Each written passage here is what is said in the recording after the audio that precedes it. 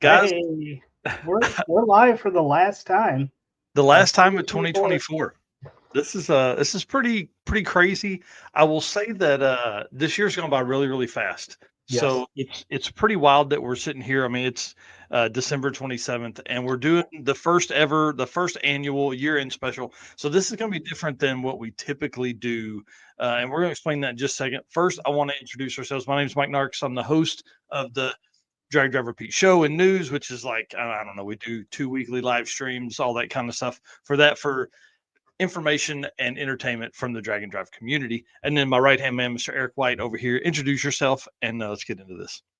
I am Eric White, co-host of the show and the news, right-hand man, which means I help out with everything drag, drive, repeat, the circuit, artwork, racer profiles, all that stuff, photography, whatever needs to be done, I'm here to help. And if you guys don't know, I haven't said this in a while, but I do run my own YouTube channel, which is 815 LSX Swaps, which is only 27 subscribers away from hitting 4,000.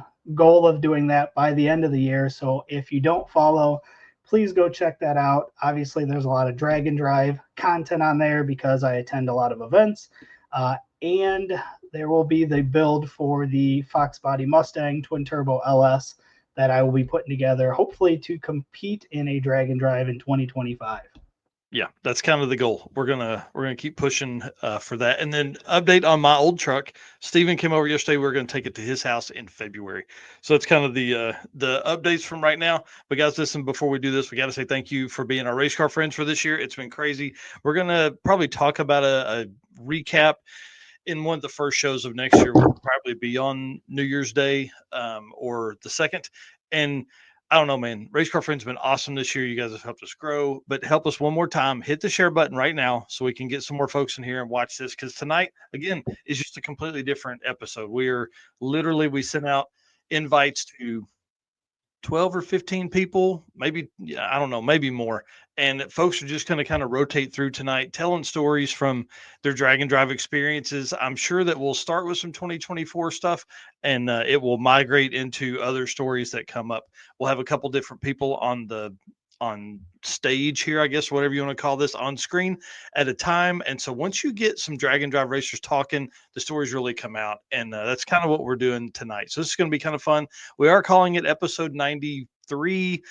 So we'll see how that ends up, how that plays out. We may, I don't know, may skip that. I don't know, but we're going to have fun. Can't do it without you guys. So please hit the share button. And if you're not already doing it, subscribe to us. And I just want to say thank you to our sponsors for making 2024 one of the greatest years we've ever seen. So Summit Racing, Molly Motorsports, Driven Racing Oil, Car Chains 3D, WAF Racing, Performer Built Transmissions, J-Wire Solutions, Howard's Cams, Sweet Patina, Power Tube TV, and Racing Junk Classifieds. We can't do it without you guys. Thank you so much. And I look forward to maybe a few more names going up on there. And, as we go through all the fun stuff of the first couple of weeks of 2025, what becomes of all that.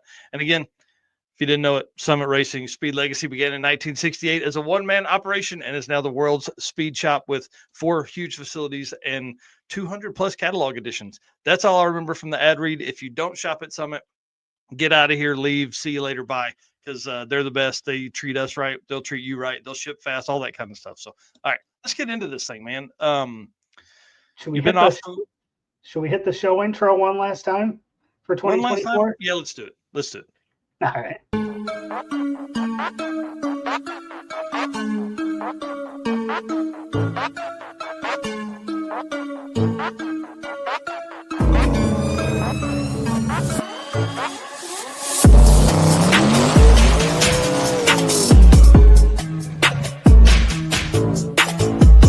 going to pack things up and hit the road and try to make it the next day.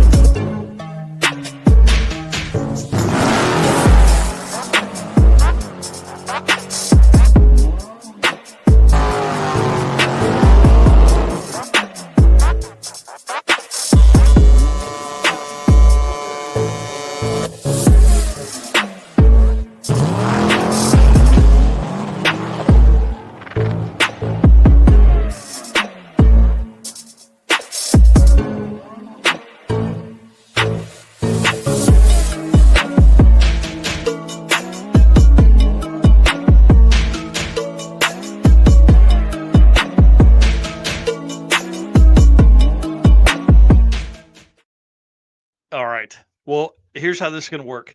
Again, we're going to bring folks in. We're going to let them introduce themselves, tell us where they're from, what they drive, and then we're just going to get into some stories. There's literally no rhyme or reason to what we're going to be talking about tonight, except that it's drag and drive related stuff and the stories that come from these racers. So the first, go ahead. What are you drinking on tonight?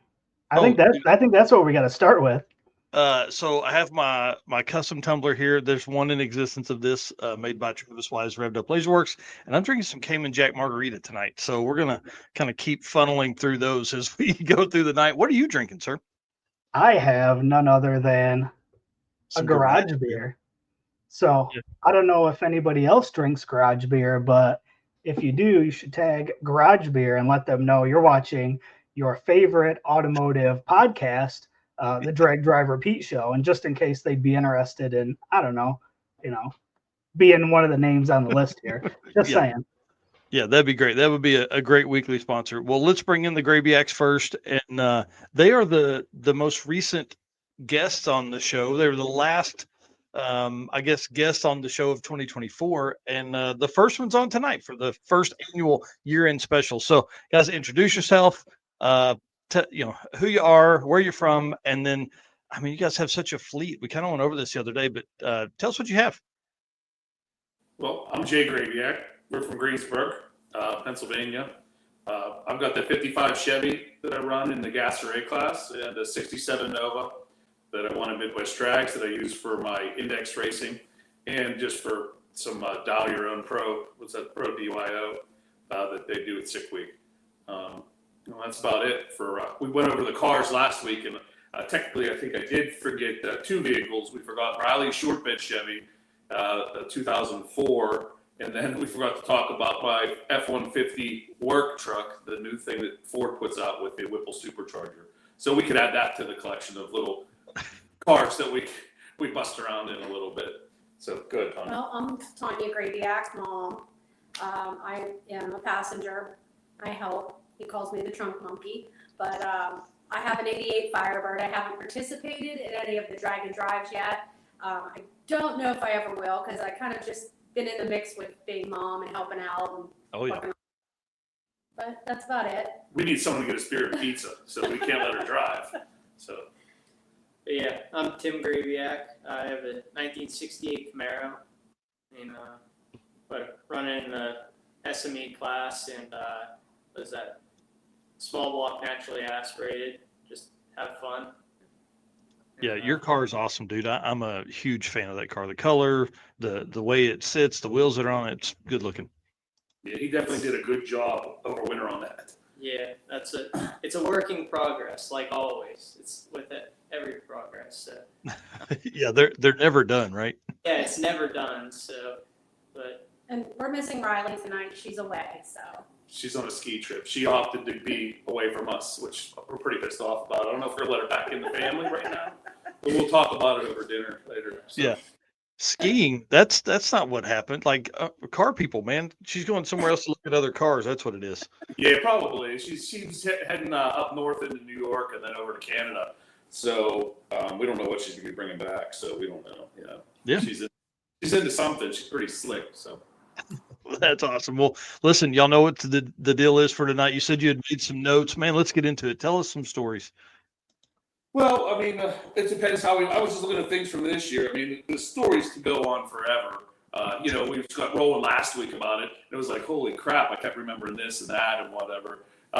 Probably, like, as far as the newest story goes, I think probably my number one, I was trying to think of the best one of this year, being it was the 24 kickoff, or the end of the season, was this year, a friend of ours that we got to know in 23 at the Midwest Drags, Devin Noyes, if I pronounced that right. He's from Vermont, and he got a 70-some Duster with I believe an LS in it, 5-stick car. Got to meet him at Midwest Drag, him and his crew, and drinking some beers and laughing. Super great people. They weren't from this community. They're not from the drag and drive community. They do rock crawlers and those side-by-sides, and that's what they do up in Vermont. That's what they do. That's just their forte, and they build them, and they're really great builders at it. And they thought, well, let's put a car together and go do one of these drag and drive events. Let's try it out. They've never been racing. So they come to Midwest Drags, and they just absolutely loved it. We're going to do another one. We're going to do another one. We become friends over the course of that year, and he hits me up, and he's like, I'm thinking about Drag Week. Which one are you guys doing? I give him the list, and he's like, holy shit, I got to pick one. I can't do them all. But regardless, he comes to Drag Week this year, and he's in the SME class, and he gets our hotel list. We give him the list, and he stays with us. With us all week, runs pretty much with us, and so he goes on a week, and I think he was in maybe the top 10 or 15 cars with his ET. So he made the 32 car shootout. So it's the last day. We're sitting in the parking lot. Things proceed. We're having some beers and pizza, and everybody's laughing and giggling. And he's like, hey, he says, I think I'm about to turn my car up tomorrow. I said, why? And he's going to tell me what position he's in. And he goes, but I don't know anything how to race. Like, how do I go about doing the bracket race? I'm like, you don't know anything about bracket racing? He's like, no. So it's now 3:00 in the morning, and I'm giving him a tutorial on how to bracket race. He's like, he wants his lights better. I'm like, it's a pro tree. You see that top bulb flinch, your stick car, just leave. So giving the spiel, I said, with your average, it's going to be sandbags. So go ahead, turn the car up. Teaching them how to look over his shoulder, play the game. Dump in and maybe hitting the brakes a little bit. Don't run up. So the next day comes about. He turns the car up a little bit. He goes and he starts playing the game when it comes to the 32 car field. And every time he rides by, we're at the end of we're parked. We're at the end of the pits. So he come by and he thumbs up. He made it another round. And I kind of lost track because we had so much other stuff going on. So the final time he comes through, I'm like, well, are you still in yet? He goes, I won. I'm like, what do you mean you won? He goes, I did everything and I won. So he goes on. He's never bracket raced anything in his life. Goes and wins SME class, bracket racing. And the guy, I forget who it was. Let me see here.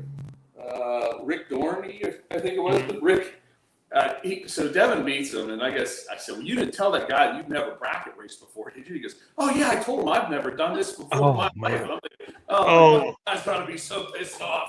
Oh, yeah, because Rick's Yeah, and Rick's a huge racer. He races all over the Southeast. Yeah, so that's what he was telling the story. And sorry, I don't know so much information on him, but I said you couldn't have possibly told. He's like, I did. I told him, and I'm like, oh my, probably take a swing at you. But it was just there was that story there. We had one. We were telling the stories last week about the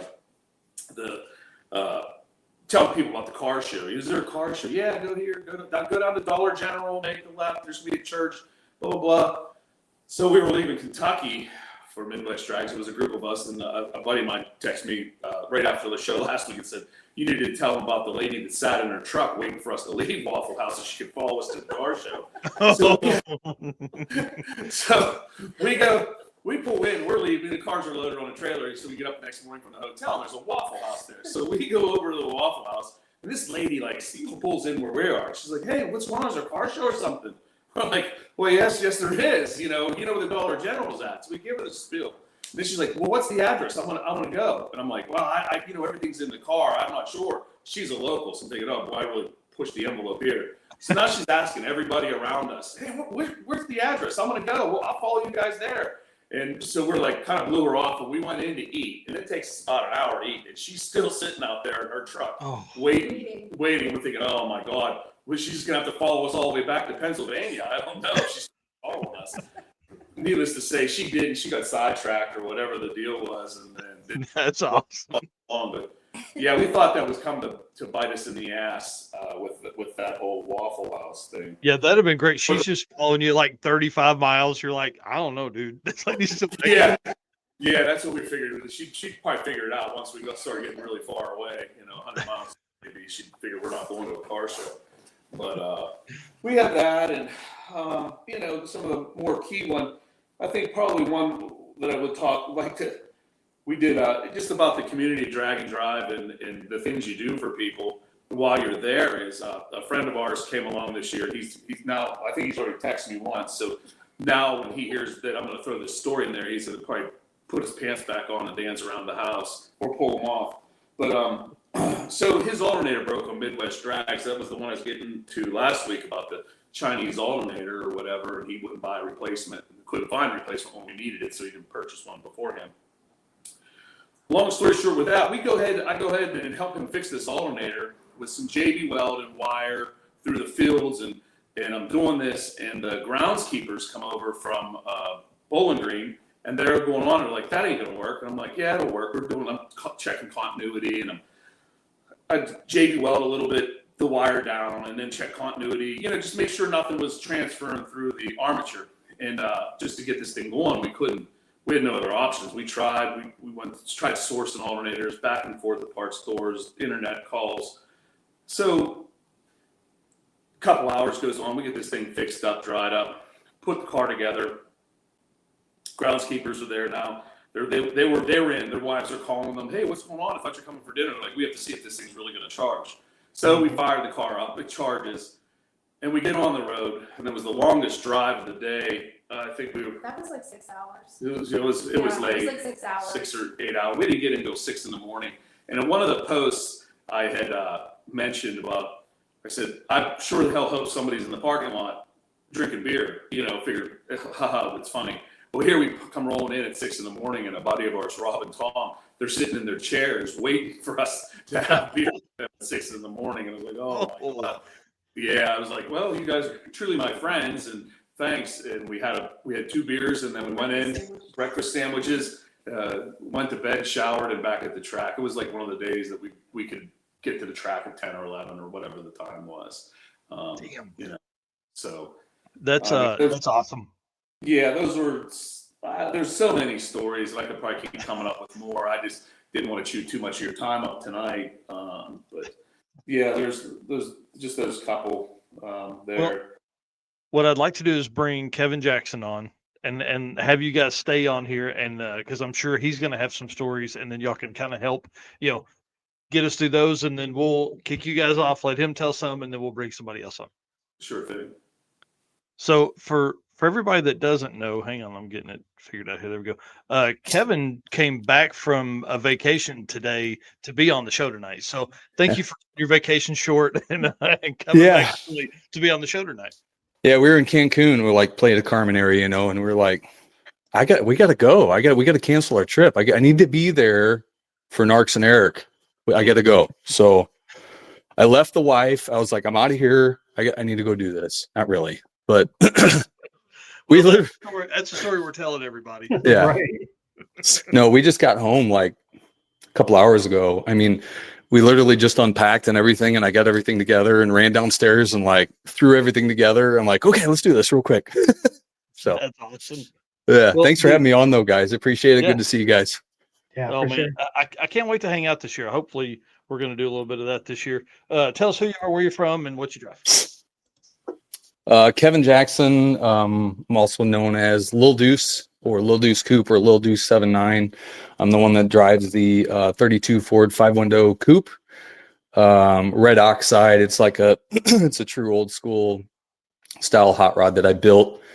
I've done drag week the past 3 years. I didn't do it this year. But yeah, it's just a naturally aspirated 306. I upgraded it 1 year, and man, it was awesome. We like the first 2 years we were running pretty much 14 flat. I dipped into the 13s a couple times, and then over the winter I had upgraded it to like just old school 90s like build, GT40P heads, trick flow stage 1 cam, nothing insane, just mild. But it's a stick car, and it picked up a 1.5 seconds. I mean, it. Wow. And I didn't even test it. What was the funny thing was, I didn't even test it before we went down to South Carolina. I was like, screw it, let's just go. So I mean, it was no joke when I took off out of the line. Like, it was like, holy shit, and I grabbed second and then grabbed third. I'm like, God dang. Like, I got to the end of the track, and that thing's a little go-kart. And it was like, I mean, I'm like holding on and it's bouncing around. I'm like, Jesus. So it's really cool too, because everybody that was there, I think the Graviacs, you guys were all there too, but like Jeremy Heiser, my buddy, Ross Cherubkai, my co-pilot Chase Yock, Kevin Dunn, Jesse Martin, Jeremy Stelford, but all these guys were on the starting line watching because they were all hoping for that 12. Like, that was my goal with that car, was to get a 12. And then you can hear them in the live feed when I hit. It was like a 1260 or something like that, and everybody just like screaming. You could hear everybody going wild. It was so great. That's awesome. That's awesome. It was awesome. But yeah, so that's what I drive. But that I've retired that car from racing. It's a really special car to me. I've had it for a long time, and it's been kind of in my dad's like hot rod family for quite a while. So my main goal with that car was to run 12s. And I think, Jay, you said it the other day too, that my main thing with that car was going to be a one and done. Like I wanted to do drag week. That was the main reason I built that car, to pull a trailer, run 12s, and just, and I did that. So now it's like, I don't want to keep racing it. And if I would ever wad that thing up in the top end or something, man, I would be severely hurt, because all it has is lap belts in it. Ooh, All it has is lap belts. And then, I could never rebuild that thing. So, that's why You'd wad it up, I'd be there for you because you were there for me. So. Oh, that's true. I was there for you. Yeah, that was the first year we met. And when Jay crashed his 55 at US 131, it was like, I was done. My time card was turned in. I was done. I immediately got the trailer. I think I got Riley and Timmy, right? Didn't I pick you guys up? And I took. Yeah, everybody was passing them up, and they were trying to get to the top end or whatever. Yeah. So, Yeah. The track people won't even give me and Riley a ride. We're running down the side of the track, and they're like, "Yeah, your father just hit the wall, but we're not going to give you a ride, yeah. Yeah. I'm like, thanks. Yep. Yeah, whatever. Yeah. So yeah, that car is it's just my hot rod. That's why I have fun with and stuff. I still might do stuff like, the sick ward or like drag pack or something, things like that sometimes, and just go and have fun. But we're building an 81 Ford Fairmont 4-door now. It's a 4-door, and it's got 4 Kirky seats in it. And it's going to have harnesses in each seat, and it's going to be like the ultimate, I think, have fun, drag and drive type of vehicle, pull a trailer, but put four people in it to have fun with. And so, That'll be sweet. it'll be fun. Hopefully. And that's hopefully for this year, our goal is to run drag week or 6 Smokies. We're not sure yet. We're going to wait and find out where the tracks are for 6 Smokies, and then decide. What's the power plant going to be for that? It might probably make a lot of people mad, but just basic 6.0 LS, VS Racing Turbo, Turbo 400. It's got a nice cage in it that I just bought. I always wanted to do my own cage. I had never done one before, and I was like, I'm just going to do it. Like, this is the perfect car that I could do it on, because when I found this car, I messaged my buddy Chase, my co-pilot Chase Yock, and I was like, dude, check this out. I'm like, think about this. Like, okay, Fox body chassis. I know everybody's Fox body. Some people are like, oh, Fox bodies, blah, blah, blah. But they flat out work. Bolt-on stuff is awesome. Yeah. I sent him a picture of it. We went and looked at it. It was in mid-Missouri. And it was out in the field. And I offered him $600 for it. So, and it came with a title. Wow. So, yeah. But then when I brought it home, it's nicknamed Atrocious. That's its name, Atrocious.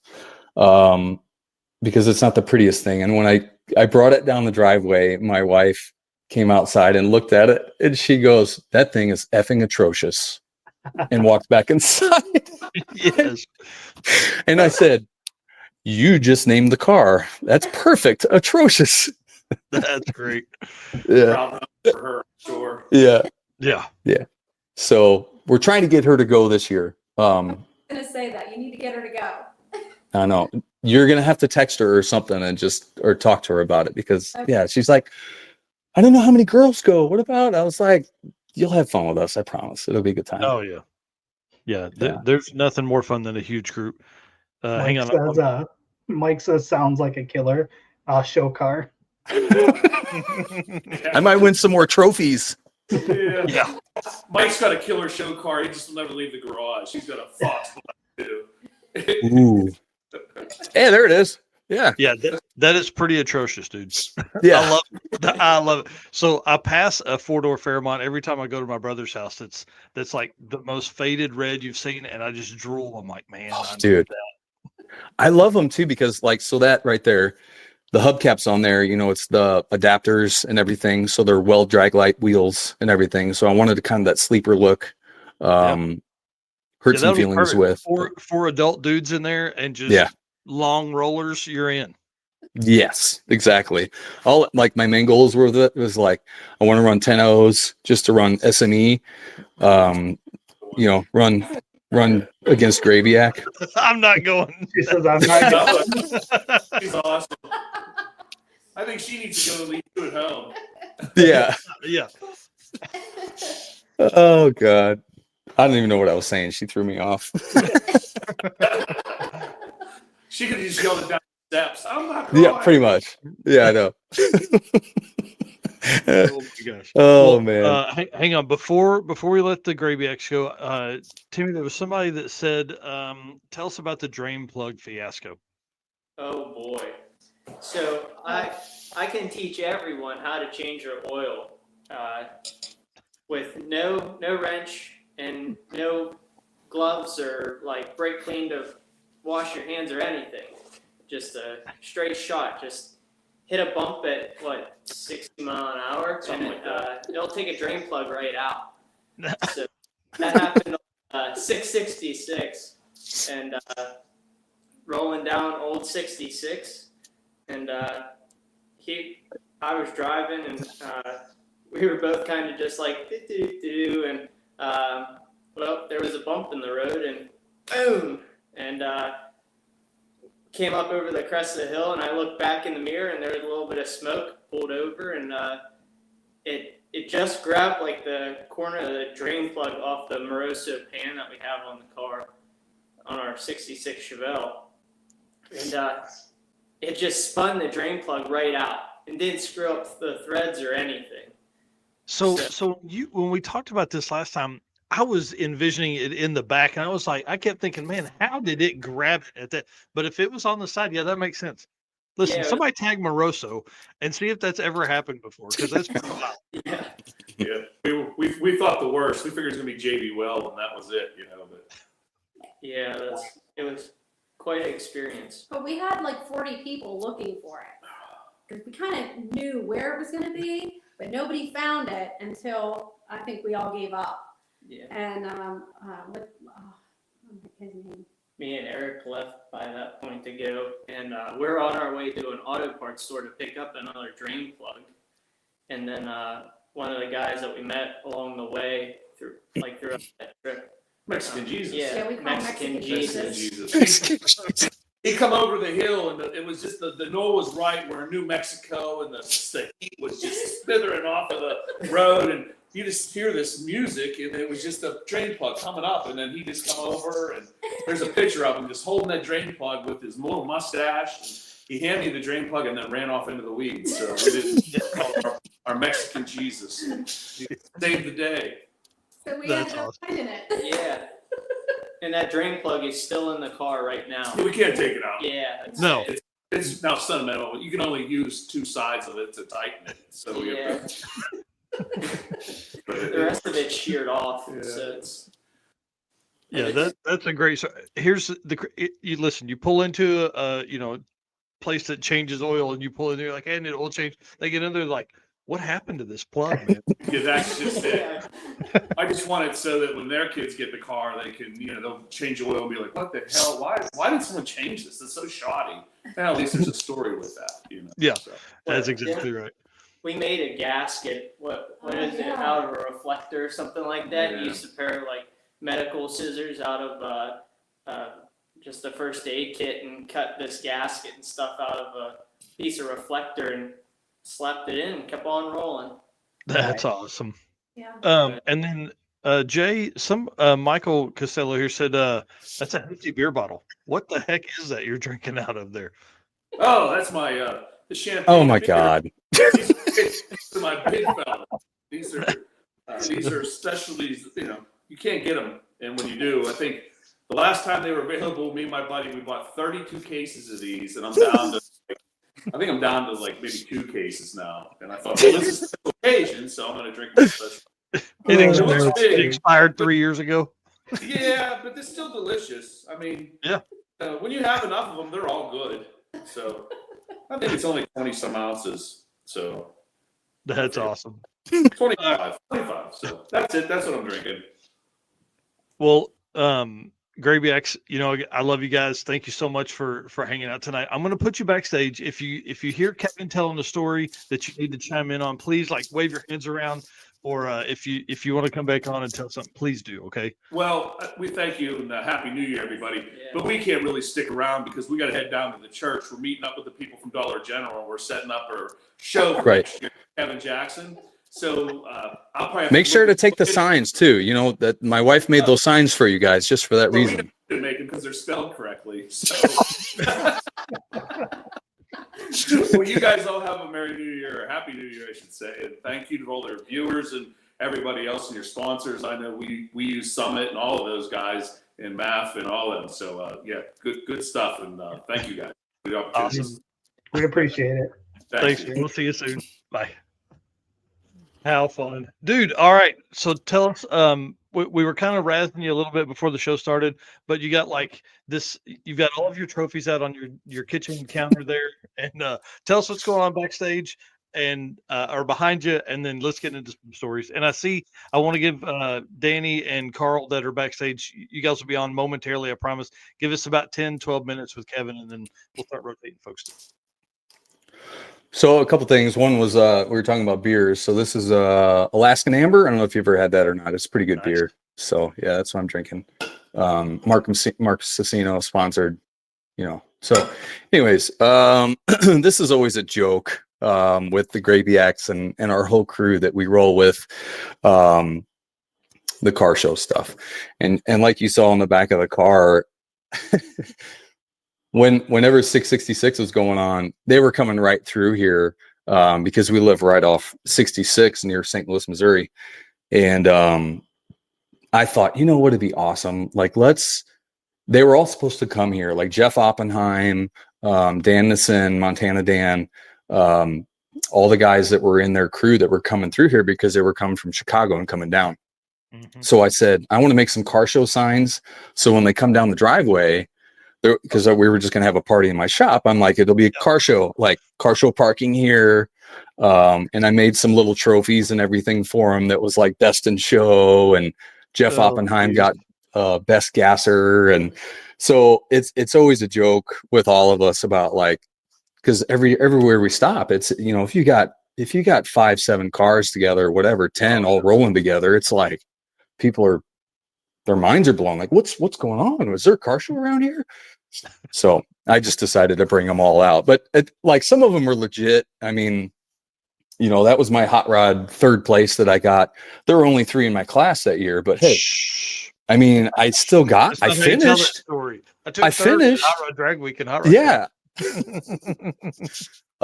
Which was awesome because my wife and son were there too to see it at Gateway or Worldwide Technology now. So, but like some of these other ones, I mean, they're no shit. They're my dad's old trophies when he raced at Alton Dragway. He's got a 33 Plymouth Coupe that he still owns.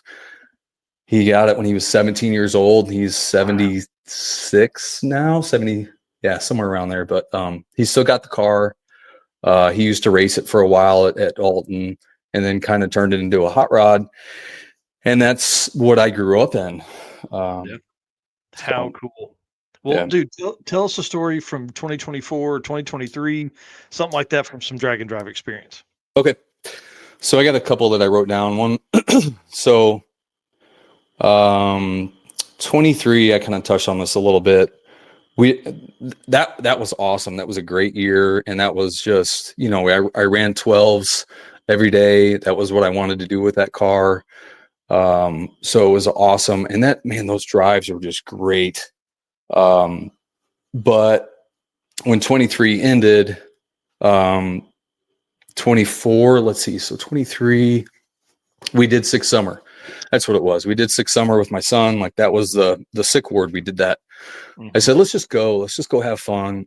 He's got a little S10, 2003 S10 that he got when he was 14, and we've been fixing it up ever since. Like lowered it, like true, like 90s style, something I had an S10 back then too. It was just lowered, put a subwoofer in it, put some wheels on it, tint the windows, cool little truck.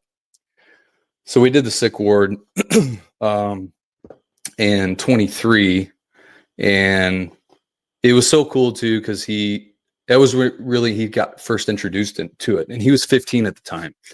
So he was on his permit, and after we finished, he was like it was the last day. I just kind of, bumped him a little bit because he drove the whole time, and I said, "You made it, buddy. Good job." And he was like, "I want to race next year." So, I want to do this next year. I was like, "Yes, okay, let's go." So, in 24, that was because I decided not race the coupe anymore. And I got the Fairmont. I was like, I can't do these events, a bunch of them, and build a car. I can't do it. So I was like, I won't do drag week. I won't do anything for 24. And let's just focus on you at Six Summer. So, excuse me, we signed up, he got in, and at 16 years old, it was just cool. Like, we didn't even get time for him to make a pass here in St. Louis. So the first day was his first pass at Tech Day.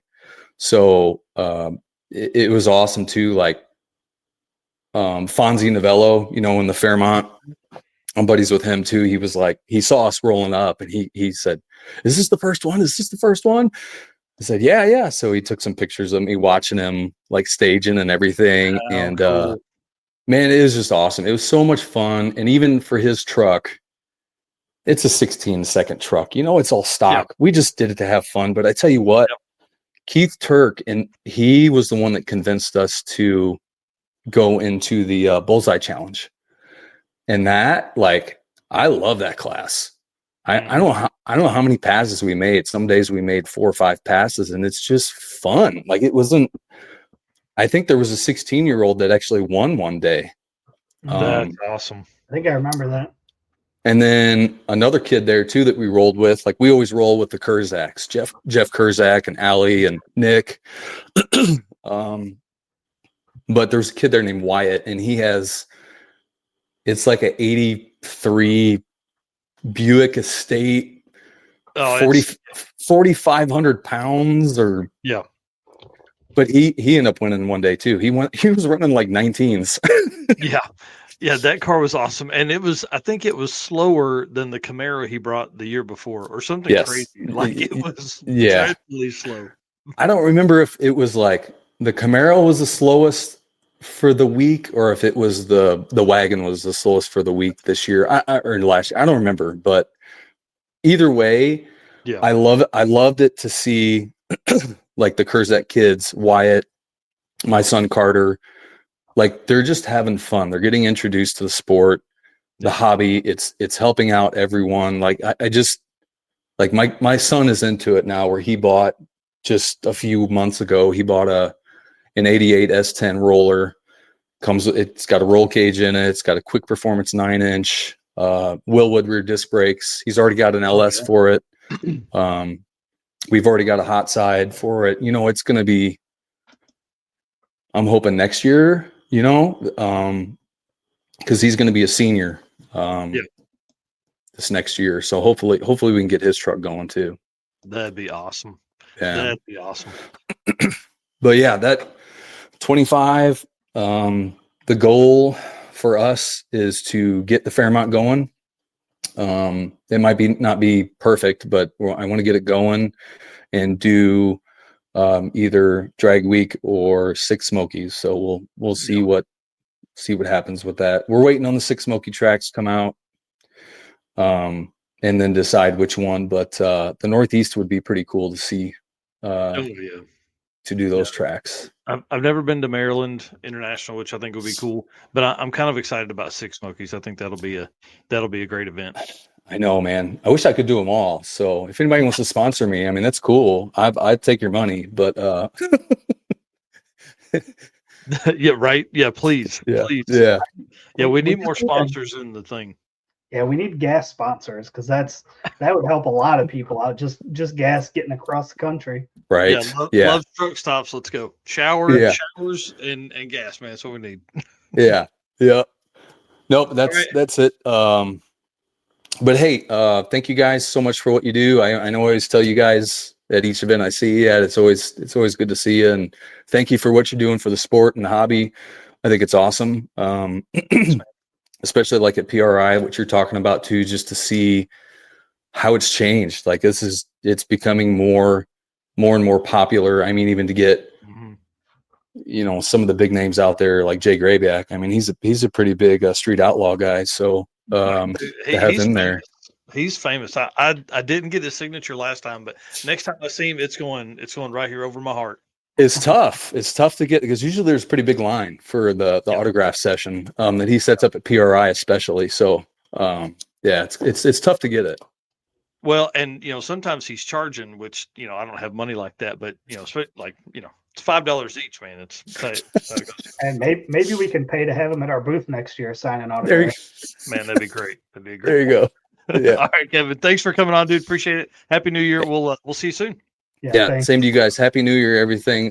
Thank you again for having me on. I appreciate it, man. We'll see you guys. Later. See it. All right, man. Let's bring on Mr. Danny Gruba. Listen, dude, you're one of my favorite people in all of Drag and Drive. I really appreciate all the fun times we've had together. Hang on, I'm trying to work the thing here so we can get you big on the screen. There we go. Dude, you've got some of the best stories. You've got some of the hardest stuff coming across the country. You're everything you do, you drive from SoCal out to Sick Week to Sick Summer. I mean, just Drag Week. I know you go to a ton of stuff. So tell us who you are, where you're from, and what you've driven most recently. My name is Danny. I am from Crestline, California, and most recently on 666, I took my 2016 work truck with a liftgate and toolbox. Well, and you did that because one of the cars wasn't ready, but I think most people will probably know you from your time in the Gucci AMC Eagle. No, not Eagle. It's a Hornet Sportabout. Hornet So it's Sportabout. Yeah. Yeah. And it's the rare Gucci edition.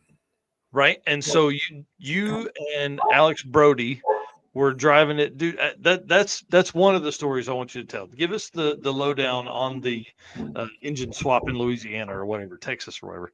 All right, so I picked up the car off of Craigslist January of 23 and bought it. Had a buddy store it for me in Iowa, and I went out and grabbed it in September of 23. And it had been parked for at least 5 years. Got it running, took it to Duct Tape Drags in Tucson with David Freiberger's event, and then 3 weeks later took it on Death Week. Original engine, 258 inline six cylinder, everything original. Drum brakes all the way around, power drums, but drum brakes all the way around. Oh my gosh. Power steering. And then decided, well, I might as well take it on Sick Week. Because I originally had another co-pilot. I was going to have two co-pilots for Sick Week. So that's why I was like, I'll take the wagon. I have room for an extra person, his luggage, all my stuff. Cool, no problem. Well, at the last minute, he backed out, but I already had the wagon in, so I figured I'll just take it anyway. So we leave California. Well, I get to Alex's house, and we go to leave, and there's a puddle of oil on the ground. I'm like, it's just whatever. It's no big deal. Then we go, stop. Hold on, let me close the door. The dog's going crazy. So we swap, make it 15 miles, and we already had to do our first unload of the car because I had too much weight for the stock springs, and it was bottoming out. Oh, geez. So we stopped in a AutoZone parking lot in Rancho, unloaded most of the car. I've got overload helper springs from AutoZone, $30. threw those on. Now the car is raised like 3 inches, all the stuff in the back. Cool. Good to go. Then I discovered we had an oil leak. It was still there. I thought it was just a fluke. No, it's still there.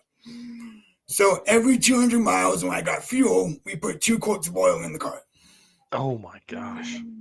So we make it all the way to my dad's house in Texas. We then do stuff with him, add more oil, get more fuel. I'm in Texas, so I'm 1,700 miles in the drive, and I'm up to 17 quarts of oil. Oh man. Dude. So finally we look at it and we figure out that it's the oil sender. Mm. And it's just pouring like a steady drip out the side of it. So, okay, so the whole underside of my car, right side, is all coating oil. The back window is covered in oil. You can basically write your name in the back glass. Yeah. We fixed that. Well, apparently where that oil sender is close enough to the main bearing that apparently caused a oil starvation issue in the motor, unbeknownst to me. So we leave Texas, we're 90 miles into Louisiana on I-10 and start hearing something, and the next thing I know, it throws a rod. Oh. So now we're sitting on the side of I-10, and it's Friday at noon. We're supposed to be in Orlando by Sunday. So now I'm debating on, do we get a rental? What do I do? Buddy of mine in Texas, I sold him my car the year before when I went to pick up the Gucci. I sold him my other AMC. Mm-hmm. So I messaged him. He pulled that motor out, had it waiting for me. So I AAA'd from Louisiana back to his place. We get there at 7 o'clock Friday night. By midnight, the engine and trans are out of the car. I can't pull the cross member out because it's mangled from who knows when. So we have to deal with that. By 4 in the morning, the motor's attached to the donor engine, which is a smaller displacement. Now it's 232 instead of 258. It's all put together, ready to go in the car. So we finally go to bed, wake up at 8, and now I'm having to deal with the accessory drivers, the opposite. Everything was on the driver's side, now it's passenger side. Power steering pump would have been on the passenger side, couldn't do that, so I delete the power steering pump, now I gotta delete the steering box. So I'm hoping I can get the box off the 77 wagon, and swap it over on the Gucci, and get rid of that one and deal with all the rest and stuff. Then the alternator wire is too short, and it's a Saturday afternoon. No one's around. I don't have a car. I don't have a rental. Going in favors, O'Reilly's comes and delivers parts to us. Nice. Because my buddy had connections with that store and they know him, so he had them drive down. They were understaffed that day. Brought down the tire on you, brought down the butt splices. By 2 in the afternoon, the car's running. Oh my gosh. And we did the math the night before. Like, we have to be on the road by 7 o'clock Saturday night. That is, because we still have 1,000 miles. We backtrack 150 miles to the shop. So we have to be on the road 1,000 miles to get to drive. So we fix the exhaust, cobble the exhaust back together because no one has a welder. So we're like, the clamp stuff together, pipes don't fit, nothing is lining up right. Meanwhile, we put transfer back in it, get it running, burp the coolant, drive it around, test it, and then we will clean up the shop in the aftermath of the transmission disaster, all the ATF on the ground. Meanwhile, Alex looking at me like, what did I sign up for? I'm like, welcome.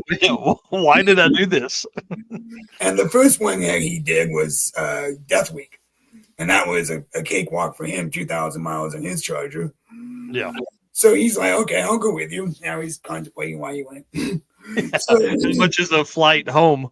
Yeah. Right, exactly. So I'm keeping his dad posting, the whole family posted, because this is the first time he's done anything like this with anybody else besides his dad. So keeping all of them updated. We get on the road finally.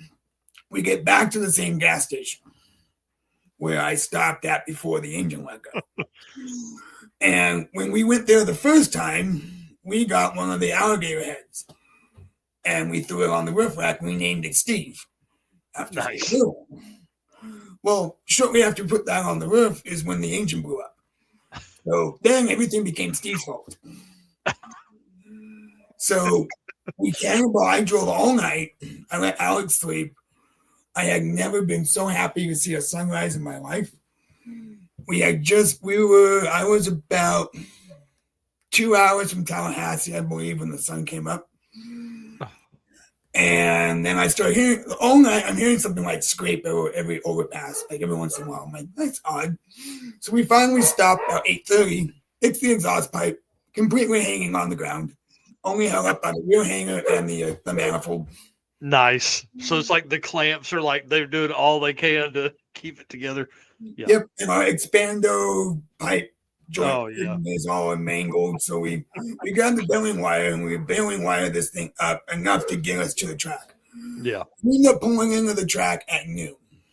Oh my gosh. And the line for tech closed at 1.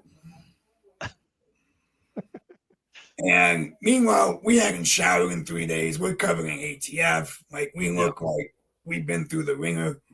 And everybody wants to give us high fives. I'm like, I just want to know where's the line for tech? Where do I park? We're gonna drive right into that. Yeah. After that, I'm here. Let me get to the line now.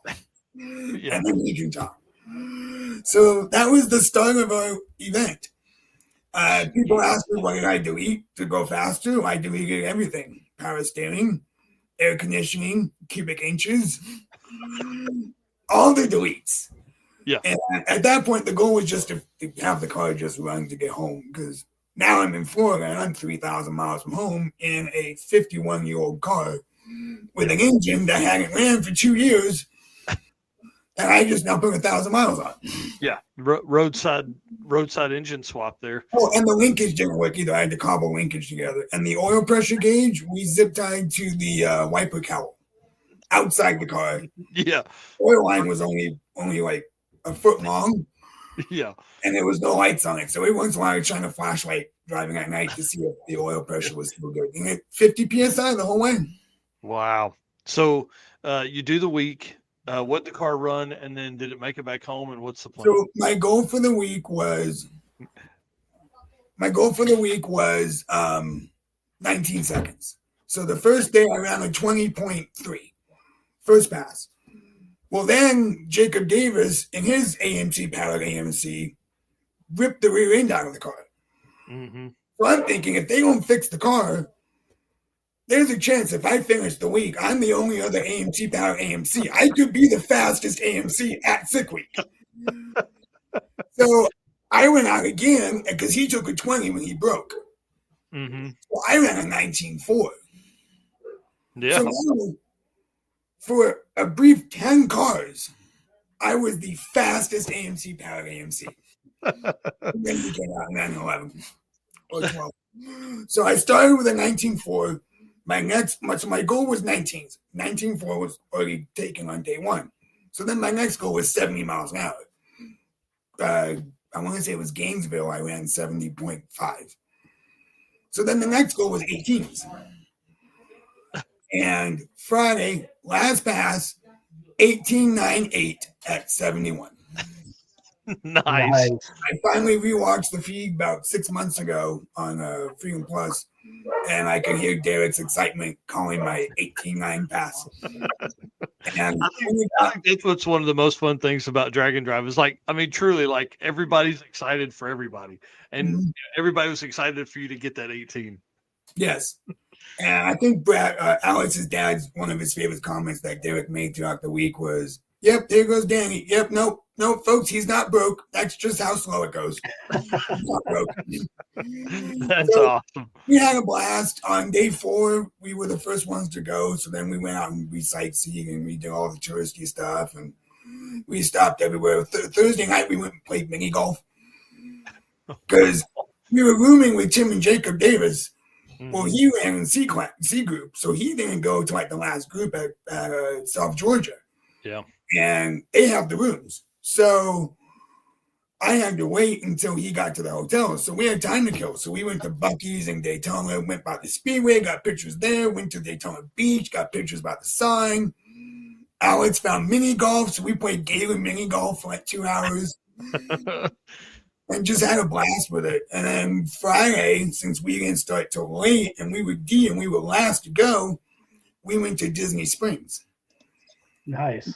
Got some Disney Springs, Disney World Mickey hats with the ears, and we got Sick Week on the back end. That is too cool. Well, what events you got planned for the early part of 25? So I'm in for Sick Week. So the goal is to leave here in 3 weeks. And I'm taking the Ute. The Charger Ute's going to go. That seems to be all reliable at this point. Right. It's got 234,000 miles on it, but Nice. so I got Sick Week planned, and then Six Smokies is the other one I got planned. Nice. Have you ever thought about like stationing a car over on the southeast side of the United States and then just fly into it? I thought about it. That's not nearly as much fun though, is it? No, it's more fun to start your adventures in California and drive all the way across country. That way I can see my dad and my brother in Texas and any other friends along the way. That's and then awesome. and then drive all the way back. So round trip, by the time I get home, it's typically about 7,000 miles. Jeez. Man, that's so cool. That is so cool. And especially, everyone that does more, I think, is Giga. He goes like 8,500 or something. Man, that trip to Sick Week is definitely a long one for folks that live on different parts of the coast. Well, Danny, listen, I want to say thanks for coming on tonight. Appreciate your patience while we work through the Jay and then Kevin and let you, man. Thanks, dude. It's been awesome. No problem. Happy New Year, guys. Hey, happy New Year, man. We'll see you soon. All right, sounds good. All right, real quick, while we got just a break here, real quick, I do want to thank everybody, thank our race car friends, thank our sponsors, run through that real quick, and then we're going to bring on Mr. Carl Stansel, promoter for the Drop the Hammer events. So thank you to Summit, thank you to Molly, thank you to Driven, thank you Car Chains, WAF Racing, Performer Built, J-Wire, Howard's Cams, Sweet Patina, Power Tube, and Racy Junk. Couldn't do it without you guys. Thank you so much. And of course, our race car friends. You guys are amazing. We know that. Hit the share button for us. We're going to bring him on right now. If you guys don't know, Carl's one of our favorite folks from all of Drag and Drive. He hosts an event called Drop the Hammer, and they're expanding this year. And longtime Drag and Drive racer, longtime Drag and Drive person. And, dude, introduce yourself. Tell everybody where you're from, what you drive, and they'll get into some stories. Yeah, Carl Stansel. Been doing Drag and Drive. I started my first one in 2014 with Drag Week, and then did the first year Rocky Mountain Race Week. Was out of it for a little while, and then came back in 21 and just beat the shit out of my truck the whole time since then. We've hit deer. We hit a deer in 21. Then we crashed into the wall in 22 at Sick Week. Blew the block apart, side of the block apart at Sick Week 23, changed the block and completed the week.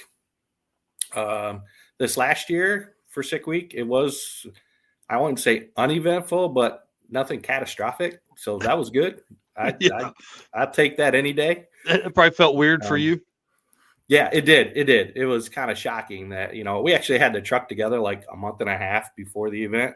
And that never happens either. It's always like loading into the trailer, bolting shit on still. So, but we had a good time. Some little issues.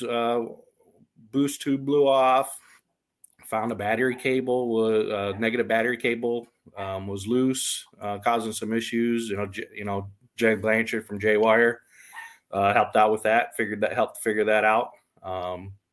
But we ran a best with a small little 5.3 of an 808, and we upped our weekly average. Our best weekly average was like an 887 from back at Rocky Mountain Race Week in 15. We dropped it down to 837 this year, so was pretty pleased with that.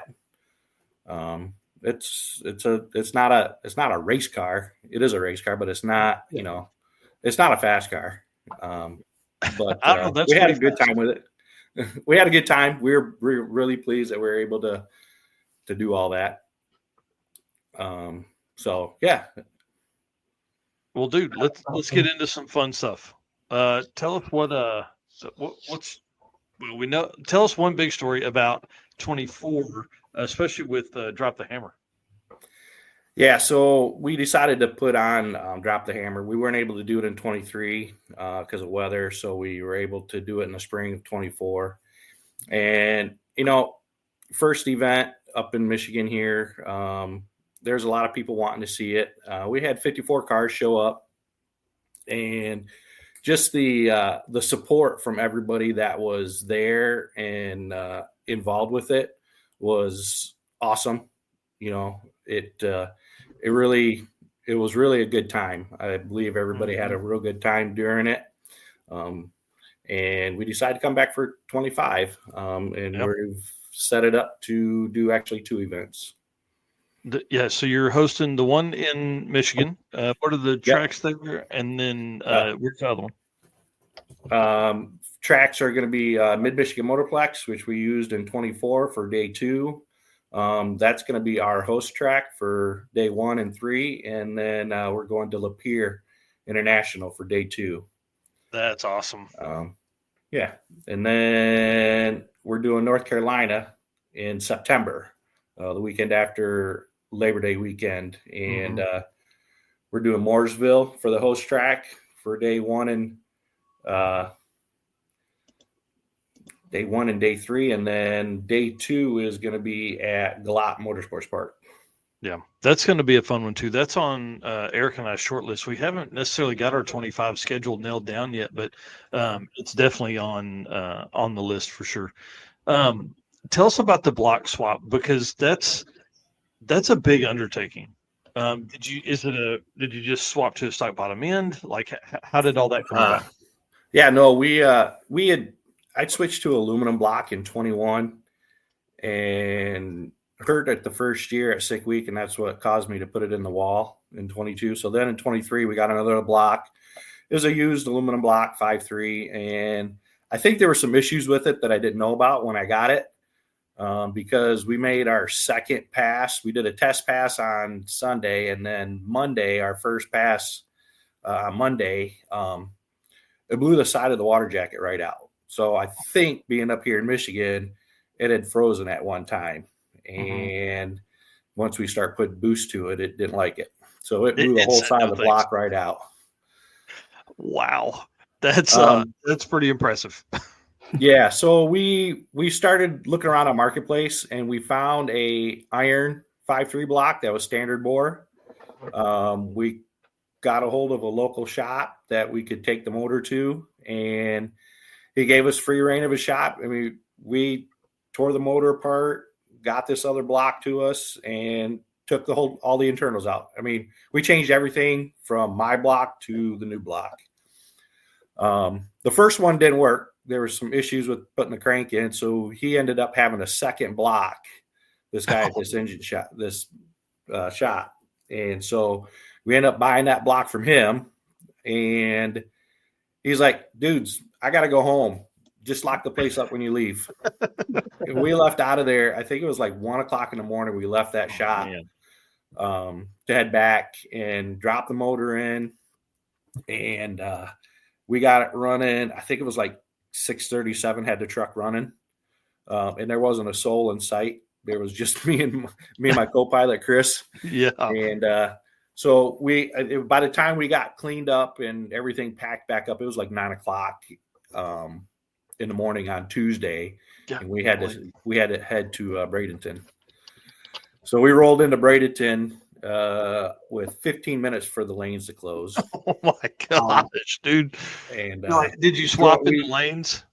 We literally drove right to the lanes. Yep. Wow. We drove right up to the lanes, unhooked the trailer, changed the tires real quick, and suited up and got in line.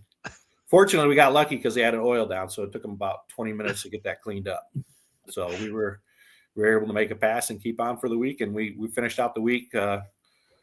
We had an issue. When we put the motor back in, we had pinched one of the spark plug wires. So we were running on 7 cylinders, so it didn't run real good. And going down the road, you didn't notice it because there was no load on it. But once we put the load on it, it said, "Yeah, it ain't happening, buddy." So we did that for 2 days, could just beat our heads against the wall, and then we finally found it before we went to Gainesville. And Gainesville is where I crashed the year before. So Yeah, you We got went to out and clicked off an 837 A to B. We said, "Oh, we're done. We beat you.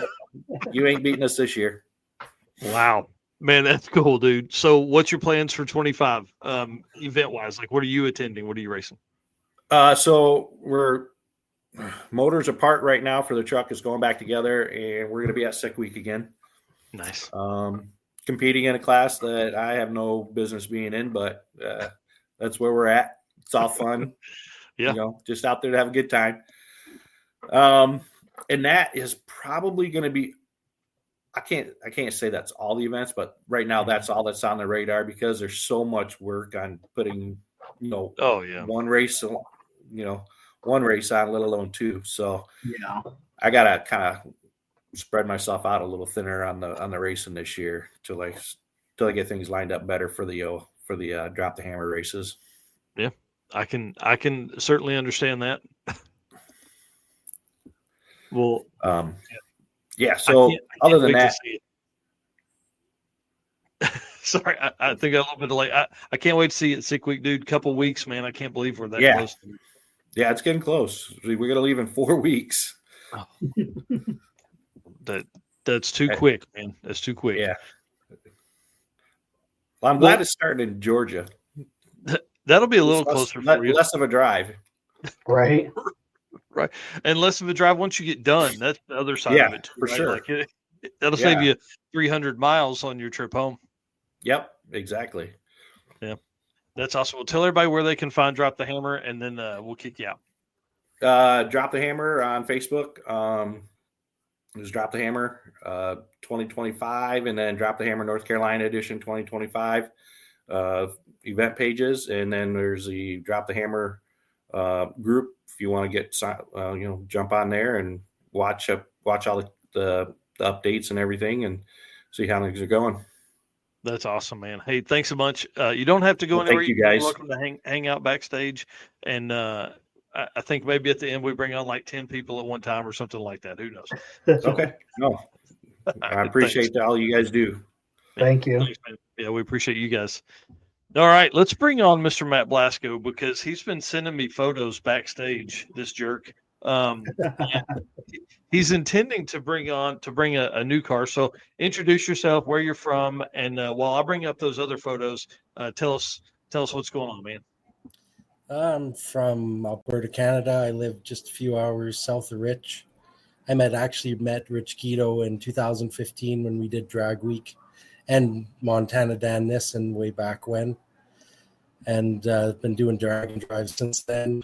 I'm actually just out in BC right now sledding at the moment, and took a moment to come in on the podcast, but then I got to get back and work on my car before Rich Guido gets after me even more for being out here not working on my car. But I did work on it right before I left to make sure it's trying to figure out the problem that I was having, but I do have it fixed now, so, or at least have a good idea.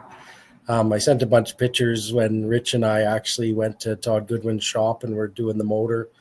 We did spent right before and after PRI. That was, I think, 2019 or 20.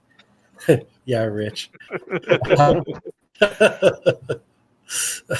was actually tuning a snowmobile today and clutching it, so that was the thing. But yeah, I just did a bit with the sledding today, but I was running. It's strapped to my dyno right now. I did find the little problem I was having on it. One of my actual sensors, I don't know if it's wired wrong or shorted wrong, but the little bit of a shortcoming that I have with my ECU is it's an M-Tron, which is good, but what it'll do is it'll automatically rescale all your sensors. So if you have a 5 volt that's shorted out and it's only showing 1.5 volts, it'll rescale all your sensors to 1.5 volts. So if you ever have a sensor failure, it'll automatically fix itself so you can still run. But in the end, I was looking at the scope of my crank and I'm like, why is it only showing 1.5 volts? And yeah, I found my problem because I've been running on the dyno, but then it just spark scatters and it's never had that problem. But I had a friend help me with the wiring and he must have switched a couple pins around. But yeah, Well, that's been my bane of my This- existence, or boon is what are they? right? This thing looks wild. Yeah. I love it. It's one of the only cars you're going to see like this. I think we saw a Pro Mod. It's a Barracuda, right?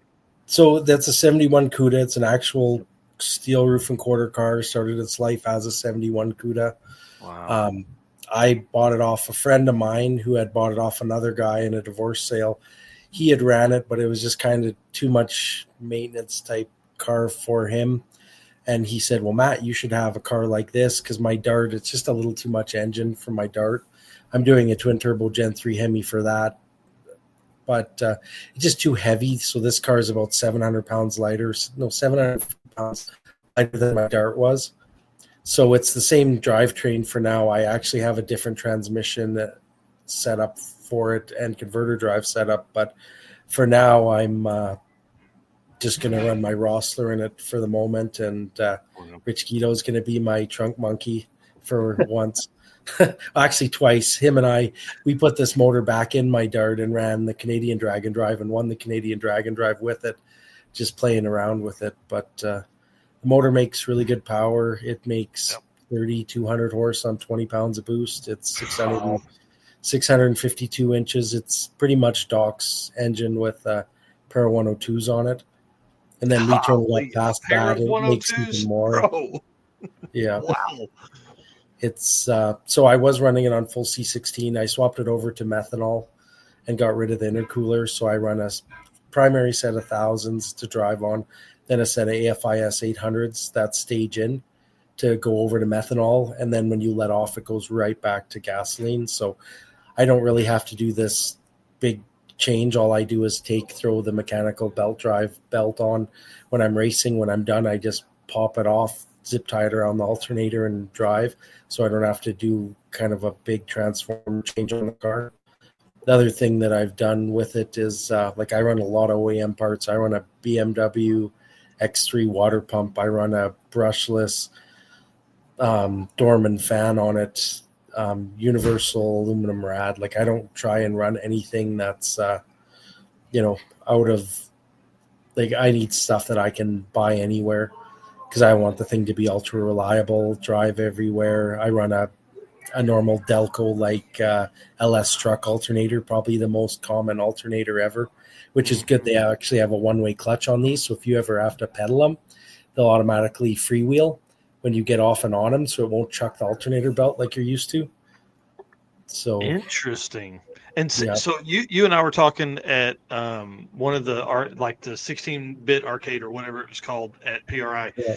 and we're gonna have you on the show because I want to go really deep dive into all your nerdy stuff because I love that kind of that thought process. And yeah, we can go into man. a lot of this stuff even farther. I've been Right. doing drag and drive with Rich and others and for 10 years now. And, I see there's a lot of cool things that people do, and it doesn't matter what class they're in or which car it is. I always look at a car and I'm like, wow, that's a great idea.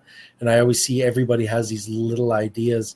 And the problem is everybody tries to keep them secret. But like example, I have just Cadillac ride height sensors. They have more resolution than those aftermarket sensors that they have that cost 10 times the money. Like most of those Cadillac ride height sensors are $20-$30. When you look at this car, it just has those because they're made to actually drive and be in the wet and be in the crap and not wear out. So it's just because it's looks like a big dollar race car doesn't mean that it can't have parts that last forever. Well, and again, like you and I were talking, I mean, the biggest thing with stuff, it's just like everybody else has said on here. You got to have parts that are easy to get. You got to have parts that you can buy anywhere or can be fabricated easily. So that's what I think is going to be the most fun about seeing this car in person. Yeah, it's like I've driven it already a bit, but I actually haven't had it at the track. So, Rich, actually, I was sitting with Dave Schroeder at PRI, and he sat down and had a real heart-to-heart with me because him and we actually won Drag Week in 2017. Both that year, we won both our classes and spent a bunch of time together. And I've helped them out with some stuff on their program, sensors and just, a little bit of insight on, different electronics and such with them. So Dave and John are the greatest guys you'll ever meet. And Dave took me off to the side and sat me down. He's like, you come a week early. Don't just come a few days. You come a week early. We have a bunch of track rentals, and we're going to get this car sorted out because it has to do at least a 103, 105, 60 foot. Like if it did a 110, yeah, but I don't want to throw a bunch of mile an hour. Like it's the faster you go over, say 220, 230, 240, like it just becomes more unsafe. Mhm. So I'm going to try and get the 60s sorted out if I can. It'd be nice to run a well in the 6-second average to start out. I built the car to, try and run really fast. I don't know what it's going to run yet, but, it should do solid mid-low sixes, no problem. I got to get the 60 foots figured out and then start really throwing a lot of power at it and start figuring out the 60s. So yeah, Rich. And then I went sledding. So hey, look, you want to see, there's my sledding gear by the fireplace drying out. That's awesome. That's awesome. Well, when do you guys leave for Florida? I think let me look. I think it's Rich and I were talking. I think it's we're going to leave the 17th, I think, and then try and get down to Florida around the 20th because it's a 3-4 day drive for us down there, and then we'll spend that week testing before. So, Rich, I told Rich to come on here, but he just said, I'm going to sit here and be the peanut gallery, just like I do with Rovic and those guys. Rich is welcome to come on. If he wants to, hey, Rich, send me a message. I'll send you the link. Do you know where you guys are testing? So I'll be down for that week before with all the Pro Mod guys for the DI for the Drag Illustrated. Yeah, I'll let you know. I know there's like a Mickey Thompson test and like a test session and a few different ones that are going on. The one thing that I hope Tom does is for the big tire class is just run every class, like after the D class, all the cars that have, marginal tires, such like that aren't really nice to the track. Don't touch the track, just leave it alone and then let us run. So then there's actually some slip in the track. So I'm thinking of like, can I get like a water sprayer to get some tire speed or something? Like have somebody can I get somebody to oil the track in front of me? Like, right. I need a little bit, man. I think that's what's really kind of interesting about the sick week stuff is really like we see a lot of.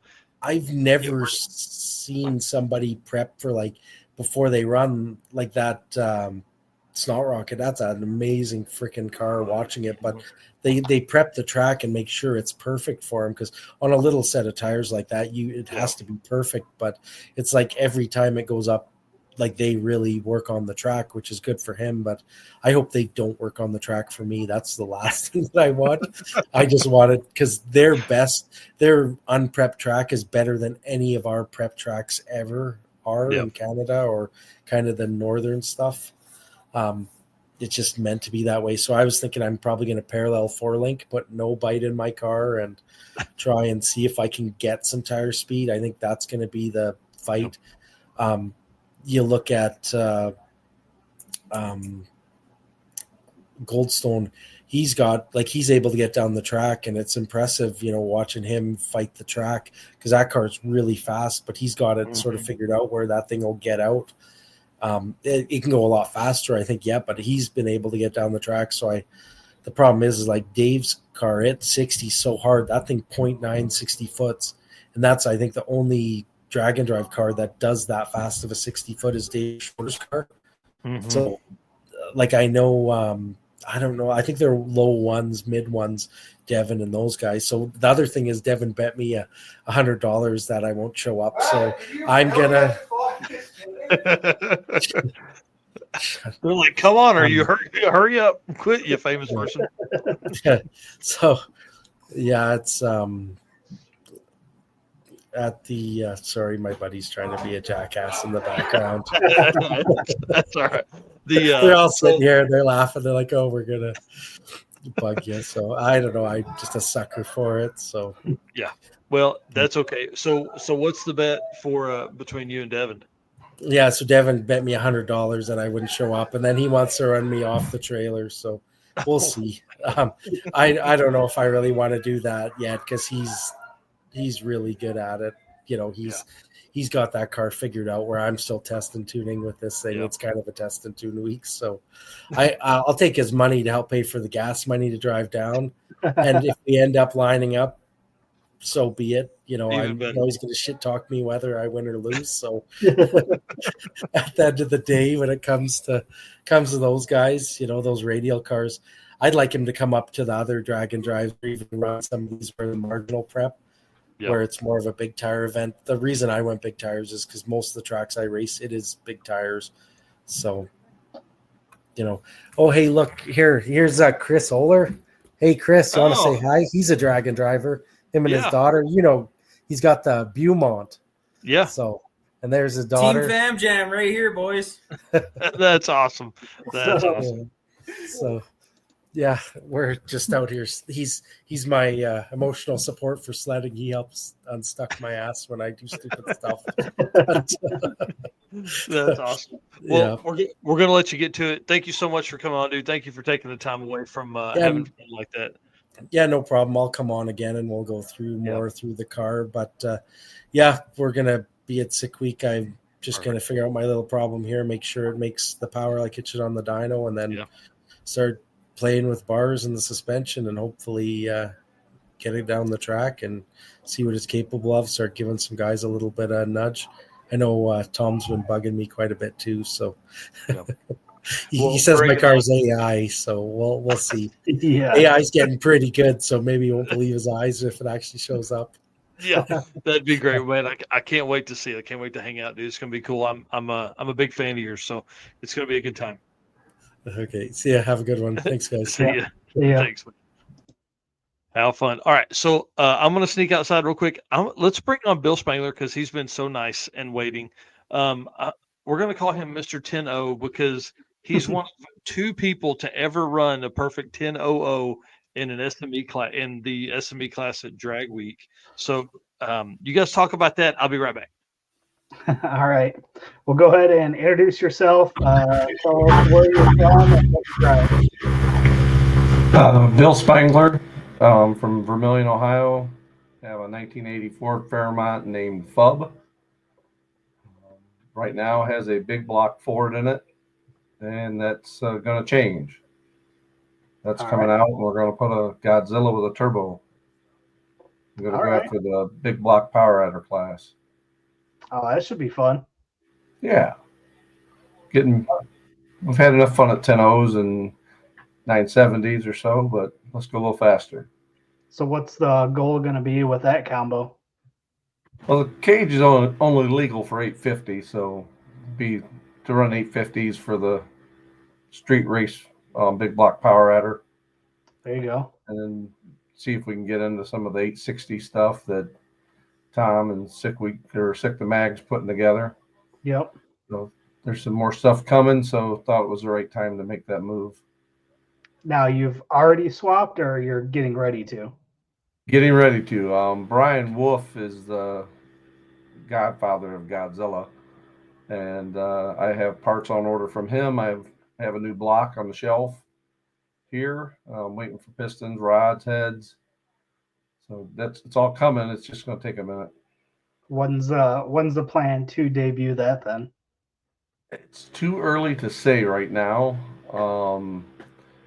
There's a race that I just found out about this week here in Ohio in October.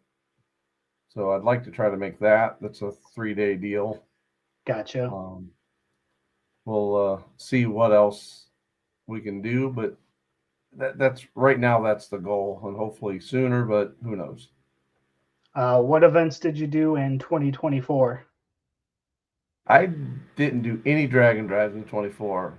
I started a new job in September of 23, and been very busy with that. Been busy on some projects at home, and just not enough time.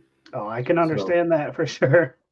And was trying to figure out where I wanted to go with all this, and with everything that's been coming around here recently, the 860 stuff and the other items, it makes me want to get a little more into it.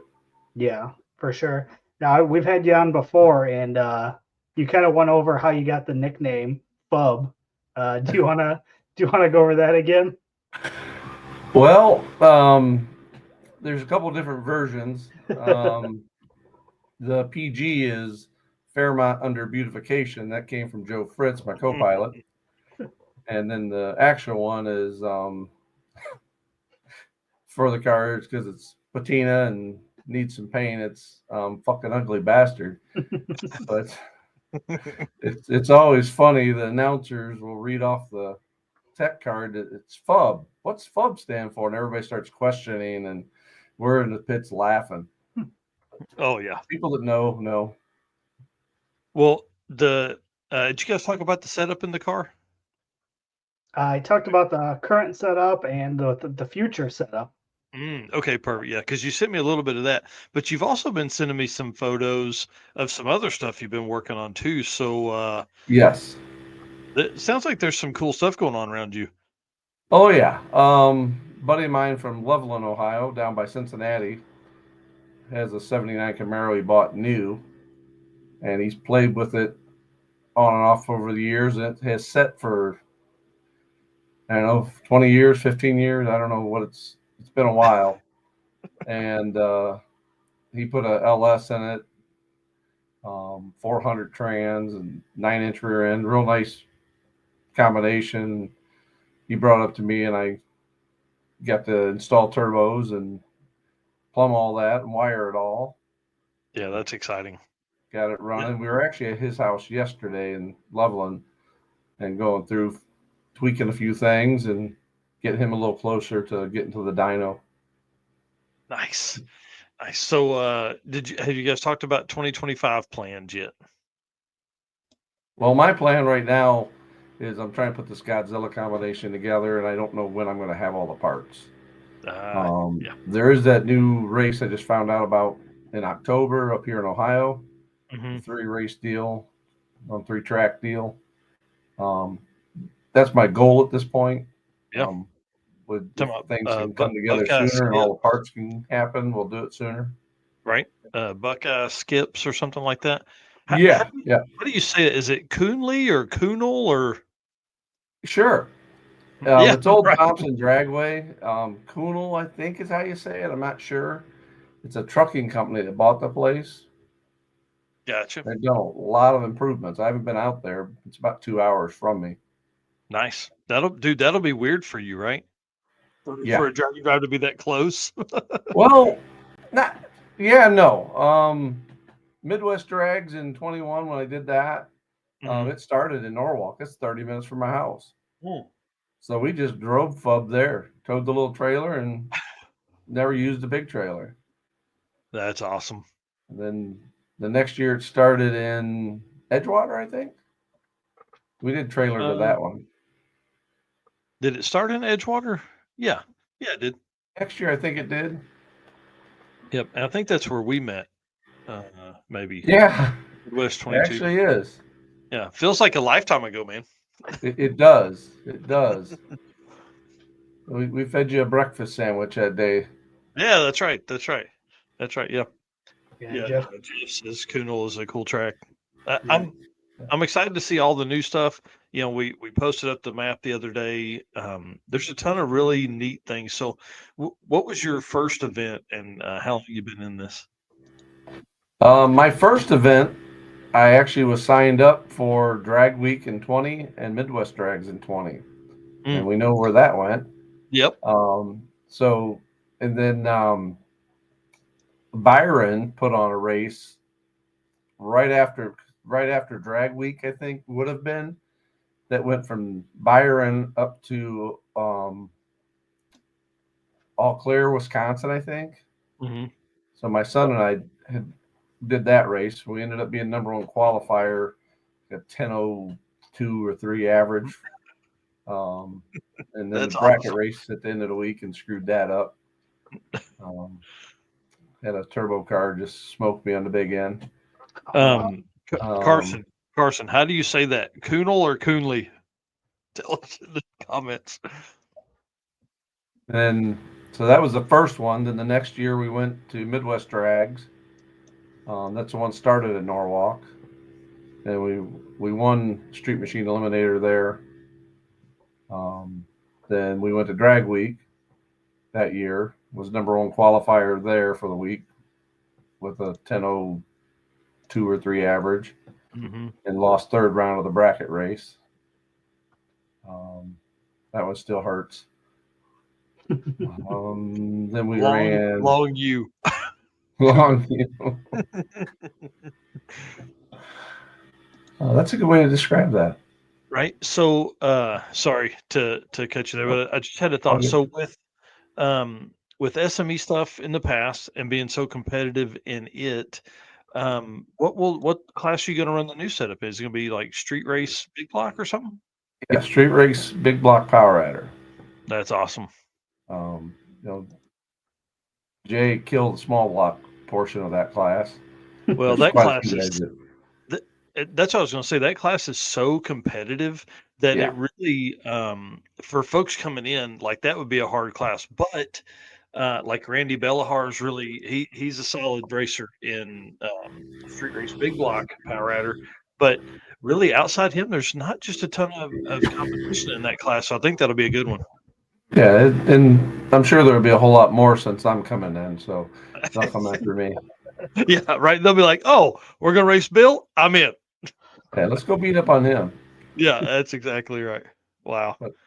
That's always a good time, and yeah, I've done it with my son. I've done a few with Joe, and then my buddy Jeff went to Sick Week with me the one year. So we always have a great time. Yeah, that's for sure. All right, won Sick Week the first year, and yeah, you guys kicked ass at Sick Week. Dial your own. Yeah, and the pro dial your own. What do you think about that? I love the dial your own stuff. I love the index stuff that Rocky Mountain has, but I really like the dial your own stuff. What do you think of it? I like it because deep down I'm a bracket racer, so that's what we do in bracket racing is make our car very consistent. So that I think it's why we do so well with it, and it gives you a place to race because my car with the EFI setup on it and then the new heads, it now runs 970s, 980s, not 10.0s, and I can slow it down to 10.0s, but that's another dance you're doing, and so it's kind of cool to be able to not have an exact number you need to run to be in a class. You have to be under 999 for pro dial your own, and then 10.0 and slower for the other. So I do like it. I'm looking forward to the 850 cap on the street race class. Yeah, they always turn into an 850 class. Yeah, whatever it's limited at, that's what they're turning into. Yeah, like this SME is can't go faster than 10.0, and everybody guns for 10.0s. Right. Sorry, I'm sending Rovic a message now with the link to if he wants to jump in. I saw Chris drop the note there in the comments asking where he was at. So obviously he's got to be here if we can. This is a weird transition for Eric and I because we're not used to rolling through so many guests. So I want to say thanks to everybody that's had patience. We've got a big long list of folks that are backstage as well. It's always good to watch you guys and listen to the podcast, and there's times when it's on and I can't watch it, but I'll just have the volume up so I can hear it. Yeah, we've that's one of my goals for 2025 is to really lean into a lot more of the podcast side of stuff, and we may even do some exclusive podcast only stuff. Just to kind of I love podcasts, I love interviewing people, I love talking to folks. So we got to keep rolling with that. Bill, are we going to see you in 25? Maybe? Hopefully late in the year, yeah. Perfect. I can't wait, dude. You guys, you and I message often, and my favorite drag and drive folks. So I appreciate it, man. Thank you very much. All right, thanks, guys. Appreciate it. Yep, and as you get farther on the swap, send us photos so we can kind of see how it's coming along. We'll do, Eric. Yep. All right. I appreciate it. Yeah, definitely. See you soon. All right, see you. All right, let's bring on Mr. John Paul Franks, and then we're going to bring on Chris Cabe. I promise. John Paul, dude, tell us what's going on with you, man. Heads Up Hustle shirt, Heads Up Hustle 2025. You dropped dates the other day, dude. What's been going on, man? We're just working hard trying to help Heads Up Hustle grow for 2025. We're excited. It's Yeah. going to be July 25th through 27th. We'll start at Milan Dragway again and then run up to Mid-Michigan Motorplex and back. They're the same 2 tracks from last year, but Yeah. we had so much good feedback about those tracks. So we're just going to do them again. I'm going to tell you, And same weekend, so Mid-Michigan, consistency. dude, Mid-Michigan it's one of the most beautiful tracks I've ever been to. It was great. It was really a nice place. Yeah, the Ledfords are really great to work with. They're awesome people and they have a great track there. Yeah, they let me go in there and talk on that microphone for 4 or 5 hours. It was great, dude. I loved it. It was a lot of fun. You did great. I mean, you would never know that announcing wasn't like what you do professionally because you did such a good job.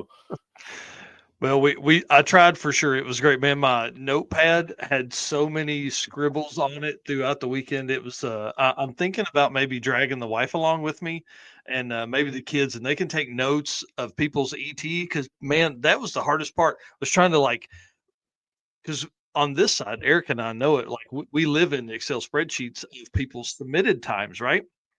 But there's no story there if you're in the middle of the event. I don't know what those people have submitted. So I'm trying to write stuff down. I'm doing math.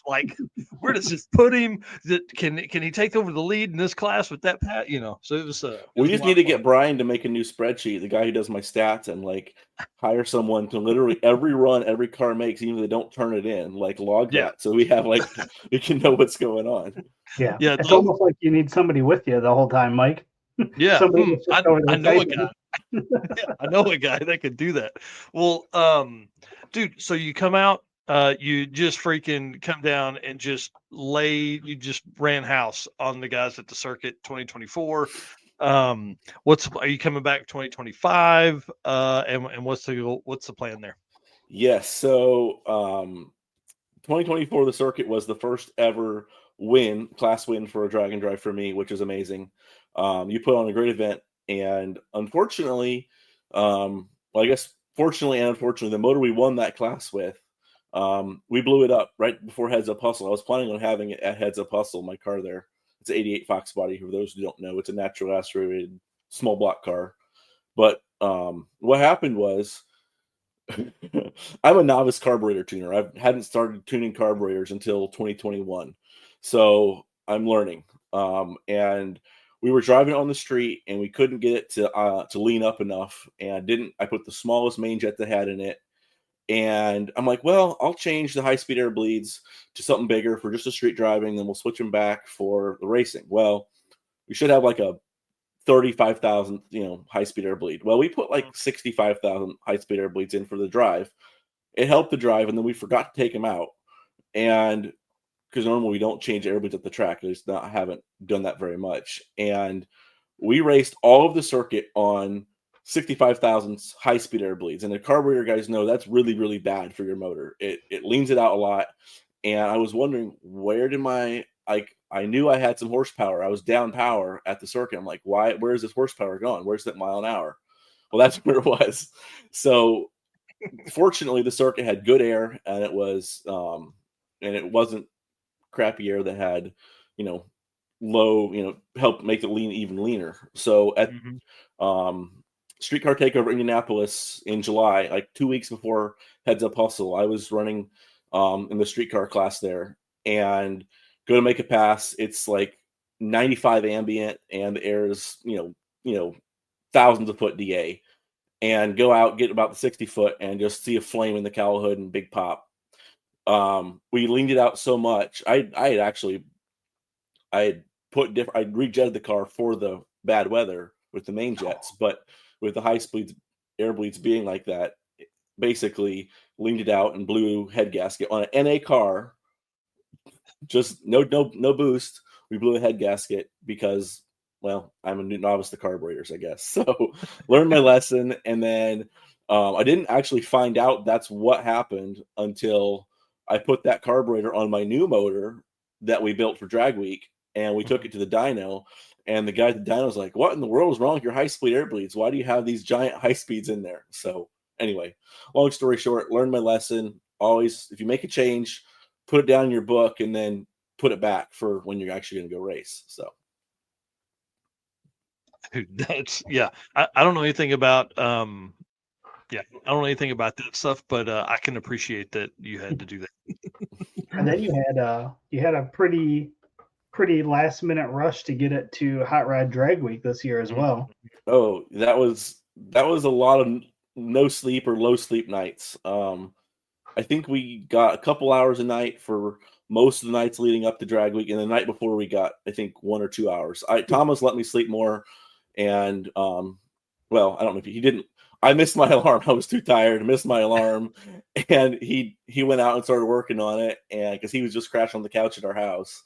And Thomas Robbie's my co-driver, and he helps me run Heads Up Hustle. But anyway, he's a great dude. But we thrashed, and he had a big cut on his finger, and I dropped a trans on my finger, and we didn't cut the hole in the hood for the hood scoop until Sunday morning at I think it was 9:50 or 10 o'clock Sunday morning. We cut the hole in the hood scoop because we're not going to ruin the hood for the new carburetor and the new scoop if we're not going to make it to drag week. And we got the car started, and we're like, okay, we're cutting the hole. And so anyone who sees my car with the hood it's got on now, the reason the hole's so ugly is we rushed it, and we got in the trailer and got headed to drag week. And I called Jason Tapscott. I'm like, hey, Jason, what's the line look like? And he's like, well, I don't know. It looks like you might be able to roll in here. And he talked to Keith Turk for me and found out basically the rule is so 1 o'clock's the cutoff. And if you don't make it in the line before 1 o'clock, you can't get in. At least that's the rule. But Keith's like, well, if no one protests you, I'm not down there monitoring it. We don't have anyone monitoring the end of the tech line. If no one protests you, as long as you're here before tech is closed, you can get in. So we roll in to Dragway, National Trail Dragway there for drag week at 1:10. And we're rushing to get the car out of the trailer, hook up the trailer, and get to the tech line.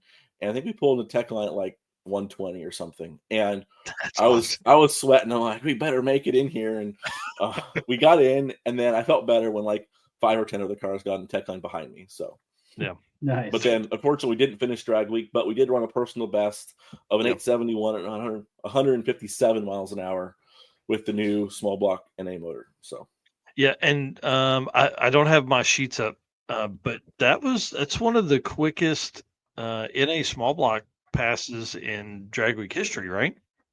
Jason Tapscott still does own that with an 860 something, I think.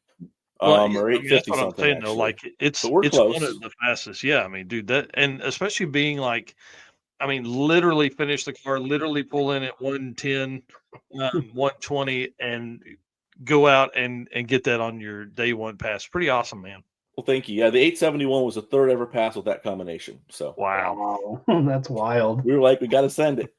Yeah, right. Well, what's that mean for 2025?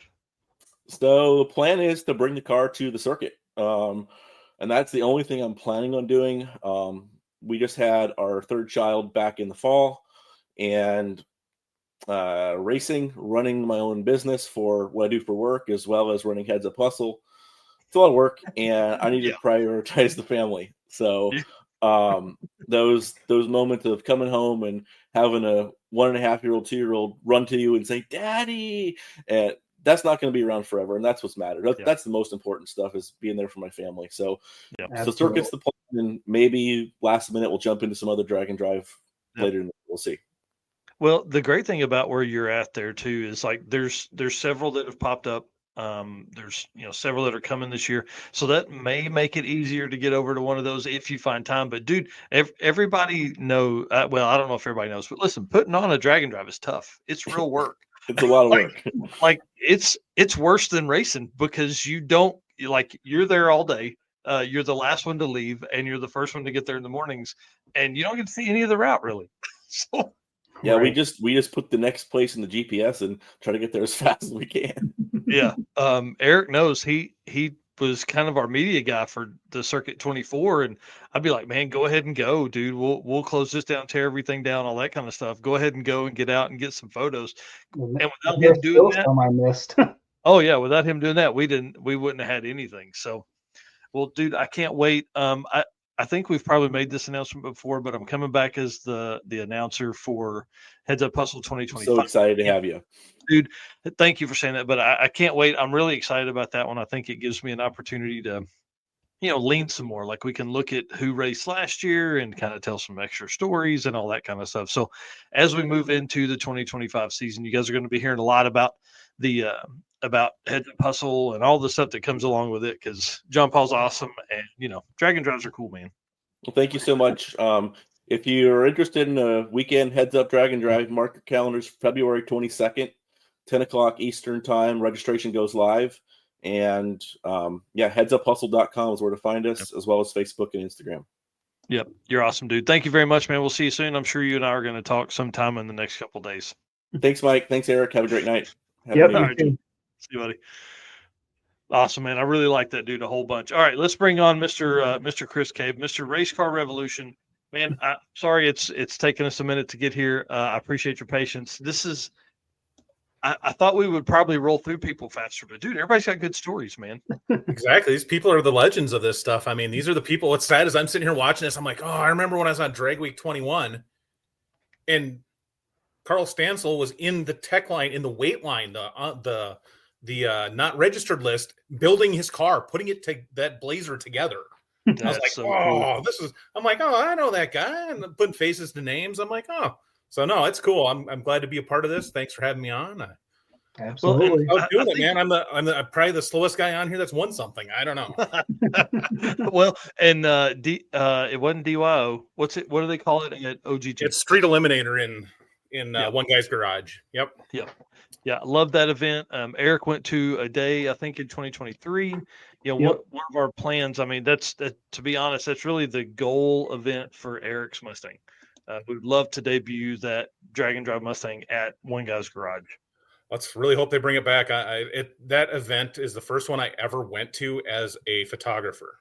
They took me along and they said that we need some extra help. Can you come take photos? Can you come just do it? And at the time I did 4 drag radio races up in Fargo. And back in the day, well, what year was that? I'm looking at the posters here. I don't even know if there's dates on them. It's been a while. It's been 3 kids ago. So been a minute. It's been a minute, and twins don't make your memory any better. I'll tell you that. Dude, I can't imagine. 2 kids is 5 times harder than 1. I can't imagine twins. Yeah, twins at 40 was not in the books, but I wouldn't change it for the world. They're amazing kids. They're their own beings, and that's awesome. They're their own personalities. No, so I went to One Guy's Garage, did photos. I guess you asked what the criteria of what I've done before is. I tried to go with 20 for Drag Week, was the first one. Thank you, Josh Norris, for getting me hooked on this. Yeah. But of course that didn't work out like everyone said. And so I came back in 21. I really like Drag Week for the nostalgia and for what it is. Yeah. But for a slow guy like me in a stock 94 F-150 Lightning that runs 15 threes and 15 fours, it's not that exciting. You're doing a lot of waiting. And it drags. It's an awesome event. I would love to go back and do it once I get a different car, get something different.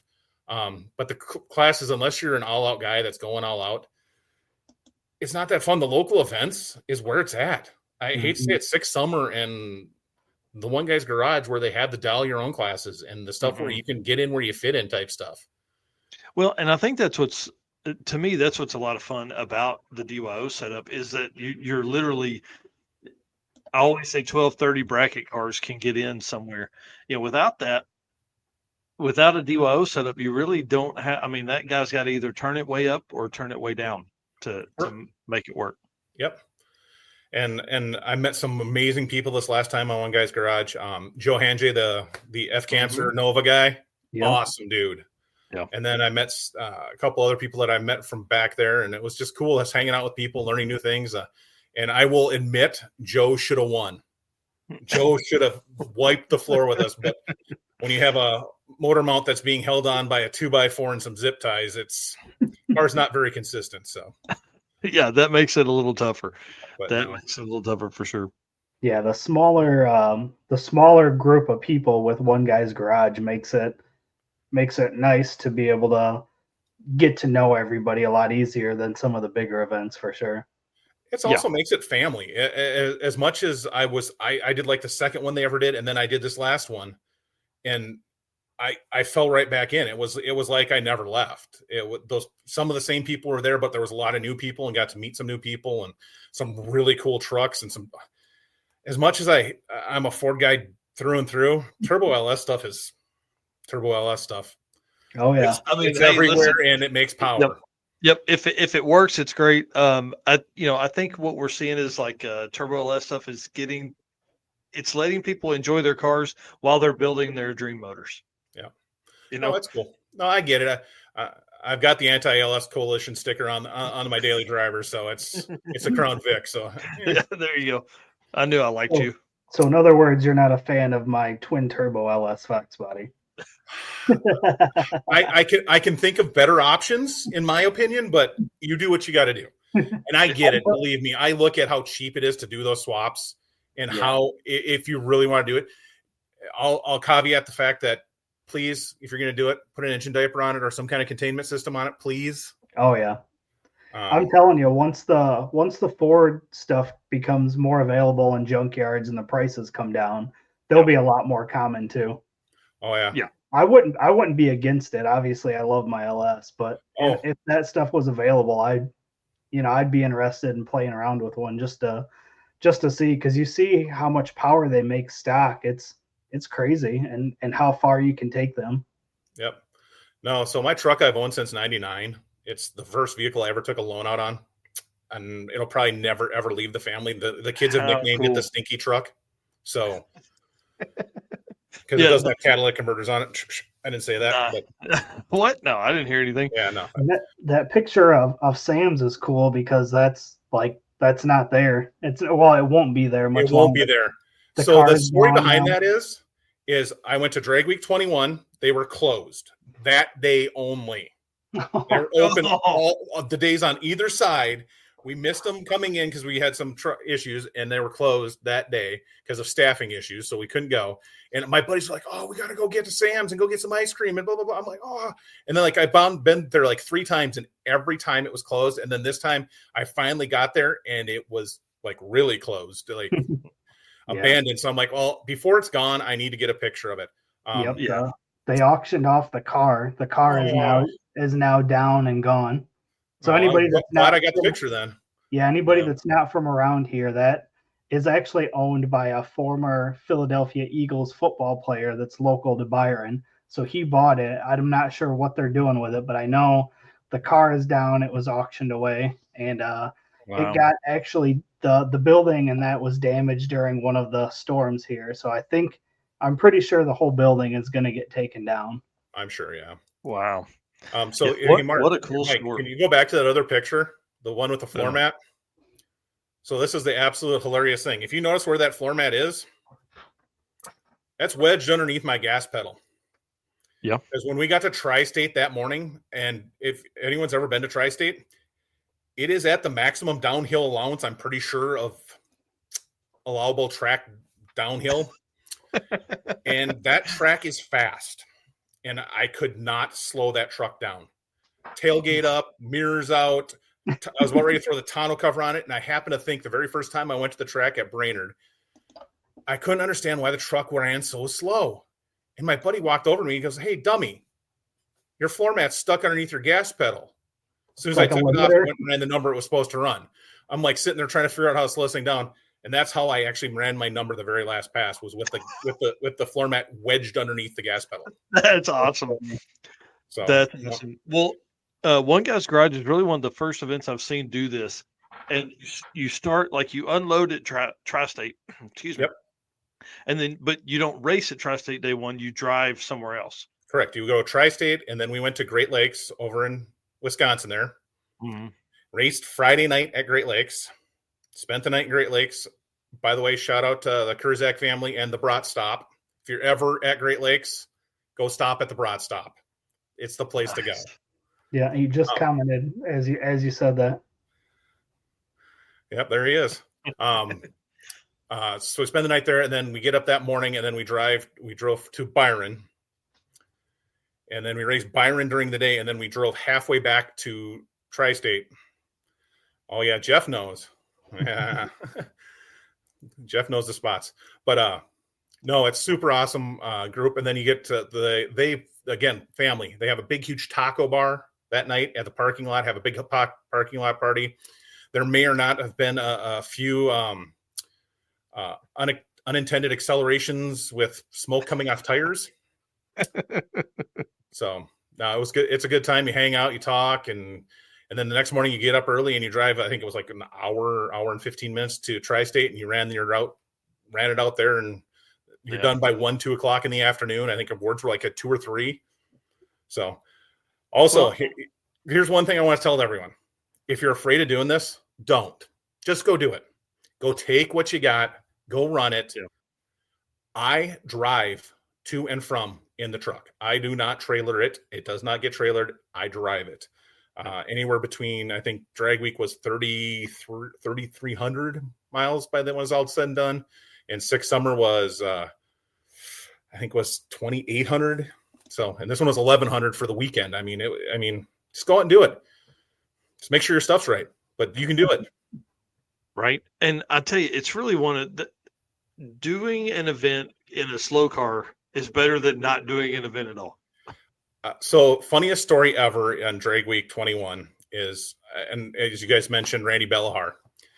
I was in that group with him, and because he's from Minnesota with me. I guess I missed that. I'm from Minnesota.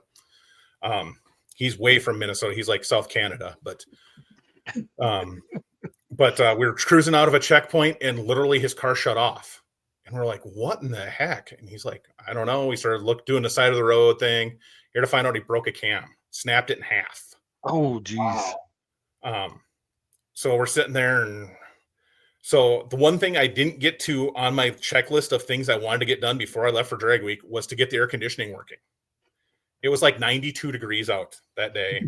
Oh, gross. Yeah, it was horrible. Well, so what's funny is I'm like, well, I'm going to try it. I flipped it on because I've got the 4-ways because I'm the biggest truck. So I'm blocking traffic. We're on a 2-lane road.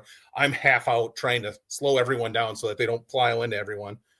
I flip it on and it turned on for 2 hours while we were doing this stuff. I had air conditioning for 2 hours when I needed it the most, and then it never worked again for the rest of the trip. Oh, that's awesome. I'm like, oh, thank you. But I ended up, so what's funny thing is because I don't have a trailer, I yard sale this thing every time. Dude, it's fun. Is the bed full of stuff then? Oh yeah, it's full. It's well. So Eric, as I know, Mike and I have talked, and he posted up on a couple of my pictures. I also do drag race photography. So like on Sick Week and on Drag Week, I was doing photography on top of racing. Dude, it's too hard. It's stupid. It's I fun. did it 2 years with Rocky Mountain or with Race Week. No way, man. I'm out. It's dumb. I will admit it. It's you don't get to see half stuff you should, and things don't do. But I was trying to get pictures from my friends because it was the first time going out and doing that stuff, and so it's fun. I enjoy it. The one thing I know now that I didn't know back then, because I was still trying to figure out, content collection and all that kind of stuff back then. You have plenty of time in the staging lanes. You just need somebody to move your car. Like, leave that dude in neutral or something. Just say, hey, push my car forward. I'm going to go up here and get some passes. Just let me know when I need to be back. That's the person you need, because that's the hardest part about getting the content and racing is you can't be too far from your car, or you're going to be you're a jackass for hogging the lot. Yeah. So I always leave my key in the ignition. Yeah, right. Staging lane. If someone really wants to steal it, go for it. It's not going that fast. It is what it is. But there's actually a funny picture one of my friends took of me. He found me. So 21 was when AMC, the AMC guy, Goldstone, crashed. And when Mrs. Honk crashed, I was like 5 cars behind that line when all those went down. So because I was a dumb butt and decided to really try to hit the tree, and I red lit so badly that I didn't get a time slip, so I had to go back into staging and got stuck. Dang it. No, So then it's you're all like, good. so then you're questioning your ability there. You're like, man, or your answer. What should I do? Should I try and back out of here? Because I got to get on the road. Luckily, it was last day, so it was, but it was still it's sitting in those staging lanes, and I luckily my pits was literally right on the edge there. I don't know if you ever saw the pictures of Nick with the Mountain Dew Mustang back then. Mm-hmm. They were camped. I pulled into the track because I was like the fourth or fifth person in that morning because I'm an early bird. I get up at 5 a.m. So I rolled into the track and set up my pit, and I look over, and there's the Mountain Dew Mustang, and there's these two lumps sitting next to it. Here they are on a tarp with sleeping bags over the top of them. Yeah. Out cold. I'm like, oh, sweet. I got a picture. So I was sitting staging right by the or by the impound area and stuff. So I was bringing out waters to everyone and grabbing all the stuff out of my cooler because everyone else is on the further down. So I was like, no, we'll help them. That's awesome. No, it's good. I mean, this community is awesome. I love this group of people for the most part. I've never really had a major issue with anyone, and it's always been super awesome to help or with advice or just to BS and have fun. So, right. Well, 25 this year's gonna be fun though. Can't wait. Yeah. Tell us what's I'm up. Bringing my 14-year-old son with me. Oh, there you go. That's great. Yeah, but he's a teenager. So we're working on weaning phone screens because he's going to be the navigator. Oh, dude, Pokemon Go's got to go. It'll be fine for the navigation side of it. He can have the map up. Yeah, but he's going to be playing Pokemon Go and whatever weird phone thing he's got on there now. So, I'm like, dude, you got to stop that. You're going to have to actually work. Can you put a camera in the van? Did a test at a local racetrack up here in Wisconsin and took him to it. And he's like, I'm like, here's the gist of what we're doing. We're loading the truck up. We're going. We're changing tires. We're setting up a small pit area. We're doing it all. We're going to make 5 or 6 hits, and we're going home. Yeah. And he did it all. He helped me change tires and got the gist of what was going on. And he wanted to do it. So. Right. And I think once you get them, like, let's say out of because I have a 14-year-old daughter, she'll be 15 in January in like 2 weeks. And so, like, dude, she's glued to it. But if you get her away from that and get her in somewhere like, hey, we got to, this is what we're doing right now, she's fine. So a lot of times, I think once you get him away, he'll be like, oh, this is cool. And who knows how many pictures he's going to take. Well, so that's what's even more funny is in school, he is in his photography class right now. Yeah. Well, I'm like, yeah. And they're like, Dad, they don't have any they only have like 8 cameras. I'm like, well, guess where where one is. Yeah. So, yep. No, we're excited for that. We're going to do 6 summer, all the local tracks, all the ones I know. So I've got a good baseline of what to do and where we're going. And hopefully dial your own. I got to redeem myself. I got 5th first year, so with an 029 spread. So now that I've done 013 or 012 or whatever it was at one guy's garage, I got to step up my game and go see if I can take it again. So, well, and I think that's what's most fun. We were putting some stuff together for a Sick Week article we're writing, and I was looking at this guy named Jackson Devon ran Sick Week 22, and he won the DYO class with like a 029 or 025 or something like that spread. And I was just like, man, that's so tight on 5 tracks that you've never been to, What's sad is it's not though. What's weird is I kind of want to go do Sick Week because for some reason that spread seems to be really loose. Yeah. And dial your own. And I don't know if it's because it's so early in the year and people just don't have their vehicles figured out or what. Yeah. But or the spread is loose and they don't have to. You know what I mean? I think there's some of that, because like, dude, you know how it goes. How many passes did you make the last day? Last day I made 5. Byron, I did 7. Yeah. So I mean, like, it takes that kind of stuff to get that consistent. I was feeling bad. Like literally, I was talking to Joe. I'm like, do I keep beating it? Because but here's the caveat on that. I made those 7 passes in about an hour. At least, yeah. No thanks. That's a lot. Well, I was trying to slow down, so I was doing everything. The heat. You're like, it's hot. Yeah. I'm like, what can I do? What's hilarious is the guy at the ticket booth there, the young kid, had like a 92 Bronco. He's like, if you want to trade, if you keep beating on this thing, I'll trade you. Yeah. You're like, yeah, sorry, bud. This one's way cooler than that. Yeah, his truck was pretty cool, but I don't want a Bronco. I'm good. Yeah, I'm with you. All right, dude. Well, thank you very much. Appreciate it. Hey, tell everybody where they can find stuff. Where should they be watching? All right. Photographs and photography stuff is on Race Car Revolution on Facebook and Instagram.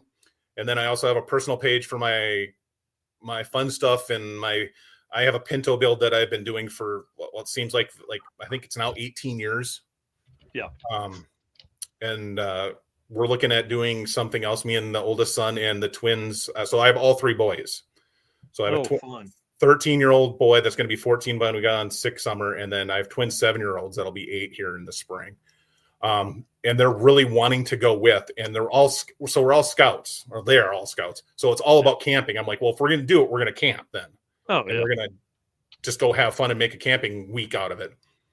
And so we're really looking at, they're really trying to talk me into take my daily driver 08 Crown Vic, get some sticky tires for it, and maybe some skinnies on the front, and just go daily DYO again, but just go have fun, do some slight mods to it. The main reason is the oldest one wants this is he also wants to run Junior Street at the local racetrack.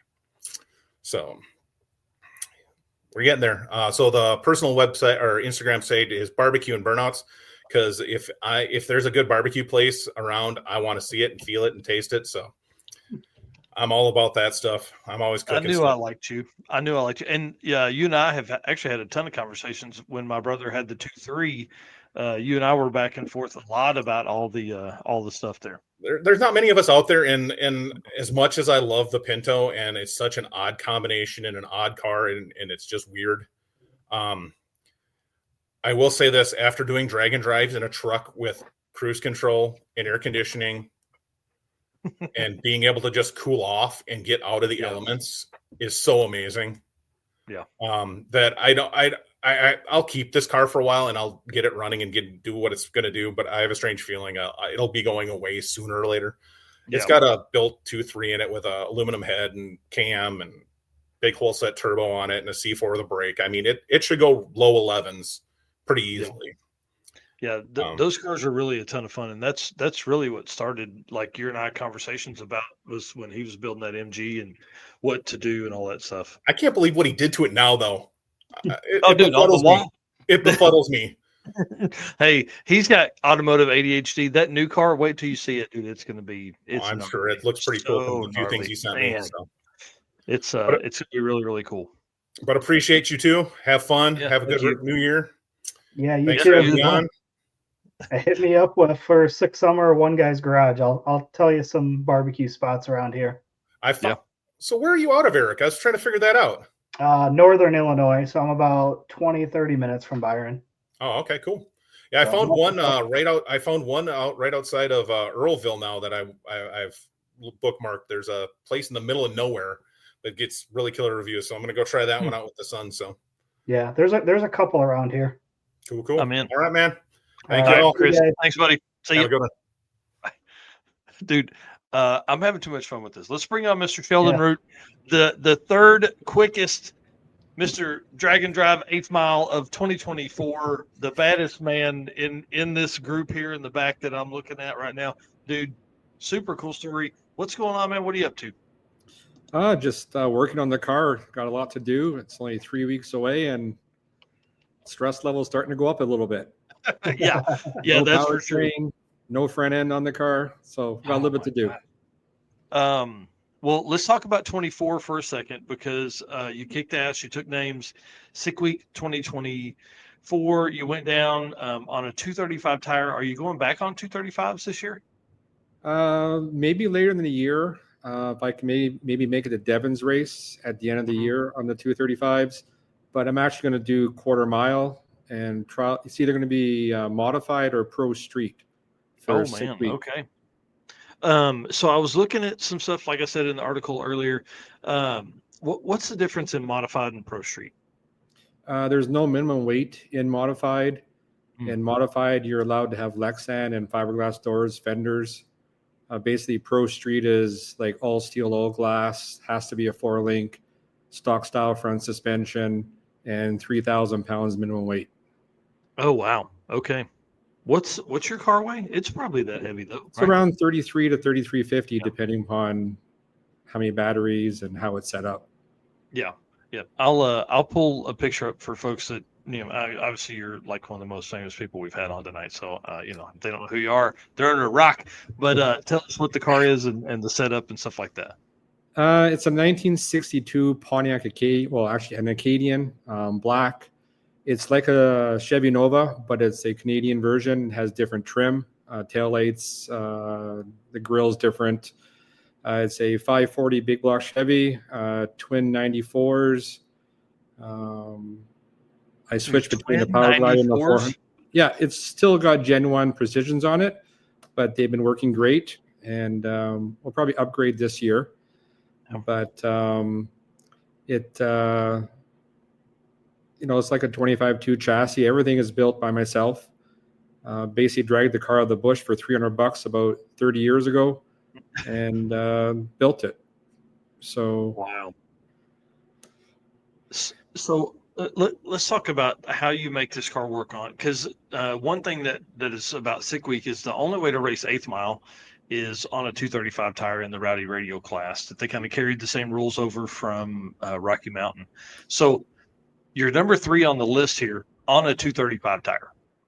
Like, pretty insane. Yeah, I mean, I'm very happy with how we did. When we came out this year, it was a brand new combo. We had never been down the racetrack with it, with a big block Chevy in it. And I mean, I missed on the converter stall. We did have a lot of issues. I mean, we tried turning the power up later in the week, but the car actually slowed down because it just kept driving through the converter. But you get so wound up in just trying to go faster and trying to make the day that you don't really see your problem until after the race. I should have just slowed the car down and it probably would have gone faster.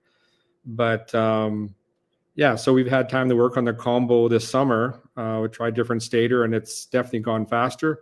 So now we're kind of excited to see what it's going to do at Sick Week with the bigger tires on it and the quarter mile. That's awesome. I can't wait. What kind of ETs has it done in the quarter? We went 680 at 218 this summer. Wow. And wow. So that's another 6-second car that we didn't have on the list. Yeah, I mean, it's gone 6s. It was in drag and drive trim because actually the race that we were at requires a 4-lap cruise at Brainerd International Raceway. So it was in drag and drive trim when we did it. Had a bigger tire on it, but we were also not leaning on it hard in the first 330 feet, which I need to get the car better at. And that's where we need to do some testing to try to step that part of the track up a little bit better.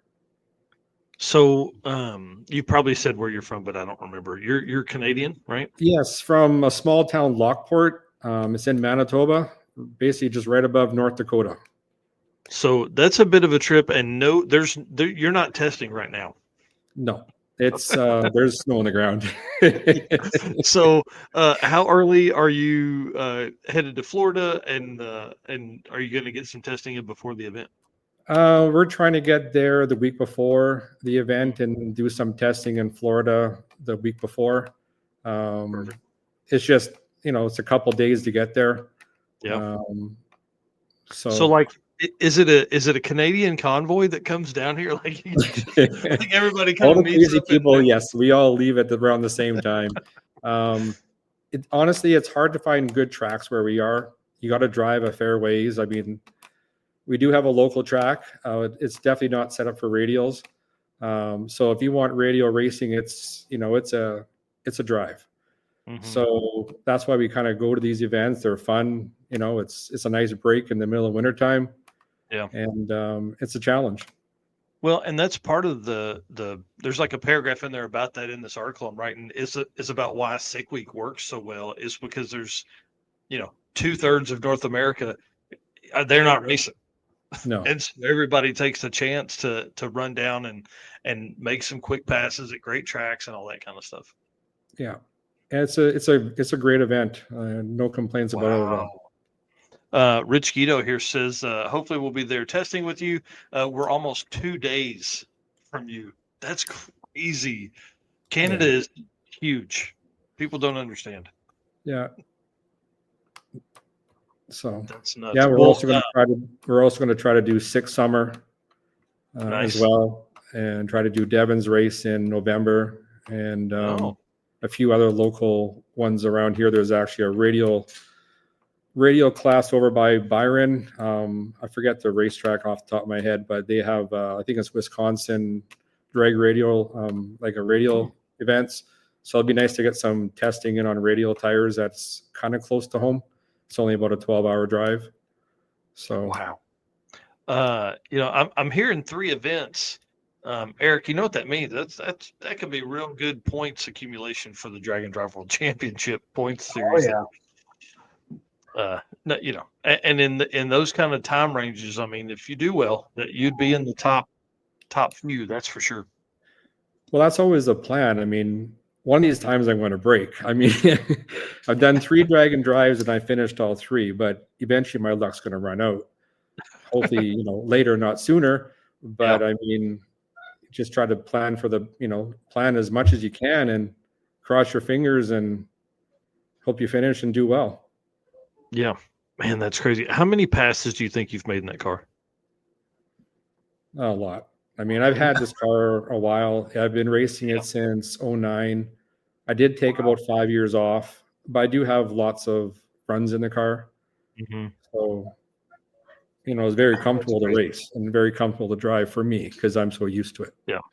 Well, and it's that car is probably, I would say, like, I don't know, it's definitely top 5 for me, especially at Sick Week. That car looks great. It sits right. I mean, I can't wait to see it down there. I appreciate that. I mean, it's I'm always, the owner is usually the worst critic. You know all the flaws and I got to fix this and I got to fix that. And someone comes and says, "Oh, it's such a nice car," and you're thinking to yourself, "No, you need to look at it."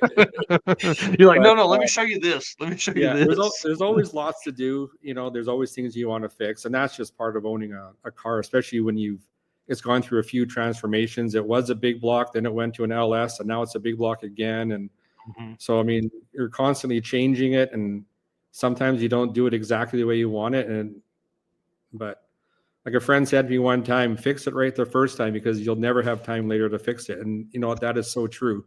You try to do as much as you can because it's hard to go back and just fix stuff.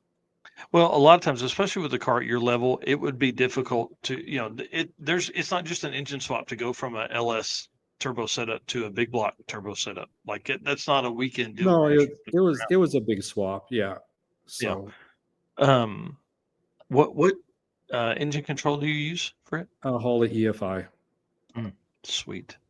Sorry, we're probably getting deeper in what we wanted to this time. All right, tell us about a time you've torn the car up. Which time? Just pick one. Pick your most recent time you've made a mistake and the car paid the price. Well, Sick Week 20. Let's go back to Drag Week 2018. I did a big power wheelie, came down and tore the front frame open. So we had to hammer the frame back together and weld it up and then carry on. We basically bent the front strut and we carried on. And then on the Thursday, we smoked a trans and had to change the trans on the Thursday. But yeah, we finished 3rd in modified. So we were, it was a long week, but it was good. That's awesome. 2024, we didn't really have a lot of grief. Actually, maybe I did. I just don't remember. We had some valve train issues this year with a big block because of me not checking valve lash often enough. Actually, we lost a couple lash caps on one day. This week at Stick Week, we changed torque converters on Thursday night after Bradenton because we just drove through the converter. Got to the track at 4:30 in the morning. And then after the first pass, we knew we had second locked up, but I was trying to catch Matt. So we pulled out the 400 and I tried putting in the power glide for the remainder of Friday and it just wouldn't hook. So So it was, there's always something. And when you're trying to win, you're always pushing yourself to, second is great, but second sucks. So it'd be nice to get a first once in a while, but right. Man, that's crazy. Racing. I want to hear more. Listen, we need to bring you back on. We've got to roll through. We've got some folks who've been backstage a long time, but I want to talk about the difference in like swapping from a 400 to a Power Glide, just real quick. What changes do you have to like? I mean, is there a new tune you put in, all that kind of stuff? Yeah, the bump box settings are different for the trans brake. The shifter is the biggest problem. You're going from reverse pattern to forward pattern, so you lose your air shifter, and then you have to manually, you're downshifting instead of upshifting on the shifter. Then it's easy to get into neutral. The drive shaft's different. The cross member's different. So there's the gear ratio went from a 148 in the 400 to a 180 in the Glide. So on the 235, it just took the tire right off, plus the prep gets a little bit lesser in the day. So the first pass, we went a 117 60 foot with the 400, but then we put the Glide in it and we just couldn't make it down. So that's crazy, man. That's crazy. That's pretty interesting. I don't know of anybody else that's done that, to be honest, to go from to swap from like a 400 to a Glide. Well, it's not the smartest idea. But I mean, I only have one 400 and I always want to take a trans with me, so my backup's a Power Glide. So that's awesome. Well, Eric was sending me a message there behind backstage. The trophies there over your left shoulder, those are pretty cool there. So why don't you run us through the black one there and the clear one? Yeah. Well, the black one is from the Dragon. I was supposed to be at PRI. Well, I wanted to go, but just couldn't make it. The one beside it's from last year from PRI. And then there's a no prep one there and the 3 from Brainerd for King Street. And the other one is from Sick Week 2023. That's awesome. So I'm missing one trophy, but my dad came with me this year to Sick Week, and he's never been to a racetrack ever. So he came along for the ride, and he's got my trophy. I figured, hey, he can have it. And that's the one he went to? Man, how cool is that? That's pretty neat. You and Rich, man, bringing your dad down, that's pretty awesome. Yeah, it was a good time. Yeah, I would imagine. All right. Well, listen, we appreciate you coming on. Well, I appreciate the invite, and hopefully we have good things comes this spring or this winter at Sick Week. Yeah, that's right. That's right. Well, it was 60 degrees today here in Arkansas, so it's like spring to me. That's nice.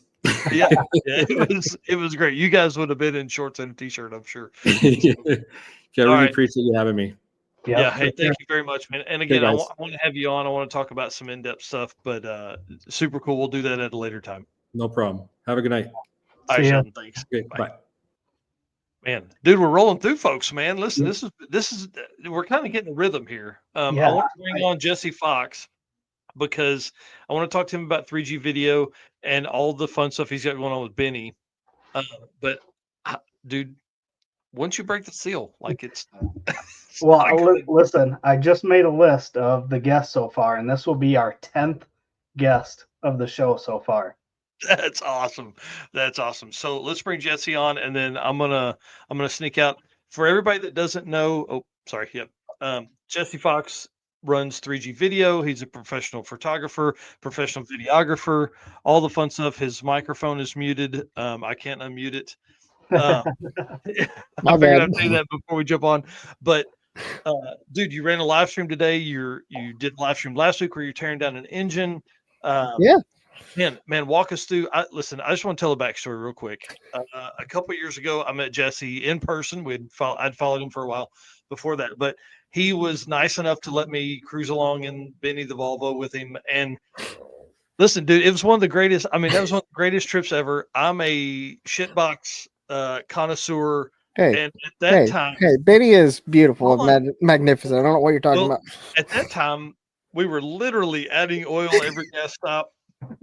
You would, if you had your foot on the throttle and there was some vacuum, smoke came out of this side. If you were in boost, smoke came out of this side of the engine. It was great. I loved it. It was a lot of fun. But since then, he's changed it up. And dude, I want to talk about how many miles you drive a year. I want to talk about some roadside stuff you fixed and how you've kind of kept that car going. Because, dude, you literally live a drag and drive life. So tell that. I'll be right back. Yeah, no worries. Let's Yeah, let's start out with who you are and what you do. Mike's jumping way ahead here. He's getting too What? excited. No. Everybody knows. No, it's fine. No, my name's Jesse. I am a photographer, as he already said. I do videos on 3G Video YouTube channel and over on our website, 3gvideo.net. So go check us out. Make sure you go check out those links and such. But yeah, I travel around and cover drag and drive events, do other events as well, but we're mainly known for drag and drive. Did 11 events in 2024 and did 13 events in 23. I think we did 5 in 22, I think, something like that. So we've been really getting into the scene a lot more. I've loved drag and drive for a long time. Seeing all the guys come through before me on here that have been in drag and drive since, like its conception and everything. It's wild to see, but I remember watching it growing up, going through college and stuff. We would always watch Drag Week on the live stream in college and just loved the sport, and finally found an opportunity to be able to be a part of it in a way. Ultimately, I mean, I'd love to race, and that is kind of the goal we want to get to eventually. But just being able to be out there, be in it, and be able to share my passion of photography and videos and all that has been a really, really amazing time. So yeah, that's a little bit about us. Yeah, There's a I lot more to it. I don't think I've been to an event that you haven't been at. So you've been at a lot of events, and what I don't think people maybe understand is you were at 11 events, but 11 events not right next to each other. I mean, you Yeah. drive from one side of the country to the other side. So what's Yeah. the farthest you had to drive this year from one event to another? Yeah, well, so this year was actually a really light year for us, which sounds kind of crazy. But we only, I got actually just doing my records yesterday, and I found that we did 21,000 miles this year, just two drag and drive events and such during the events and to them, and it felt really light. I mean, compared to 23, it really felt light because we did 37,000 in 23. So that, a little different, but I think our longest drive this year was, at least the worst turnaround was between Big Sky and Rocky Mountain Race Week. So That's what I was wondering. yeah, I think that was the worst one because just with time frame, and the fact that it was after Six Summer, Big Sky, then Rocky Mountain. So all of them were week after week. They were right up next to each other. So we had from Six Summer, I got done with that event Friday evening, and I drove through the night through Saturday to get from northern Illinois out to Montana. Mm-hmm. That was a good little haul. Got there at the end of their tech day and then did their event. And then the bad one was when we got done with Big Sky, had to bomb down from Montana down to Tulsa. And I went with Cameron Thorpe. Me and him rolled together. He's in another Volvo wagon, so we had Volvo wagon squad rolling. Yeah. And yeah, it got pretty bad. We got down because that was the one leg of the trip this entire year that we actually had some issues with Benny. So we were trying to sort some of that out, and then we were on the road for 18 hours, and I started hallucinating and it got a little unsafe. So I ended up pulling off about an hour before Tulsa and got some sleep, and they went on, and then I met up with them in the morning. So I think that was probably our hardest trip throughout 2023 season. Yeah, and you've done stuff because you were at the Bonneville Salt Flats. Mm-hmm. You've done that. You had some crazy adventures on 666 or after 666 with storms. Yeah, you fixed Benny with a roll of duct tape. So yep. Listen, you got plenty of stories. So which one do you want to start with? Oh, dude. Oh, man. Well, we'll do the duct tape one because that was an interesting situation. So I decided that Benny was not enough power with the little 4-cylinder and turbo on it. So decided to swap a Mopar V8 into it last winter, and that's what we've been running on this winter or this season. So it was a good move.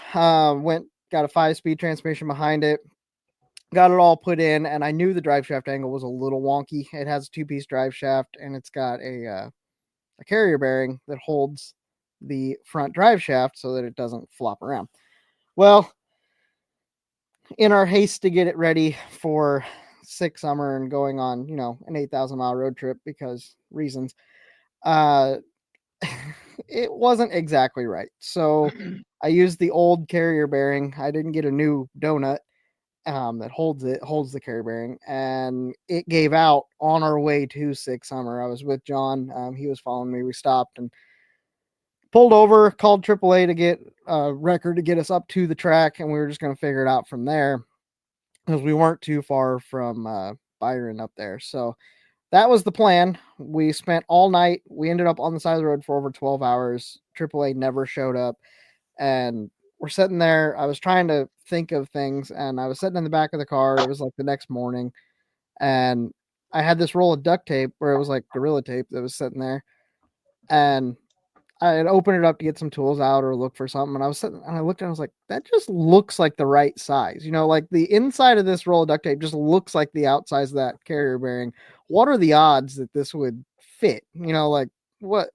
And then the outside of it looked like the outside of the donut. So like, I mean, we're not doing anything else. Let's just see. And I hopped under there and it fit perfect. I mean, absolutely smack on perfect. I was like, well, looks like this is how we're getting to the track. So yeah, I slid that in. I hopped in John's car. We went over to the to a hardware store that was fairly close, and got some like self tappers and some longer screws to go through the duct tape. And took the carrier bearing was here, put the duct tape around the carrier bearing, and then ran some screws up in it on either side of the carrier bearing so it couldn't slide within the duct tape. Put the duct tape up, clamped it from the tunnel and the bar, the cross member that clamped it there, and then ran self tappers through the bottom and the top, like through the floor into the duct tape so that it couldn't move, and then drove it for 1,200 miles because it worked. And then, and then had a new, actually, then I ordered 2 donuts to be shipped to the track, and they were there that Friday when we got back at the end of sick summer, and I put that in. And I actually had an issue with it, and then self-tappered those in, and it's been fine ever since. So, and here's the one thing I love about Jesse and Benny and all that stuff is there's been several times him and I mainly as a 40-year-old dad, am like, dude, just get something like John has. Like John has a Corolla. Yeah. I drive the little Saturn. I'm like, but he's like, no, man, it's not cool. It's not cool. And I'll tell you, it's motivated me to get back, to start thinking about driving the old truck everywhere. Those dude, you need to camper shell on the back and just brother nap in it. So, I love Benny. Benny's so cool, man. And how many miles did you drive last year? Have you already talked about this? Yeah, we mentioned it. This year was real light. We only did 21,000, so it was like 21,600. And that's light. Yeah, it was real light. I mean, it was half the miles that we did. Well, almost half the miles that we did in 23. But 25 is going to look a little different, I think. So yeah. So let's jump into that. Yeah. 25. This has been getting a little crazy as it's been getting on. So at PRI, which was like 2 weeks ago, I had on my calendar 12 Dragon Drives. 12 Dragon Drives that I was planning on doing for the 25 season. I was looking at all the schedule. I'm like, man, there's a lot of them that I'd like to go to, but they're overlapping. And it was just like, no, it's going to be another year like 23 was, where a lot of overlaps and I just can't make it everywhere because I can't be in 2 places at once. And then we got back and a lot of events started posting dates, and they all just kind of fell right in place. So we're actually going to 17, which is a couple. You're my hero. So the only issue that I'm seeing with this season is in the 2023 season, it worked out perfect. It was a perfect storm because a lot of the events, like I would go out on a trip and then I would just hang out away and then go to the next event and just make a big loop, and it worked out great. I'd have like a week in between and just, it worked really good in 23. Well, this year I do have like a week in between every event, which is great. I mean, it gives me enough time to do whatever we need to do, get caught up, get photos out, get, everything on the website and all that caught up. Problem is it's back and forth on the country this year. So there's no like one big trip. Well, there is one trip that I get to do that is all one trip, and it's only 2 events, but it's a mega week down in Texas, and then we'll be going up to Big Sky, and we got a week in between, and then I'll be coming back. Other than that, it's basically just like, okay, go out to Oregon, come back to the Smokies, go back out to Northern Canada, go, so it's going to be a lot of miles this year.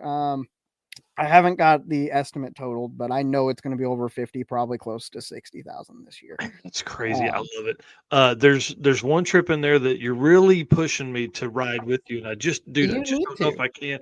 You So, need to. for the folks that have been paying attention, Drag Week ends on the 19th. Yep. Redwood Rally, literally Cannonball Run the other side of the country, is on the Tuesday or something like that. They're on the it starts on 22nd. Tuesday. Yeah. Yeah, they're on the 22nd of the next week.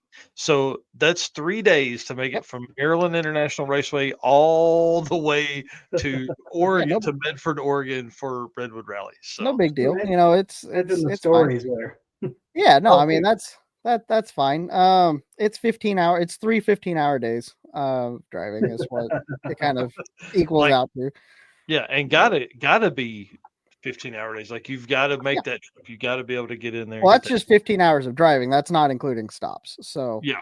it's Man, I don't know. I can't. I think I could leave if I flew home Saturday morning. I could get a couple days home and then fly out there for Tuesday. But that's but really is fun. You could also be riding in a 1984 Volvo 240 without AC across the country. I mean, dude, let's talk about stories we're going to tell when we're 30 or when we're 80.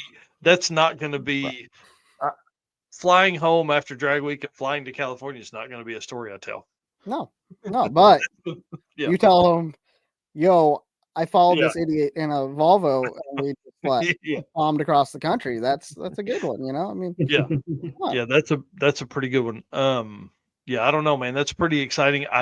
Dude, you've done this for a good while now. What are some changes you've seen in the community? When did you start really kind of kicking off your drag and drive photography career? Yeah, so 21 was my first drag and drive that I ever actually attended, and that was Drag Week. I went there, and it was actually not even, I wasn't really planning on it at the beginning of that year at all. I'd been planning on going to Power Tour. I'd done Power Tour a couple times, one in a vehicle that were not, anyways, one in one vehicle, and then did Benny 2 years with that. And I got done with Power Tour, and Drag Week was like, there was a week in between, and then there was Drag Week that year, and I was like, well, the videos did okay at Power Tour. And I was like, okay, well, we're just gonna run out to Drag Week and see what happens, let's see. And I wanted to go to had Rocky Mountain the next week after that, and I really wanted to go to that, but it wasn't feasible. I didn't make it, but going to a first Drag Week really caught the bug, and then it just kind of spiraled out of control from there. So the next year I went to 5 events, I think then 22. Really good time. It was fun. That was my first sick week. Sorry, that was first sick week. I've been to all the sick weeks. In total, I think it's like 31 drag and drives that I've been to in 3 years. That's awesome. Somewhere in that neighborhood. So yeah, bunches, and just about gonna put 150% of that up in a year. Yep. Darn right. You and I spend a lot of time together. We talk on the phone a lot too. One of the cool things I think that we've seen, or that I've seen, is I mean, I wasn't a professional at any of this stuff before Drag and Drive came around, and I mean, you were probably a great photographer and a professional at that point, but like, think of the businesses that have been built around drag and drive, like specifically drag and drive. There's a lot of photographers that were drag racing photographers that are still drag race, but like, dude, like, you've built a whole business, 3G videos built around your experiences at drag and drive events. So it's pretty awesome. I mean, I feel like it happens a lot that a lot of people just start to assume that I'm everywhere, which is kind of cool. It's cool to get that assumption. You are, But like I get asked a lot if I'm at like no prep races and that type of stuff, and I haven't done a lot of just drag racing events, no preps and just like a just a drag race. I haven't done a lot of that. It's mainly been all just drag and drives because I really enjoy seeing the cars on the street, and that's that's my passion, is actually driving your race car. Is not. Don't get me wrong. I absolutely love really fast race cars. I love seeing top fuel cars. I love seeing pro mods and that stuff. But it's way cooler when you put a pro mod on the street. I mean, like, come on. Yeah. So that's that's my thing. And I'm down for anything that is putting a race car on the street. It doesn't necessarily have to be a drag car. I mean, I've been to an autocross week and I absolutely loved that. It was cool seeing that style of car on the street. I'd love to go to a drift week and do that.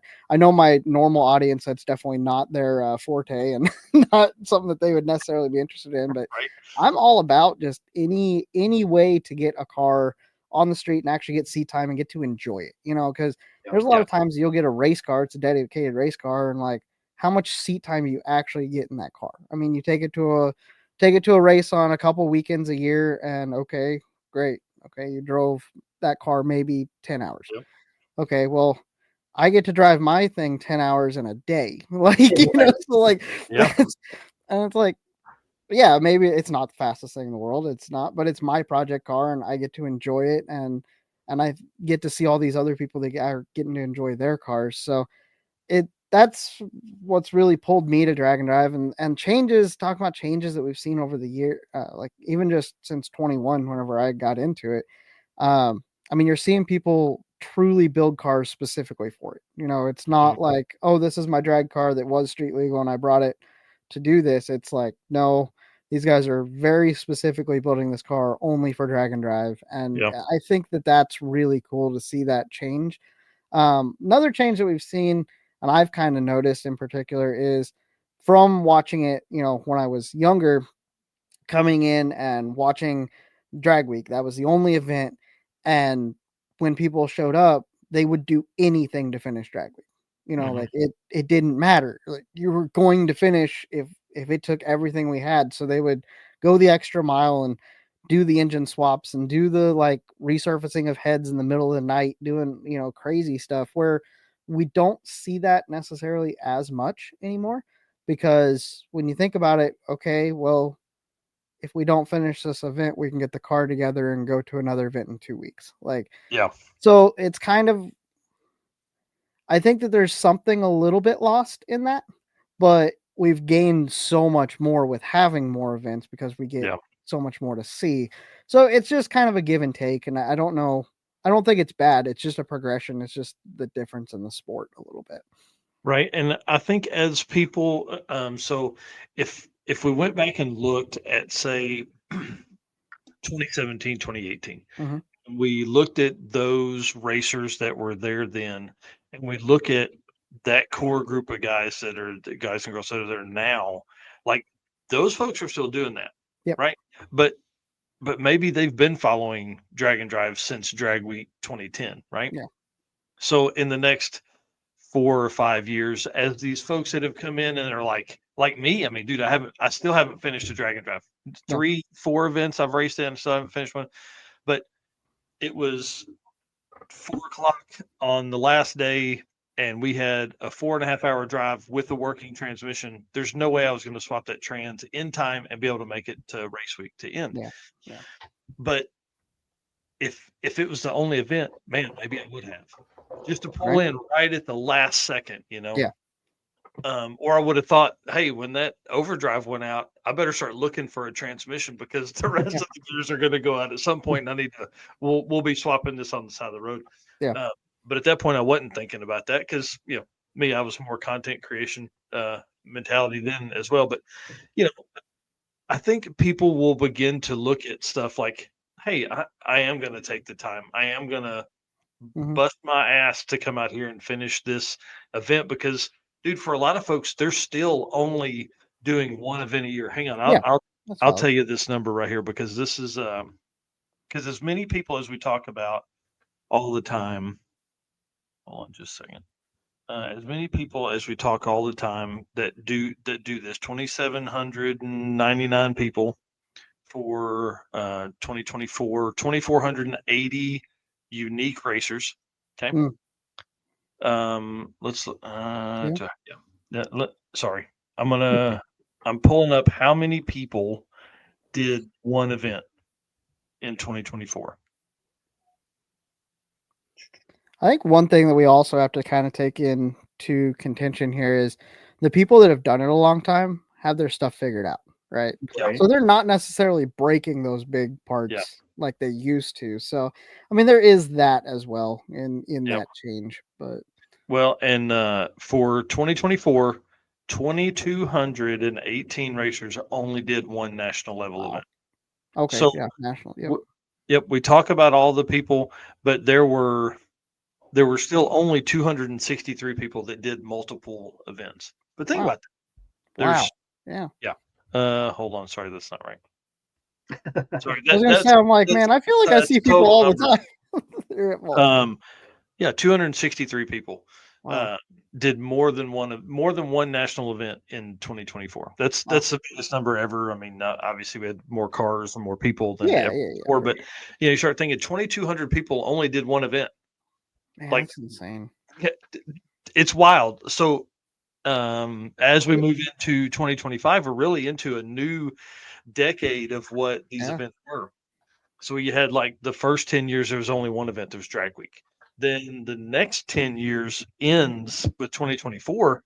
And so we went from having literally one event to 2020 or 2015, we had 3 events. Yep. Now we have 37. We had 37 in 2024. We're already with dates and tracks announced at 30 events for 2025. So Yeah. I don't I know, man. can't I'm wait. hoping. I love it. Everybody talks about saturation. We ain't even close. We're Right. not even close. There's so many tracks and so many racers Yeah. available for this stuff. You guys, man, I can't wait. Dude, I've got some wild ideas of where like some Dragon Drive should be at some point, but I don't know Yeah. if it'll ever happen because it's just like it feels like there's these areas, even though we have Dragon Drives everywhere, it feels like they're everywhere. There's still areas and pockets, and it's like we haven't had a Dragon Drive here. Why? Like, why hasn't there been one here?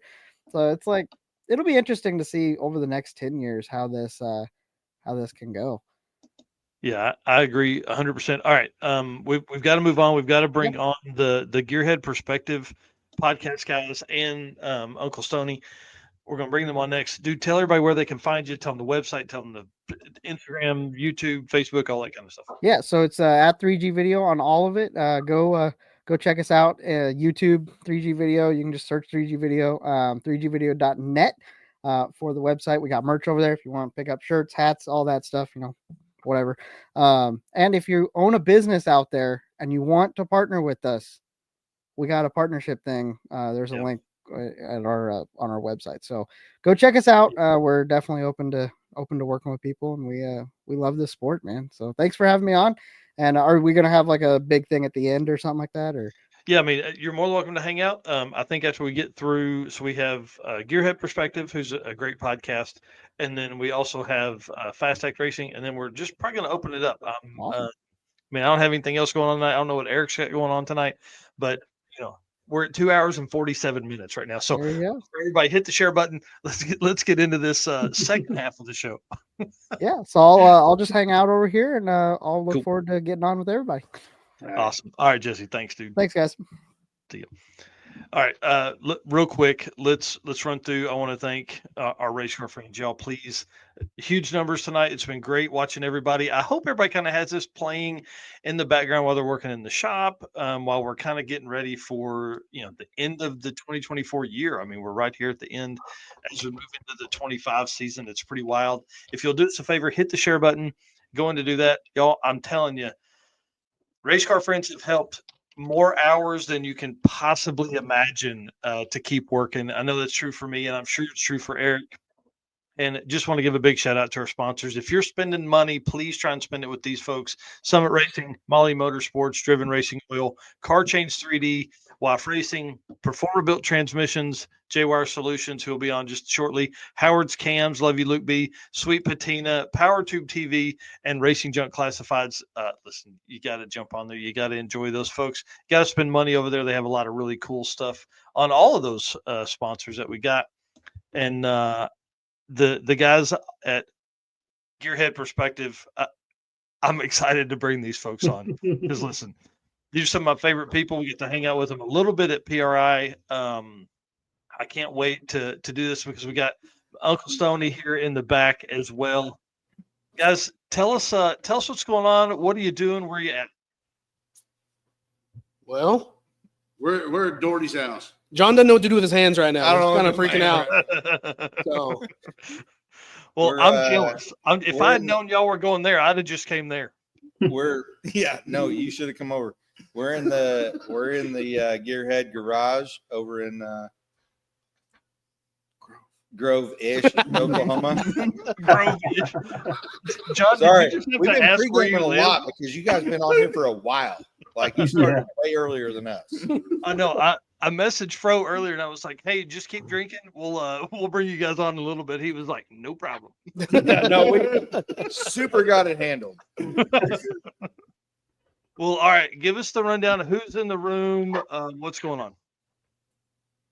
Who's in the room? Well, we brought a special guest tonight. Oh, I know. I can't wait. I love Right? him. He's like my big brother. And guess who? I know. We brought me, John the Gearhead, Fro over here. We brought Uncle Stoney, hanging out in the shop tonight. Well, I'm excited about you living back in Grove because you lived in St. Louis for a while and now you're back and this is awesome. Yeah, no, it's super exciting to be back in town, surrounded by super good gearheads. Bucket List Mob jumping in there. I know it, dude. I love those guys too. I was messaging Mike earlier and was like, "Hey, man," he was like, "I don't know if I can or not. Maybe." So for everybody that doesn't know, that hasn't paid attention to the stories I've told in forever, but Jonathan is the reason I'm involved in this at all. Starting way back, I'm telling you, this is $70,000 worth of money raised for the children's shelter time ago. This is 11 or 12 years ago. Jonathan allowed me to print shitty T-shirts and sell it in a streetcar shootout that he did. And I still wear mine. Dude, I can't fit in mine anymore, but I would wear it if I could, but I can't. And then so that created a friendship and a bond that came. I mean, he's my big brother. He's one of the coolest dudes I know, but he is the reason I do this. He is the reason I did Race Week. He's the reason all the kind of stuff that came about from this. So big thanks to him. It only took me 3 years to get you in a car on Race Week. So yeah, right. What's funny is, like, you know, if you think about it, if Drag Week hadn't canceled, how much longer would it have taken me? Yeah, I don't know. It changed everybody's lives for sure. Yeah. Bill, what year was it that we went to? We saw the Crown Vic. Yeah, we went to Race Week, and we were sitting there going, "Man, these cars are running like 13.0s, and this is the most exciting thing we've seen since forever." We both had aspirations of running 13.0s. Yeah, he took the Crown Vic, and the first time was in 20, and then again in 21. So really, yeah. Okay, yeah. So it was one of those years. It was one of those years for sure. And then it actually would have completed 20 with if I hadn't broke, but then 21 it broke itself. So that's fine. Yeah, and it hasn't been on the road since 21, since Race Week 21. And Steven and I stabbed the transmission in it last night, and the torque converter was wrong, so pulled it back out. Another year off the road. Damn it! It's going to take a year to do that deal. Well, hey, listen, we got to work on the old truck to get it ready for the circuit. Yeah, we've been waiting on an update on that. Yeah, so him and I leaned against it last night. Does that help? So have you guys told everybody the plan on that yet? Is that public knowledge, or is that on which one? On the truck. Oh, the truck. So it'll go to my brother's house, Stephen Narks Lifted Customs. It'll go to his house and get the drive shaft and make sure the stuff is all right. And then he's going to drive it because I'm a shitty driver. On the circuit. On the circuit, yeah. And then Yeah. after that, my plan is to daily it. So even though I don't go anywhere now, but I do intend to drive it across, all over the country. So yeah, I'm excited to have it back and about. Enough about me. We talked about me. I feel like sorry. Let's talk about you guys. What you've raced, what your project cars are. We don't want to get into Stoney's project cars, like his number one project car, maybe, but he's got a long list of stuff that's over there. So tell us what's going on. What y'all did in 24. Fro's car got painted. Yeah. It's got lace on it now. Super not a drag and drive car. No. But I am looking forward to low and debuting it at slow. the circuit. Yeah. It's going to be the circuit road trip. Yes. Maybe feature car. I don't know. I think that would be a good term for it. Don't go that far. Don't Everybody follow that guy. go that far. He's our He leader. barely knows where he's at, let alone where he's going. Hey, I think we all agree we're not into lace, but that's pretty sexy. Yeah. Oh, Turned yeah. out. If Turned out one of good. us was going to look good in lace, it was going to be Fro. Jungle Fro pulling out the lace. Yeah. So, hey, speaking of Jungle Fro, Narks, what's up? You joining him this year or what? Oh yeah, for the Jungle Fro, Jungle Pam thing. Yeah, Mhm. listen. He raised Listen. $1,000 in 2 hours. I got to get in on some of that. We're gonna be So- straightening it. I got to cut my shorts here pretty soon, but they're gonna be short. I will help you cut them. Do not threaten me with a good time. We may cut them on site. I may be wearing them. So I had a guy tell me one time, and this was a man. He goes, "Man, if your pockets aren't longer than where the shorts are, they're not really shorts." And I was like, really? Yeah, that's the plan. I'm thinking the back shorts. Maybe we cut the bottom out of the back pockets. If you wear them, that doesn't bother me at all. It's going to right. bother me for sure. Just don't look. Yeah. So John and I will be back at the circuit for sure in April. Both of our cars will have some changes. We're both making NA big block great again. Yeah. I think I'm going to run in a big block too, just because I can hang out with these guys. You got a whole shop full of NA big block guys over here. Well, hold on. To be clear, I am going to have a big block in the wagon, and 100%. I am going to run in a big block at the circuit. Yes. Unless I line up next to John, because my car is being built for nitrous. Okay? If Oh, I John thought that's lines what up NA next- meant. Nitrous assist. Yeah, no. So what's going to happen is I'm telling you guys right now, if we line up next to each other, I'm spraying it. And then I'll say, okay, guys, I accidentally sprayed it. I'll go make another pass. So I just got to make sure he don't make any passes without me in the lane next to him. Yeah. And we'll be fine. Perfect. That's awesome. Yeah, but if you're racing him, how am I going to race you? Yeah. Oh crap! We didn't even think this through. Well, tell us what the cars are. What are your project cars? What are you bringing to the circuit? That's the best question. Mine's an 82 Malibu wagon. I had it on the circuit last year with a super budget small block with 100 shot, which turned out the bottle was empty day one even. So it did go PB. I went 750 at Ozark, which for a junk small block and a little shot, I didn't think it was that bad. That's what it is. It sat in a field in Kansas for 17 years. I traded a rifle for it, and then worked on it for the next year and a half, 2 years. It changed a lot in that time. And now we're just working on making it faster. So what color is that? What do they call it? What do you call that? I call it root beer. Man, it's like some people call it root beer. It's actually a Honda color, believe it or not. I tried to have the factory that's why color. it's so fast. Yeah. I had it the original paint, the best piece of the car I could get scanned, and that's the color it came up with. I actually think it's called amber brown is the name of the color. Mm. So But it's a cool color. It's maroon with a little bit of pearl and a little bit of metallic in it. But it's I like it.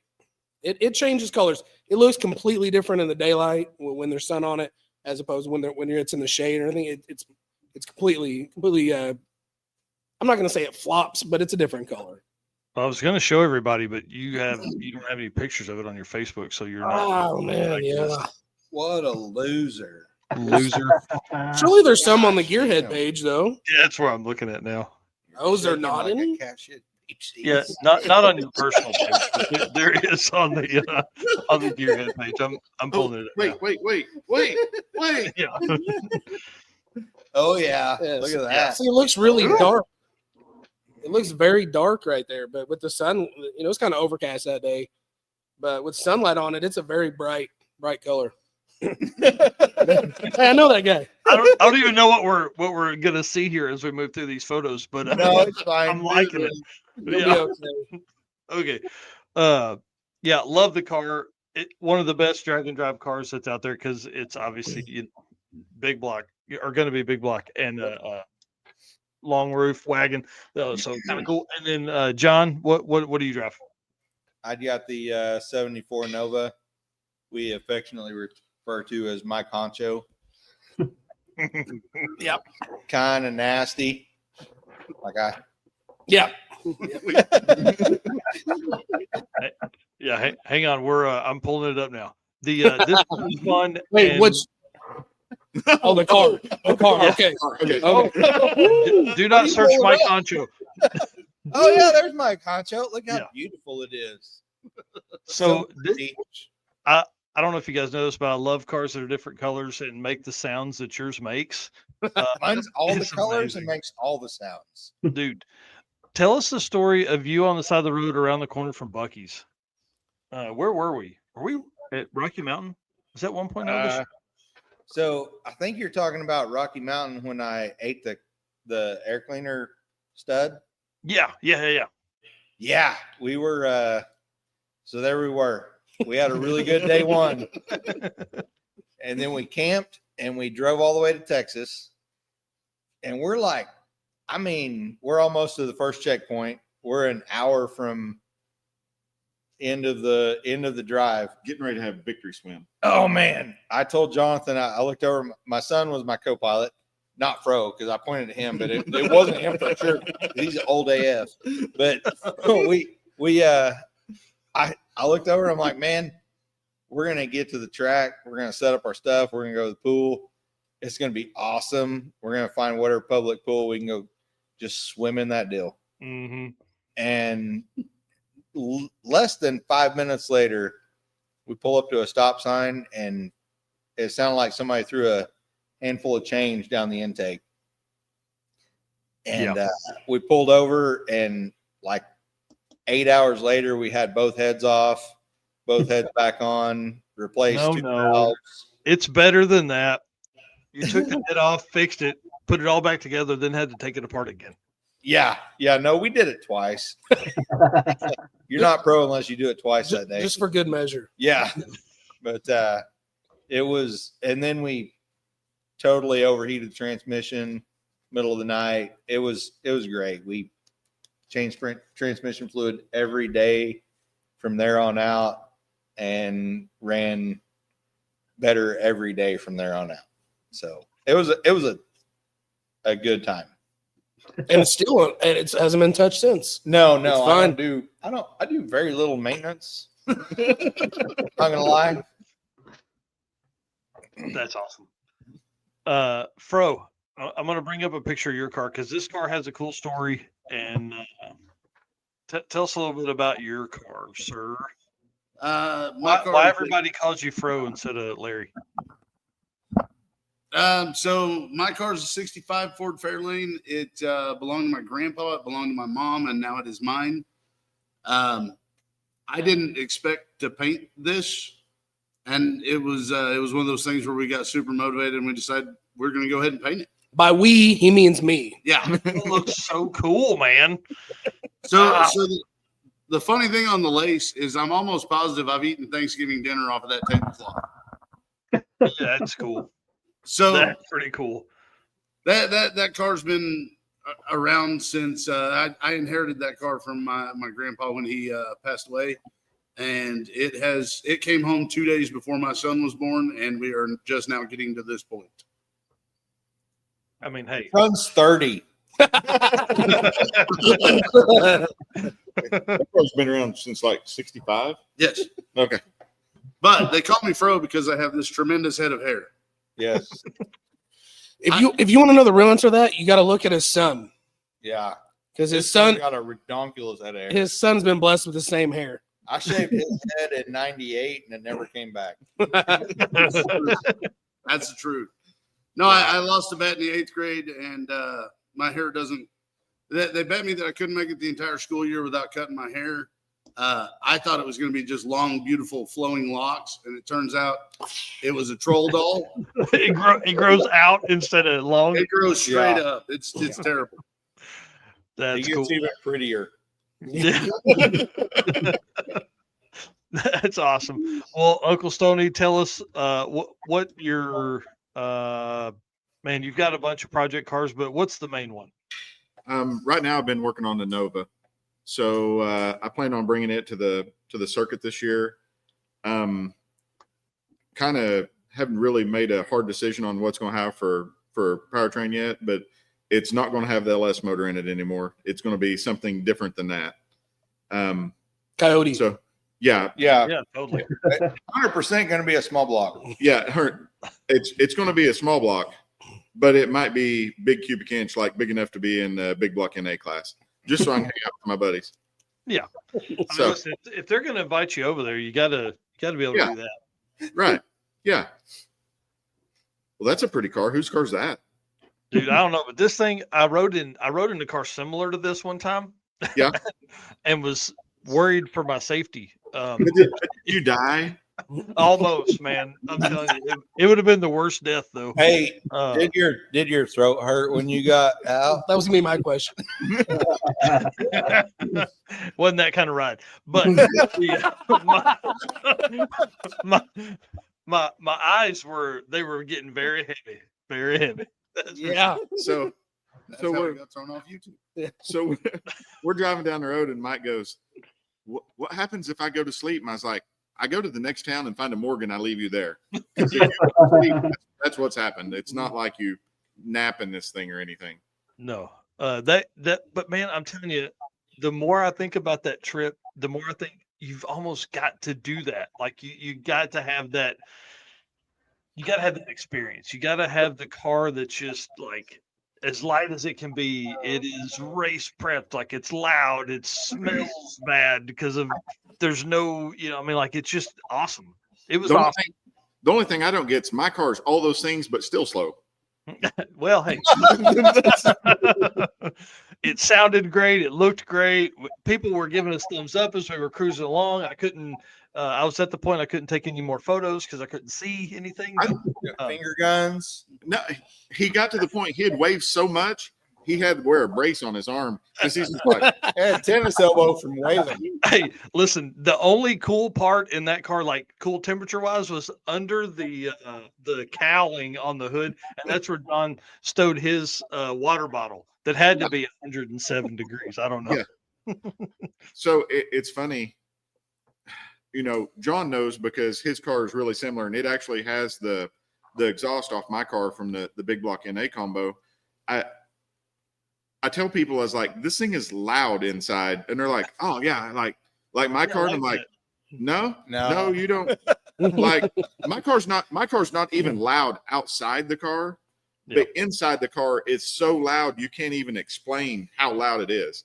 And then people ride it and they're like, how do you even do that? And I'm like, I wear earplugs. Yeah.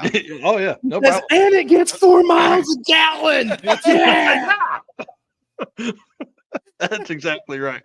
Oh, my mom in here, you riding with him was payback for how you drove when I was with you. Yeah. You have no idea, Mama. You have no idea. It was great, man. And so that's kind of your main, I mean, that's your number one side chick, for sure. But you've got a few others. So next year, what I have in mind is I want to have the Nova Ready for Your Race and then the Rocky Mountain Mega Week. that's going to be something that may never happen Mega again. Week. Yeah, that'd be something that may never happen again, where you have 600 cars in one drag and drive. So I just feel like I need to have the car in that. And then my car, I've finished a couple Rocky Mountains as a driver and a co-pilot, but the twice that I've took the Nova to Rocky Mountain Race Week, I've not finished. So that's another milestone for me, is to finish a Rocky Mountain in the Nova. So it's got to be there. Yeah. You know, I think that'll be cool. John, I'm in. I was just telling the guys earlier, I was trying to figure out how I was going to drive your car and mine. What's that, like $1 million? Well, and that's one thing you've said forever. Anytime we've ever talked, you're like, I don't care what it is. I'll put any motor in this car. I don't care. People don't understand how little I care about what the powertrain is. I just want to go fast. And maybe win. So, so this year, you guys know I do the trophy for the circuit, the snail, and I do the turtles for Rocky Mountain Race Week. This year, I actually won a turtle at Rocky Mountain, and it really wasn't as great as what I thought it was going to be. But I had a friend, Rocky Franks, wanted it so bad. I actually gave him my turtle that I won this year, because he brought a truck to the race to win, and he didn't finish. And that's one of the rules, is you got to finish to win the turtle or the snail. You have to finish. And he wanted one, so I gave it to him. I won it, but I gave it to him, because it's like I've tried so hard to place at Rocky Mountain Race Week, and I've really struggled. I've been close with the SR71 Trans Am that I took in 18, and then also with the Nova. I was setting the podium and then didn't finish. So like a Rocky Mountain trophy means a lot to me. I just didn't want it to be the turtle. Like it's like I sponsored that trophy just to make it fun for everybody, because there's a lot of effort goes into just finishing. Oh yeah. And I wanted the snail and the trophy to be something that, like, okay, so you're not going to win the class, but you finish. So this is something for your finish, you know. Mm-hmm. And then I won it, and I was like, oh man. Oh man, this was as cool as I thought it was going to be. This thing sucks. This would be way cooler to give to somebody. And then it even went as far as to, like, I took my Corvette on that, and Boo come over and he goes, man, thanks. I really didn't want to finish last. He goes, I know that if you'd just like put some solid effort into it, you could have beat me, but you didn't want to tear the car up. He goes, I know, like, you could have tore the car up possibly, but you could have beat me. But I really appreciate you, like, not. Jerk. Yeah. I was like, oh, why don't you just kick me in the nuts? Yeah, just right square in the nuts. Thanks, friend. Yeah, I thought we were friends, man. Oh, geez. Well, let's talk about experiences you guys had this year. Anybody tear stuff up and have to fix it roadside? No, we already talked about mine. Yeah. No, I think pretty fortunate. I didn't have to do any repairs on the Nova. I had to pull the intake off of it, but that was not on the roadside, and it was actually didn't even fix the problem. It was just like the old motors wore out, and it was blowing oil everywhere, and I thought it blew the valley pan gasket. It didn't. It just had like an external leak everywhere. So it just leaked everywhere. Mine at the circuit, I had a fuel cell that I completely split down the bottom, and I did all kinds of crap to get that thing to go down the track 2 times in a row, and had no idea where I was even at. But I finished that deal, and I got a fancy little trophy for that. It's one of them. Yeah, and then did you use the soap trick? Is that to fill? Man, I put soap, I put baby oil, I put everything on that deal. My Did we change subjects? Yeah, right. Got a one for you. Not that kind of trip. I went to the truck stop and I got everything I could. All right, so sorry. So again, no, we made it on the track, and I was pulling up the lane, and I looked over at my buddy Mike, and he was walking up there with me, and I was like, man, are you sure it's still sealed up? There's nothing coming out. And he's like, no. I could tell he was lying for sure. And I pulled up the lanes anyway. It was fine. But we went down. It ended up, everything ended fine. It's But- thank Pickard's Performance Coatings and Gearhead Perspective, and they don't. It's fine. It's fine. Yeah. Wait, did you say Pickard's Performance Coatings? Yeah. Okay. You down with PPC? Yeah. Well, let's talk about Gearhead Perspective Podcast, dude. What do you guys talk about? What's going on over there? Man, if you want to know the latest on politics or like the stock market or some fancy stuff you would hear on the news, super not your place. No. We're not the sharpest. We're not the sharpest tools in the shed. I don't know, man. Sell tools. So here's the deal. We kind of what we try to do is our shows. It's basically us just kind of sitting around BS and like before, like if this wasn't on right now, us four would be sitting here BSing. That's kind of how we want our show to go. Yeah. We really we don't have a script. We barely even talk about what we're going to talk about before we hit record, or go live. Now, since we've gone live, and we've had so much fun with that. We've been very fortunate. There's a lot of, I say a lot, several people that get on there and comment. You're and welcome. And it's Like 7. Listener 710 is right here. For them to get in on the conversation, it's made it pretty awesome. So our subjects do bounce around. We do on every show. Fro always comes up with a few marketplace gems, and some are really cool and some are junk, and we like talking about them. Yeah, we like talking about that junk. Yeah. So it's pretty much whatever. Last week's was PRI, right? No, last week's we had Bucket List on. Bucket List Mob. Had a great time with those guys. It was awesome. The week before that, we talked about our trip at PRI, which we could have had 4 shows on PRI. Yeah. Oh, dude. I mean, there's going to be more. We I'm could sure. have had even more shows if these guys weren't so freaking lame. Nothing against you guys. Yeah, you're cool. Yeah, you're cool. Well, hey, Stoney's going with us next year to PRI, so we've already worked that out. So I'm excited about that. We'll have to definitely get together and record some stuff while we're there. Yeah, John and I for sure will go back next year. I don't know if Fro's gonna go. He's a maybe, I think. I'm a maybe. Right Our buddy Devin, he definitely is not gonna go back. 100%. Ever. He was sucking his thumb a lot and laying on the bed in a fetal position moaning. Yeah. It wasn't because of me for sure. No, he said, I didn't know we'd walk this much. No. If you go to PRI, get the tacos. Don't eat the tacos. Woo! He got the bad tacos day one. The walking tacos, dude, they were great, man. But listen, after about 30 minutes, I was ready to find somewhere to sit down. Well, Devin, sit down for 2 days. You mean one of them chairs with the handle on the back? Yeah.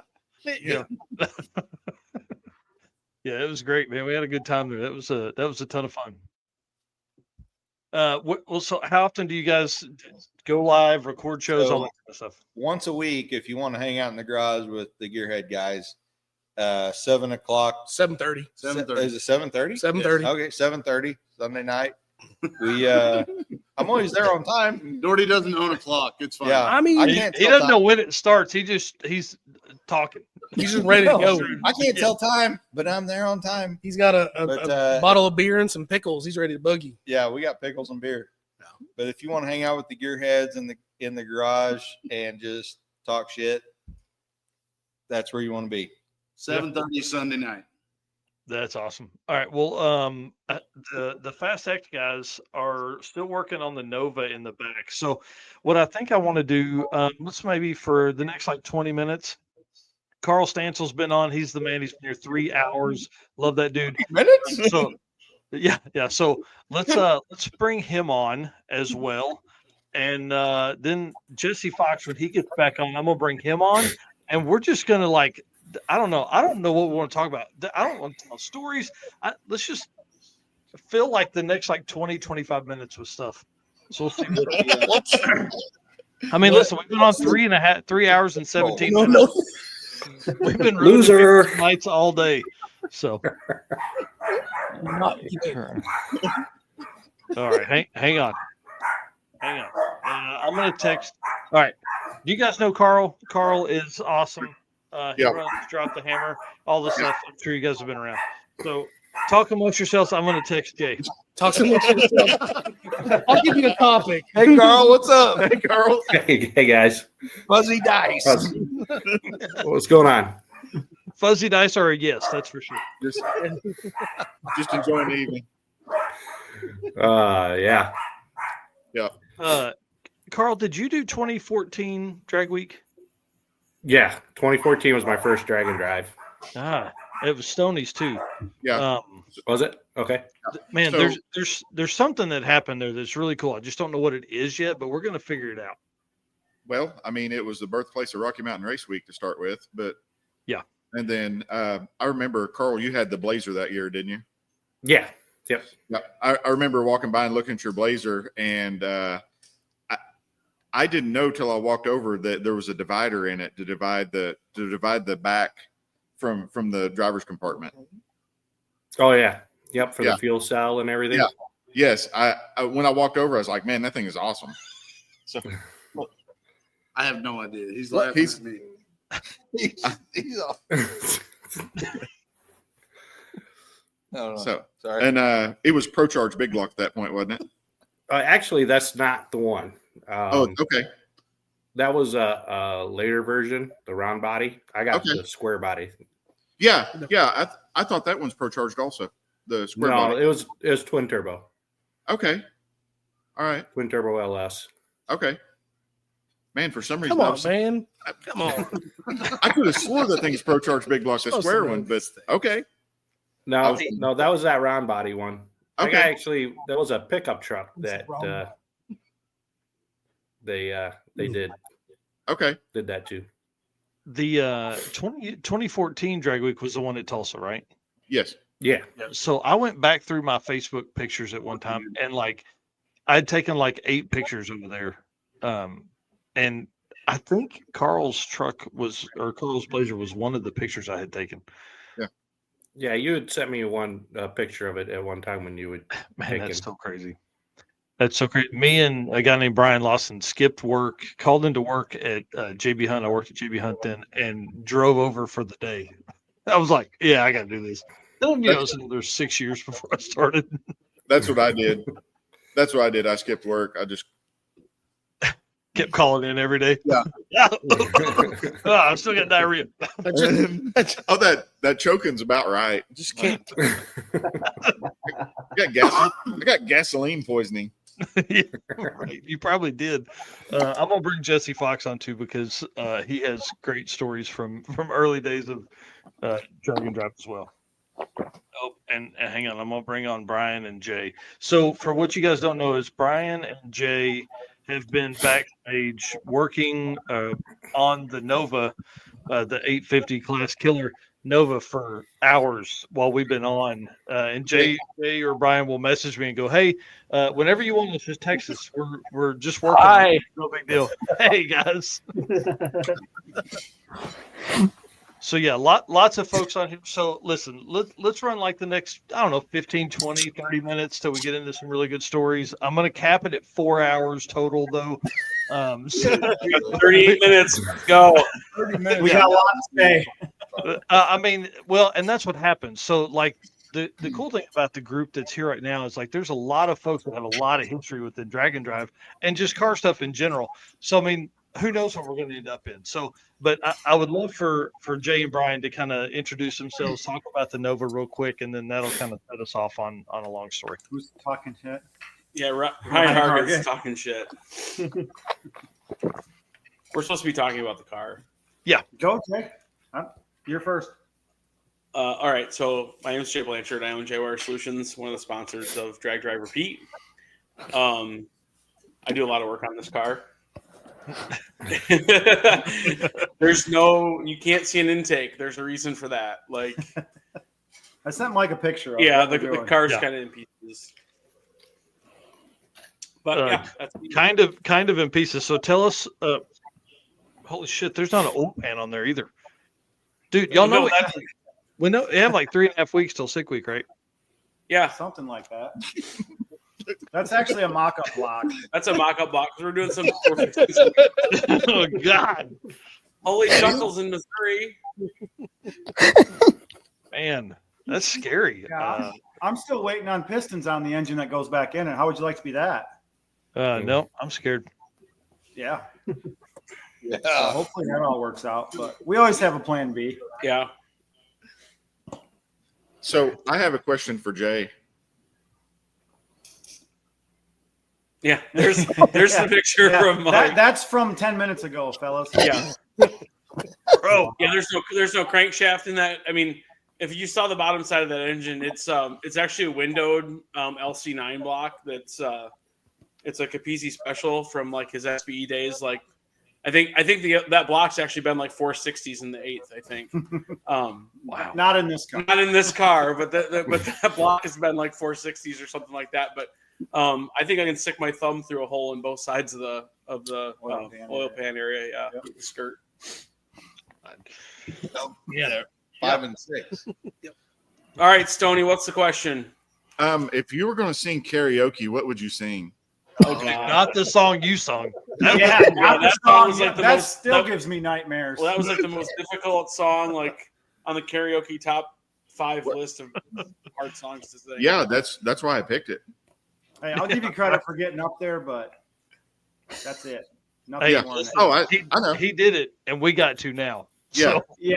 Ooh, for everyone that doesn't know, where was that at? What event were we at? We were at Six Summer. Six Summer. Yeah, That's right. Six Summer in Rockford, Illinois. It was that like Irish pub turned like karaoke bar. Yeah. Yes. I'm sorry. Jonathan Stone Cipher. So saying karaoke. here's a funny story about that one. So Drag Week 21, were we there? When were we in Rockford, Illinois for Drag Week? 20. I think it was 21. No, 21 was Martin. 21 was Martin. Yeah. So it could have been 21, or was it 22 when we started and ended in St. Louis? 21 you So I did think- in St. Louis. I think at 22 we were there, and it was still like mask era, and we got an Uber, and it was Riken was with us, and I can't remember who we had. I feel like we had 4 of us in the car, maybe 3 of us. So anyway, so we had to wear masks in the Uber, and we pull up to that place, and it's like bike night. It's like a Wednesday night, and so here's 3 guys with masks on getting out of a Toyota Prius, and there's like Harleys lined up along the sidewalk, and they're like, "Who the hell are these guys?" Right? And I'm like, "Oh my god, we're gonna get shot." There's the first Dragon story out of Fast Act Racing. Scott and TJ and Scott met us there. Oh yeah, they didn't ride with us. So. No, they got like an ovation because they rolled up in a turbo Fairmont. Yeah. Yeah, so you're like, we're with those guys. We're Yeah, with the cool yeah, guys. This Prius is like a wagon. Yeah. Better MPG. Mm-hmm. It's like the only thing you can brag about. But yeah. Yeah, maybe. Man. Well, we've had some great times together. When did Brian borrow the Saturn? Where were we at then? That was Drag Week last year. Yeah, 23. I had to go pick up my family from the airport. That was in North Carolina. While we were in South Carolina, I had to drive to North Carolina. Yeah, they flew in to come hang out, finish the last couple of days with him, and he was like, "Man, hey, I need a car. They're stuck." Well, my kid Kyle tried to book an Uber 4 times from Charlotte to what was the town we were at in South Carolina? Asheville or something. No, it was like an hour, and they accepted the drive, and it was like $100. So 4 people took the Uber and then canceled, and each one charged his credit card, his debit card, to where they canceled his debit card. So he had no money. He was pissed. Yeah, because they thought someone was scamming his card because of all the charges. Yeah. And so I had to borrow your car because he had no way to use any more of his money. It was pretty interesting. But that was also, we broke a shock mount on that drive. The day before, we broke the transmission. Yeah, the day before we broke the transmission, we were up till 3 o'clock in the morning the night before. I mean, that was a really bad. I'm gonna say like 72 hours. Yeah. Yeah. And then the water pump died on Friday. Mm. Yeah, it was at the final day. Yeah, Hargett. I remember that Brian was really happy. Yes. But what got me through that drive was Michael Nark Saturn has a Bluetooth speaker up by the speedometer. That's like from Walmart that you can link your phone to, and that got me through the drive. And it just blasts right at your face. Yes. I didn't know how fast I was going, but I was listening to some great music. Yeah. So I How appreciate much that. gas is in the tank or what the temp's at. But hey, listen, that little Saturn's all over the country. You can't see any gauges, but you're rocking Well, that's out. because the lights on the dash don't work. But hey, Okay. I know what it sounds like at 87, so it's fine. All right. Sounds like you need a wiring guy if your lights don't work. But not on that car. You know what? Hey, beggars couldn't be choosy. I appreciated it. Yeah, hey, it worked. It was a lot of fun. The transmission story is interesting because you guys were doing really, really well in the 850 class and the street race small block power outer class. We go into Bristol, you turn in like an 1160 something or something like that, and then pull back to the pits. Something's wrong, and then Paul Powell ends up helping you rebuild it right there in the pits. It was pretty cool. Remember that? We knew the night before driving to Bristol. We were in denial for like the first half of the drive. And then I tried to come up with every single excuse possible. And I'm like, well, we are going up in elevation, Brian. He's like, that's not going to be 30 degrees difference in trans temperature. Maybe we have an axle bearing going bad on the transmission or on the trailer, Brian. Well, we'll check that the next time. Maybe the fan's plugged, Brian. We'll check that the next time we switched stop. the cooler fan. We tried everything until we finally came to grips that the trans was going bad. And then when we let go of the trans brake on that day at Bristol, it basically revved to the moon. And I, revved it down to that 11-second off and on the gas. It was pissed off. Yeah. Yep.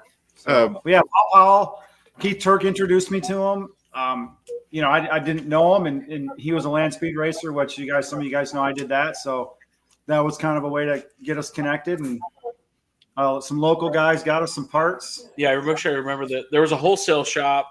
Yeah, I can't remember the name of it either. Right there in Bristol. He's got a Colorado, like a dark blue Colorado, like single turbo LS that he does drag and drive stuff with.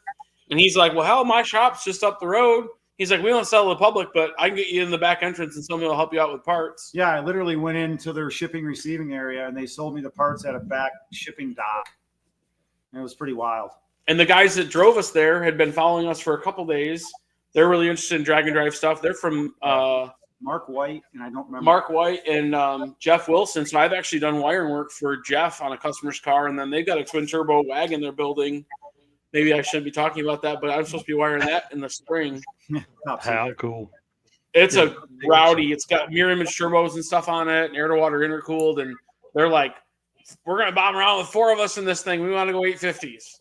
They're like, this is the coolest shit ever, so. Yeah. It is. And the Nova back there is one of the coolest cars out there, especially 850 stuff.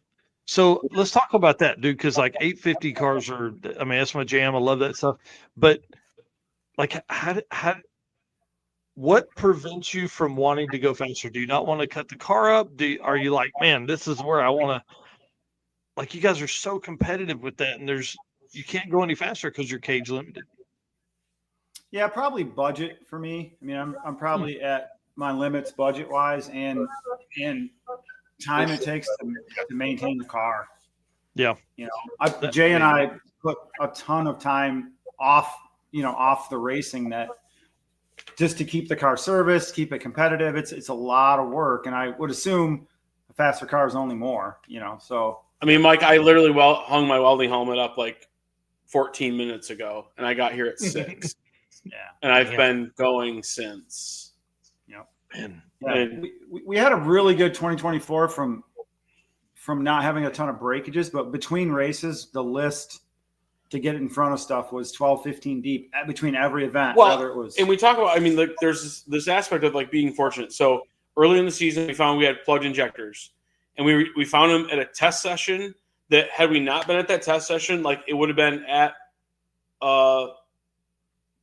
it might have been at Carl's event. Yeah, we would have had problems at Carl's event. Drop the hammer. Mm-hmm. And then we go to Carl's event, and we literally are going to be the next pair down for the quick 8, and they end up canceling or because of track issues, they end up calling the race. Brian goes to start his car, and it sounds like all hell has come loose. And the flex plate has literally broken free. You guys have seen pictures if you follow our Facebook page. The center 6 bolts have broken free from the flex plate.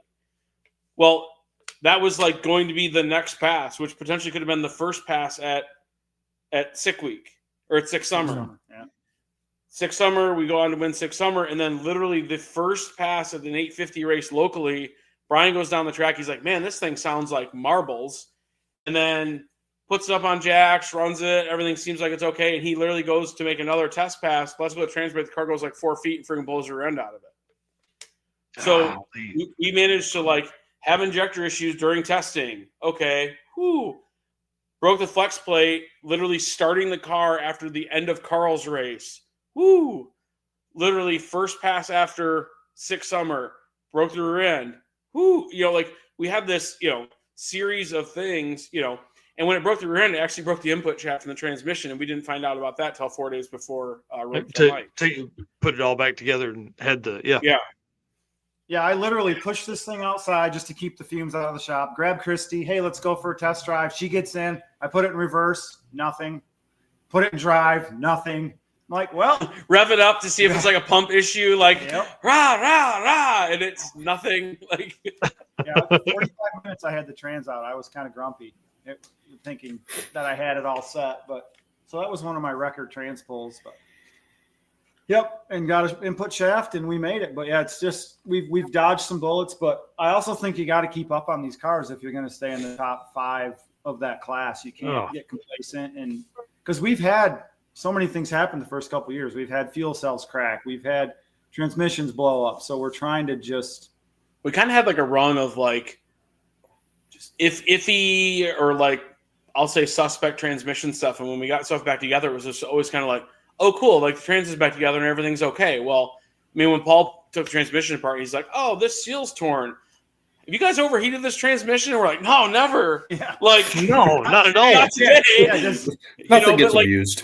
Literally, like that seal is like, it's a direct result of like overheating the transmission and stuff. And so we probably, shouldn't go 3 seasons on a trans. We should go 2. And, and Capizzi helps us out with transmission stuff. And so, I mean, Brian can have the trans out in 45 minutes, and literally John's like an hour and 25 minutes from here. So, I mean,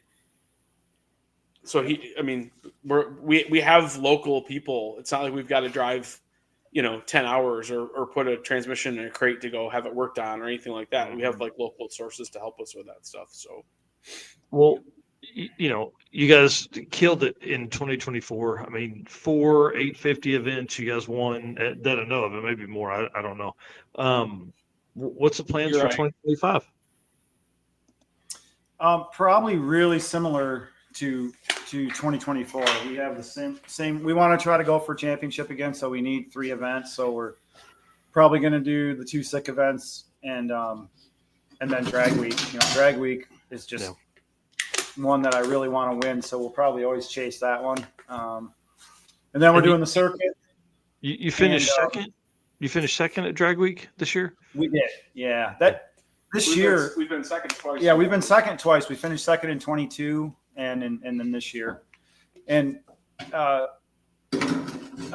forgot what I was going to say about lost my train of thought. But you're talking about the circuit and so we're going to do drop the hammer. So that's about all the vacation time I have. So and I'll give you a little teaser. So my son Kyle, who like Carl of course knows him, and I know you know him, Mike, but he has bought a drag and drive car, and I'm not going to review what it is yet, but he's going to try to do Carl's drop the hammer race. But for like $1 million, I'll tell you what it is. So it's a cool setup.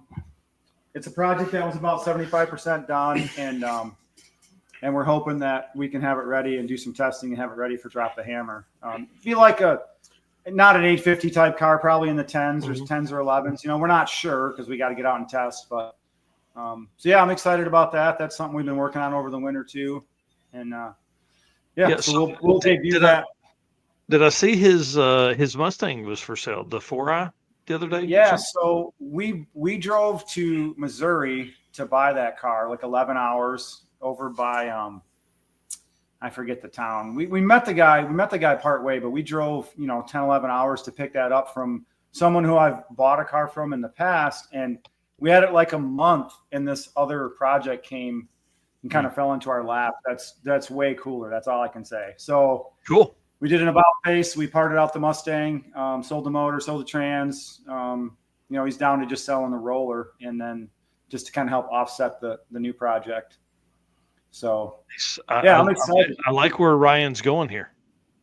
Yeah. So it's horrible.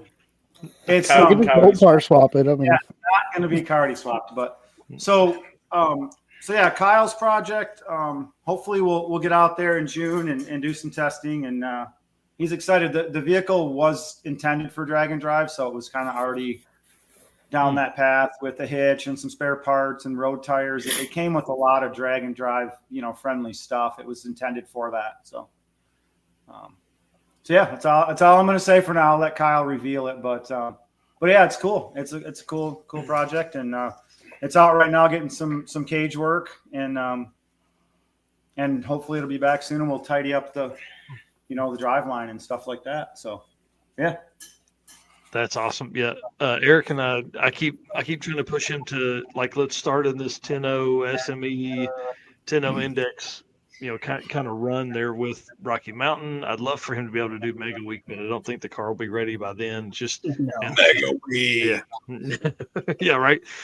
So maybe Rocky Mountain or Race Week next year with that car for that one. But yeah, I'd love to do some 10.0 stuff. I think that's probably the next big class we're going to focus on. Kind of that 10.0 plus stuff, just because with our point series, those guys don't get any extra points unless they win a class. So Right. It's going to take somebody that's really doing some good shit. Like this year, Rick Dorn won it because he attended 3 events and because he got second at Drag Week. I mean, to be honest, that's why. I don't know anybody else that's working on a pickup truck right now either. But. we would. I'm ready to see that thing out, dude. That's awesome. It's gonna be a while. Like I'll put up. It's 100% dependent on how much is in this. Yeah. Yeah. Nice. So I'm gonna wheel and deal where I can, and it's gonna be 100% dependent on that. I'd love to hit a 10.0 too, but has anybody ever won the 850 class with a nitrous car? They're too slow. Yeah, I was going to say Randy Bellahar has probably come close in big block power rider, but I know he's won a couple. But I don't think small block. Years, I can't think of anybody in the last 10 years that's not turbo or turbo LS. Yeah, that's in that really. Yeah. It's so Randy's twin turbo small block Ford. Oh, that's a shame. Yeah.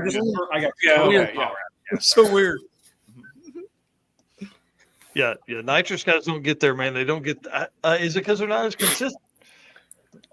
I don't know. I feel like a nitrous car is consistent. They're just really hard on valve train stuff. It's just you have to have big cams and stuff, and the valve train just doesn't last as long. I don't know how Schroeder does it. He obviously figured something out. But... Yep. Well, I mean, I think valve train is, regardless of class, I think valve train is. I mean, I think that might be the equalizer. Yeah. I mean, if you look at like big horsepower stuff, failures people are having, the Pontiac's nitrous powered, right? The 67 or 68 silver Pontiac. Bellahars. Randy, yeah. Okay, Yeah, because like Randy. So there's some uniquenesses about the Pontiac rules, though, right? Big block and small block. Big block and small block, because they didn't the blocks didn't differentiate externally, I believe, between a small block and a big block. Ryan and his coyotes, man. I'm going to be friends with Ryan. Yeah, I like Ryan. I dare you, Ryan. I dare you. That'd be fun. We need to see the Camaro out first. Then you can build the nitrous coyote. Did Brian and Jay freeze? It looks like it. Maybe. It's either that or he's trying to think about what he's going to say. I'm going to look up some drag week historical stuff just real quick and see if I can figure it out. We were just curious about that. We were sitting here talking about it while you guys were on screen, and I'm pretty sure you shot off with the lip and said at one point that no nitrous car had ever won an 850 deal. Yeah, We're back. I'm I forgot- almost of it. No small block, anyways. Okay. I might have. I mean, small block. Good thing we don't have those. Yeah, I don't think. Good thing we don't. Yeah.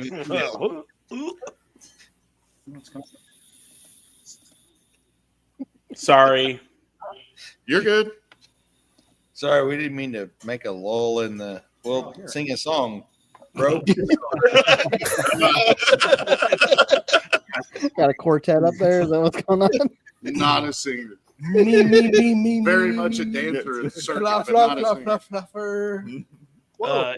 Anybody know John Wishman? And 95 No. Ford Mustang.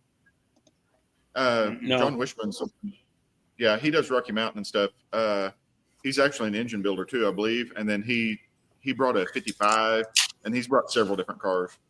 Well, this so in 2012, he won street race small block power adder with a 95 Mustang. But listen to this. This is crazy. 2012, the ET that won the class was an 889, and I number was just gonna say two, it's by 890. yeah, number two was a 980, a 979, 98.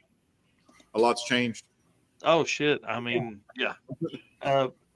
Jay, what did y'all run day one, and you were like in fourth place?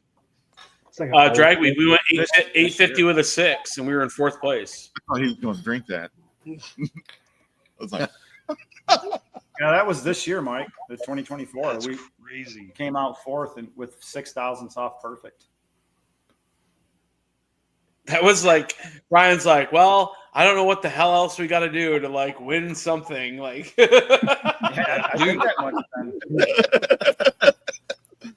Let's just go the fastest. Is anybody else just watching Carl's TV? It's a great episode. there was some pretty good racing earlier. There was. Yeah. That was sick He's got week the Fu Manchu. earlier this year, day 5. Oh, okay. Nice. Yeah, it looks like 2014 is when it really kicked off and really got so 868 won street race small block power adder in 14 with an 868 and then an 887 for second. But John Wishman took second in 2014, so one at 2012, one at 2013, second in 2014 with an 887. And is he nitrous, Mike? Or no? I Or don't you're just know. going back to look to see. Yeah, I'd have to dig through pictures. That's probably the hardest part about when I'm looking at this stuff is like, unless I can find photos or under hood shots of their setup with them, I have no idea. Well, I went to my first drag week in 2016 just to spectate and kind of do some reconnaissance. And they used to do a crazy 8s. I don't know if Carl would remember that.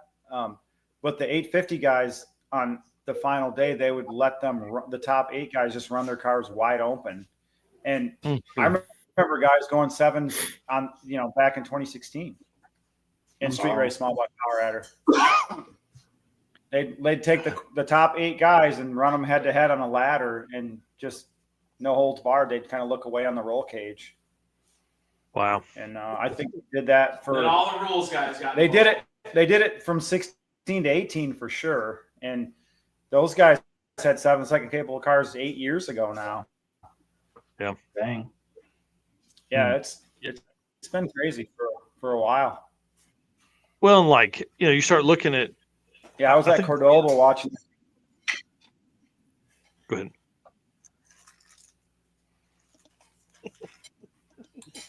I think there's a small delay. I like cut Brian off every time he's talking. Sorry. I think it's us. No. Brian was talking about Cordoba. That's them living in the boonies. Yeah, it's gotta be. That's awesome. Let me switch it to a different I'm gonna use my Wi-Fi hotspot. So yeah, sorry for the side road there, but yeah, it doesn't look like, unless we know of John Wishman and his '95 Mustang was a nitrous car, it doesn't look like it's been nitrous for a street race small block power adder win forever. Oh, ouch, man, Ryan, Oh, there's Ryan, bro. Doesn't he have a Camaro to work on? Shouldn't he be fixing his car? What an asshole! Yeah, Fixing it, he's got to put it together first. yeah. What are you doing, Ryan? Go wrench on that Camaro. He's tired of working on that thing. He's like, dude, I need a break. It was that Trevor PRI with a car show engine in it. Damn, Rocking that car ouch. show engine. Ouch. That's This a is tough getting one. heated, man. Yeah. I can't wait to see that car coming out. You start thinking about the cars that could make, news in 2025. I mean, it's a pretty damn long list of cars that are going to be brand new builds for Dragon Drive. This is gonna be a wild year. I mean, just looking at all the new cars that are coming out, it's like this is gonna be sick. Yeah, it's going to be a big one. All right, let's run down this last 10 minutes. Who's got a good story? Who wants to tell something? Yeah, it's a show mod. That's there you Yes. Yeah. It does look really nice, Ryan. Yeah. Rough crowd. That build setup is going to be badass.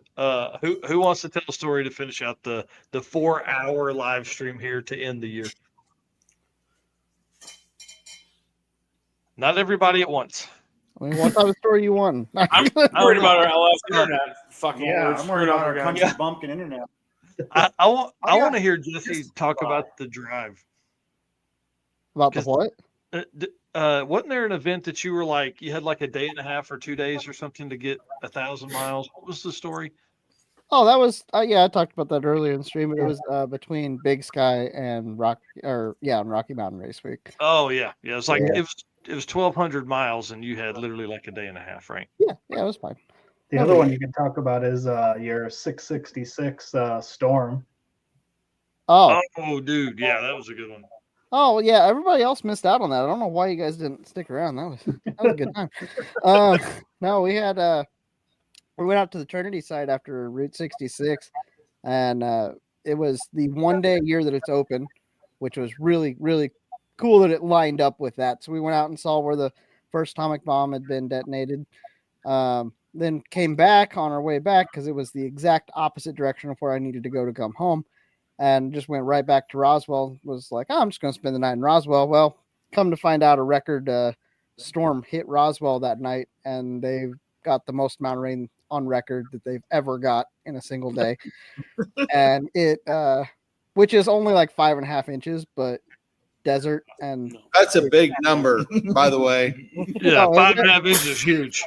Okay. Like, for sure. Yeah, not that kind of trip. Yeah.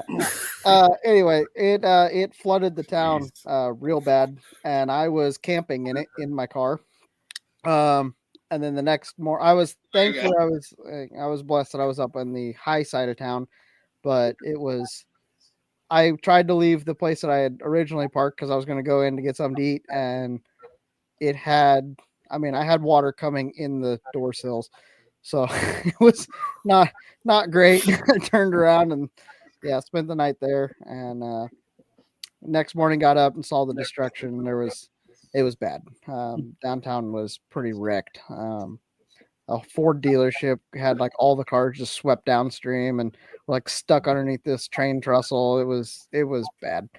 I think 4 people lost their lives in that. And it was it was not my best experience camping, but it was a unique one for sure.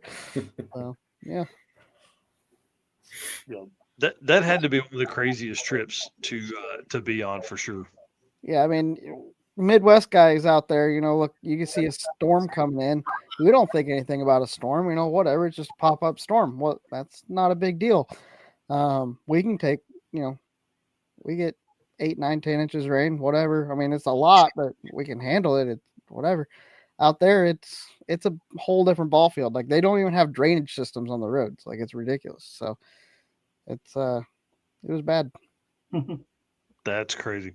All right, y'all listen. I want to say thanks to everybody that hung out tonight. We've had great numbers all night. I don't know what anybody else is doing. It's Friday night. People just hanging out here. Hopefully, everybody at home is having as much fun as I've had. Thanks everybody that like hung out backstage forever. Like I think Jesse was backstage for an hour and a half, just waiting on his chance to come up. Thanks for Carl for being on, dude. He was one of the first guys on backstage. Bro, he's been on like all night. I know it was great, man. It was really a lot of fun. I can't wait to hang out with you guys. This is 2025 is going to be nuts. It's crazy to think that, this wouldn't have been possible. Like, yeah, I would have never done this without Jonathan Sumcipher there with the Gearhead guys. And just want to say thanks. I know I tell him that all the time, but man, it's pretty amazing what the entire Drag and Drive community has become since 2014, dude. I really think that was like we talked earlier. That first 10 years was cool. We just finished the second 10 years of Drag and Drive racing. What's the next 10 years going to bring? It's going to be awesome. All right, we're kicking you guys off. Everybody else say bye, and then Eric and I will close the show out. See you guys. Nice hanging with you. Bye. See you, boys. Thanks, everyone. Man, dude, what a crazy show tonight! Holy crap, man! That was a great one. Oh, what? I cut you off. Sorry, what'd you say? Everybody love everybody. Everybody love everybody. Everybody. When's the last time we did a 4-hour show, man? It's been a long time. A long time. And my rear end here, sitting in this chair, remembers why. We don't do it very often. Yeah, and what's been wild tonight is like really we've moved through a ton of guests. We've talked to a ton of people. There's been a lot of stories told, a lot of people introduced to our fans and all that kind of stuff for folks for them to follow along throughout the year and stuff. And I think that's really what is the most fun that I have with this is the introduction of just really. There's people that are out there that wouldn't know these folks if we didn't talk about them. They wouldn't know these folks if they did. I don't know, man. It's just really fun to think about what is coming and to see the growth in the first 10 years. All that stuff to me is a spreadsheet now. Like I didn't know those guys. I didn't see that stuff, and then doing Tulsa 2014 was cool. I wish I had taken more pictures then, and who knows, there may be more photos on who knows where that phone is, but if I had that stuff, would I still have those photos? Would I post them up more? Who knows, Right. And now, you and I are helping document the growth, the industry, the just everything that's going to come from this, as we move for the next 5 or 6 years in this and the next 10 for sure. It's going to be completely different. So, we're seeing these OG guys that are, some of them struggle with the growth that we've seen from the community, but we have a lot of new people. I mean, there's thousands of people. Like think of 2014, there was literally 300 and something people in the Drag and Drive community that raced that year. This year, just in national level events, there were 2,200, 2,400, something like that, 2,490 or something like that. Right. Like, think about that. 200 of them did more than one event. So that number is almost the same amount as we had total back then. Yeah. So it's really pretty cool. And like I said, when Jesse was on, everybody talks about saturation.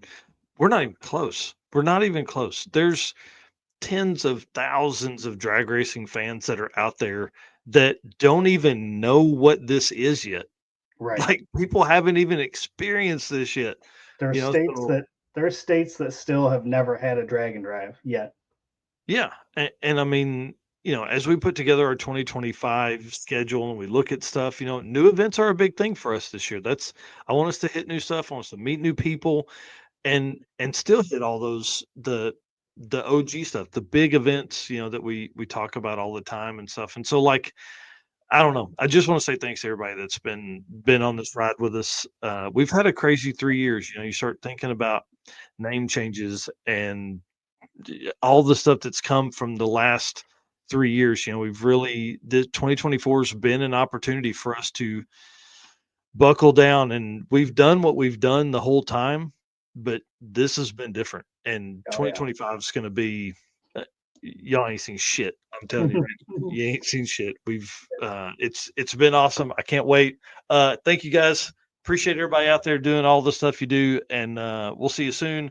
Real quick, thank you to our sponsors: Summit Racing, Valley Motorsports, Driven Racing Oil, Car Change 3D. Love you, Corey. WAF Racing, Chris Wozniak, dude. I know we're going to see each other soon. Performer Built Transmissions. Can't wait to hang out with that dude. J Wire Solutions is on tonight. Howard's Cams, Sweet Patina, Power Tube TV, Racing Junk Classifieds. Man, without those guys, we couldn't do this. And hopefully we get to add a few more to that are going to be coming into the Drag and Drive community. So, all right, guys, we'll see you next time. Yep. Thanks to everybody that we had on for guests tonight. And hopefully everybody has a good and safe New Year's. See you guys. Sweet.